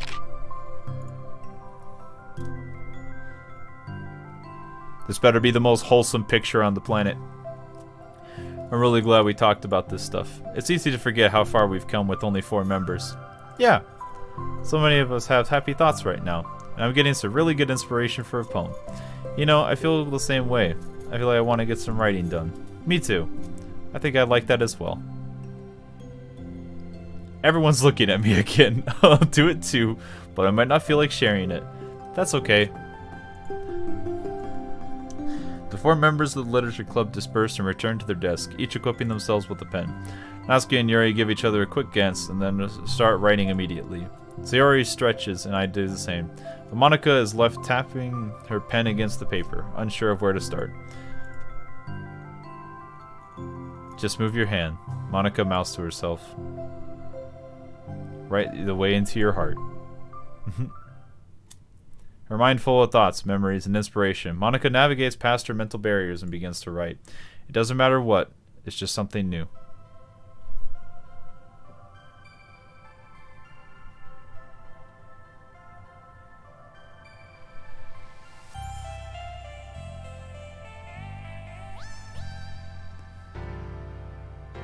Doki Doki Literature Club Plus. Oh, there's the credits.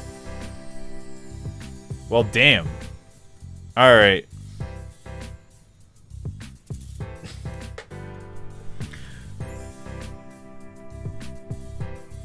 Okay. Well, you know, that's the credits. I kind of already shared some of my thoughts on this, but to be perfectly honest, this was all the bonus content is just an alternative timeline that's completely different from the original game. And while I did not expect anything like that, that was really good. I think there was a lot of good moments there. I mean, really simple messages, but I mean, come on. It's kind of hard not to like that. In some ways, that was really different. But there you go, that's DDLC Plus then.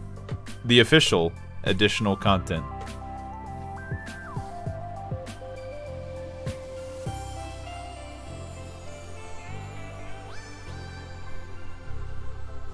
That was really nice, I think.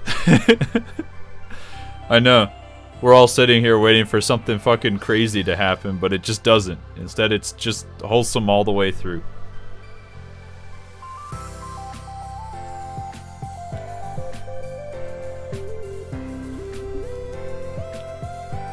I love this stream.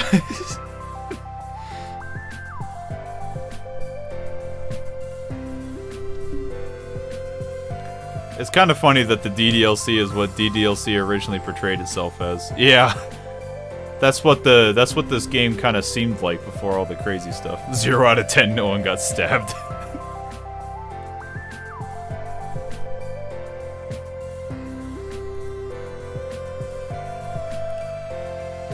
Would I recommend this game for the 10 plus hours of content? Yeah, I mean, absolutely. I mean, I like the original Doki Doki Literature Club a lot. I play a lot of visual novels, though. Oh, there's the picture. But, like I said, I think this additional content's worth it. It was really good. Friendship in literature is the achievement. Ethics. Simply put, it is our not a job to arbitrarily decide upon some code of ethics just because we're the first ones to do this, to our knowledge. That's the government's job to figure out long after we've made enough headway for it to no longer apply to us. It's fundamentally flawed to apply ethical reasoning to this anyways, because humanity's code of ethics is based upon nothing more than our knowledge and understanding of life forms similar to ourselves. We don't have ethics for killing bacteria or plants, the only creatures that we convincingly project our emotions onto. The humans and our VMs operate on completely different from us on a fundamental level, and therefore should not be taken any more seriously than a machine that is programmed to print "I feel sad." We're engineers, not philosophers. Ooh. Interesting.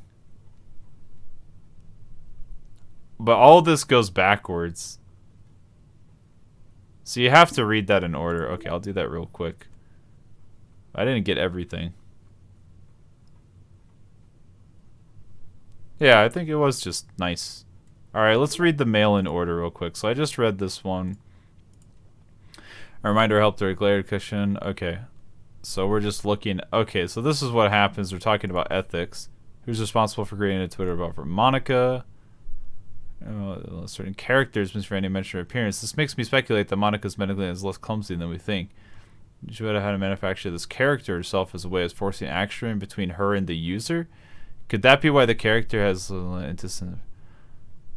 Oh, okay. Wait, no. Maybe this is starting to make sense.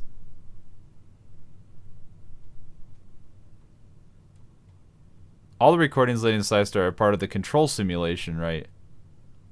Characters lie here that differ a little bit from the VM1, even trivial ones. Is this part of the butterfly effect and some of Monica's more fundamental changes, or as a result of her just messing around with other characters in VM1 as her own experiment or for fun? So if I'm keeping track, we have like 5 different universes in total, with 3 or 4 of them created and destroyed by Monica, of course. It's kind of funny because I keep wanting to speculate on which one is the real verse. In reality, they all are. As ours is the real one anyways. I'm on the ways list week. Contact Gravity if you need a scheduled server time, but I expect my jobs to run for a few days since we've collected so much data this week. How about we arrange to meet and discuss the results when I return? Interesting.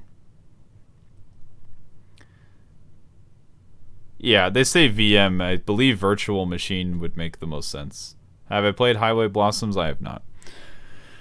Alright, well, honestly, I think that's everything I want to do for stream content for this. I'll probably play some more of this on my free time just to try to get all the additional secrets, because there's a lot of random stuff that can pop up.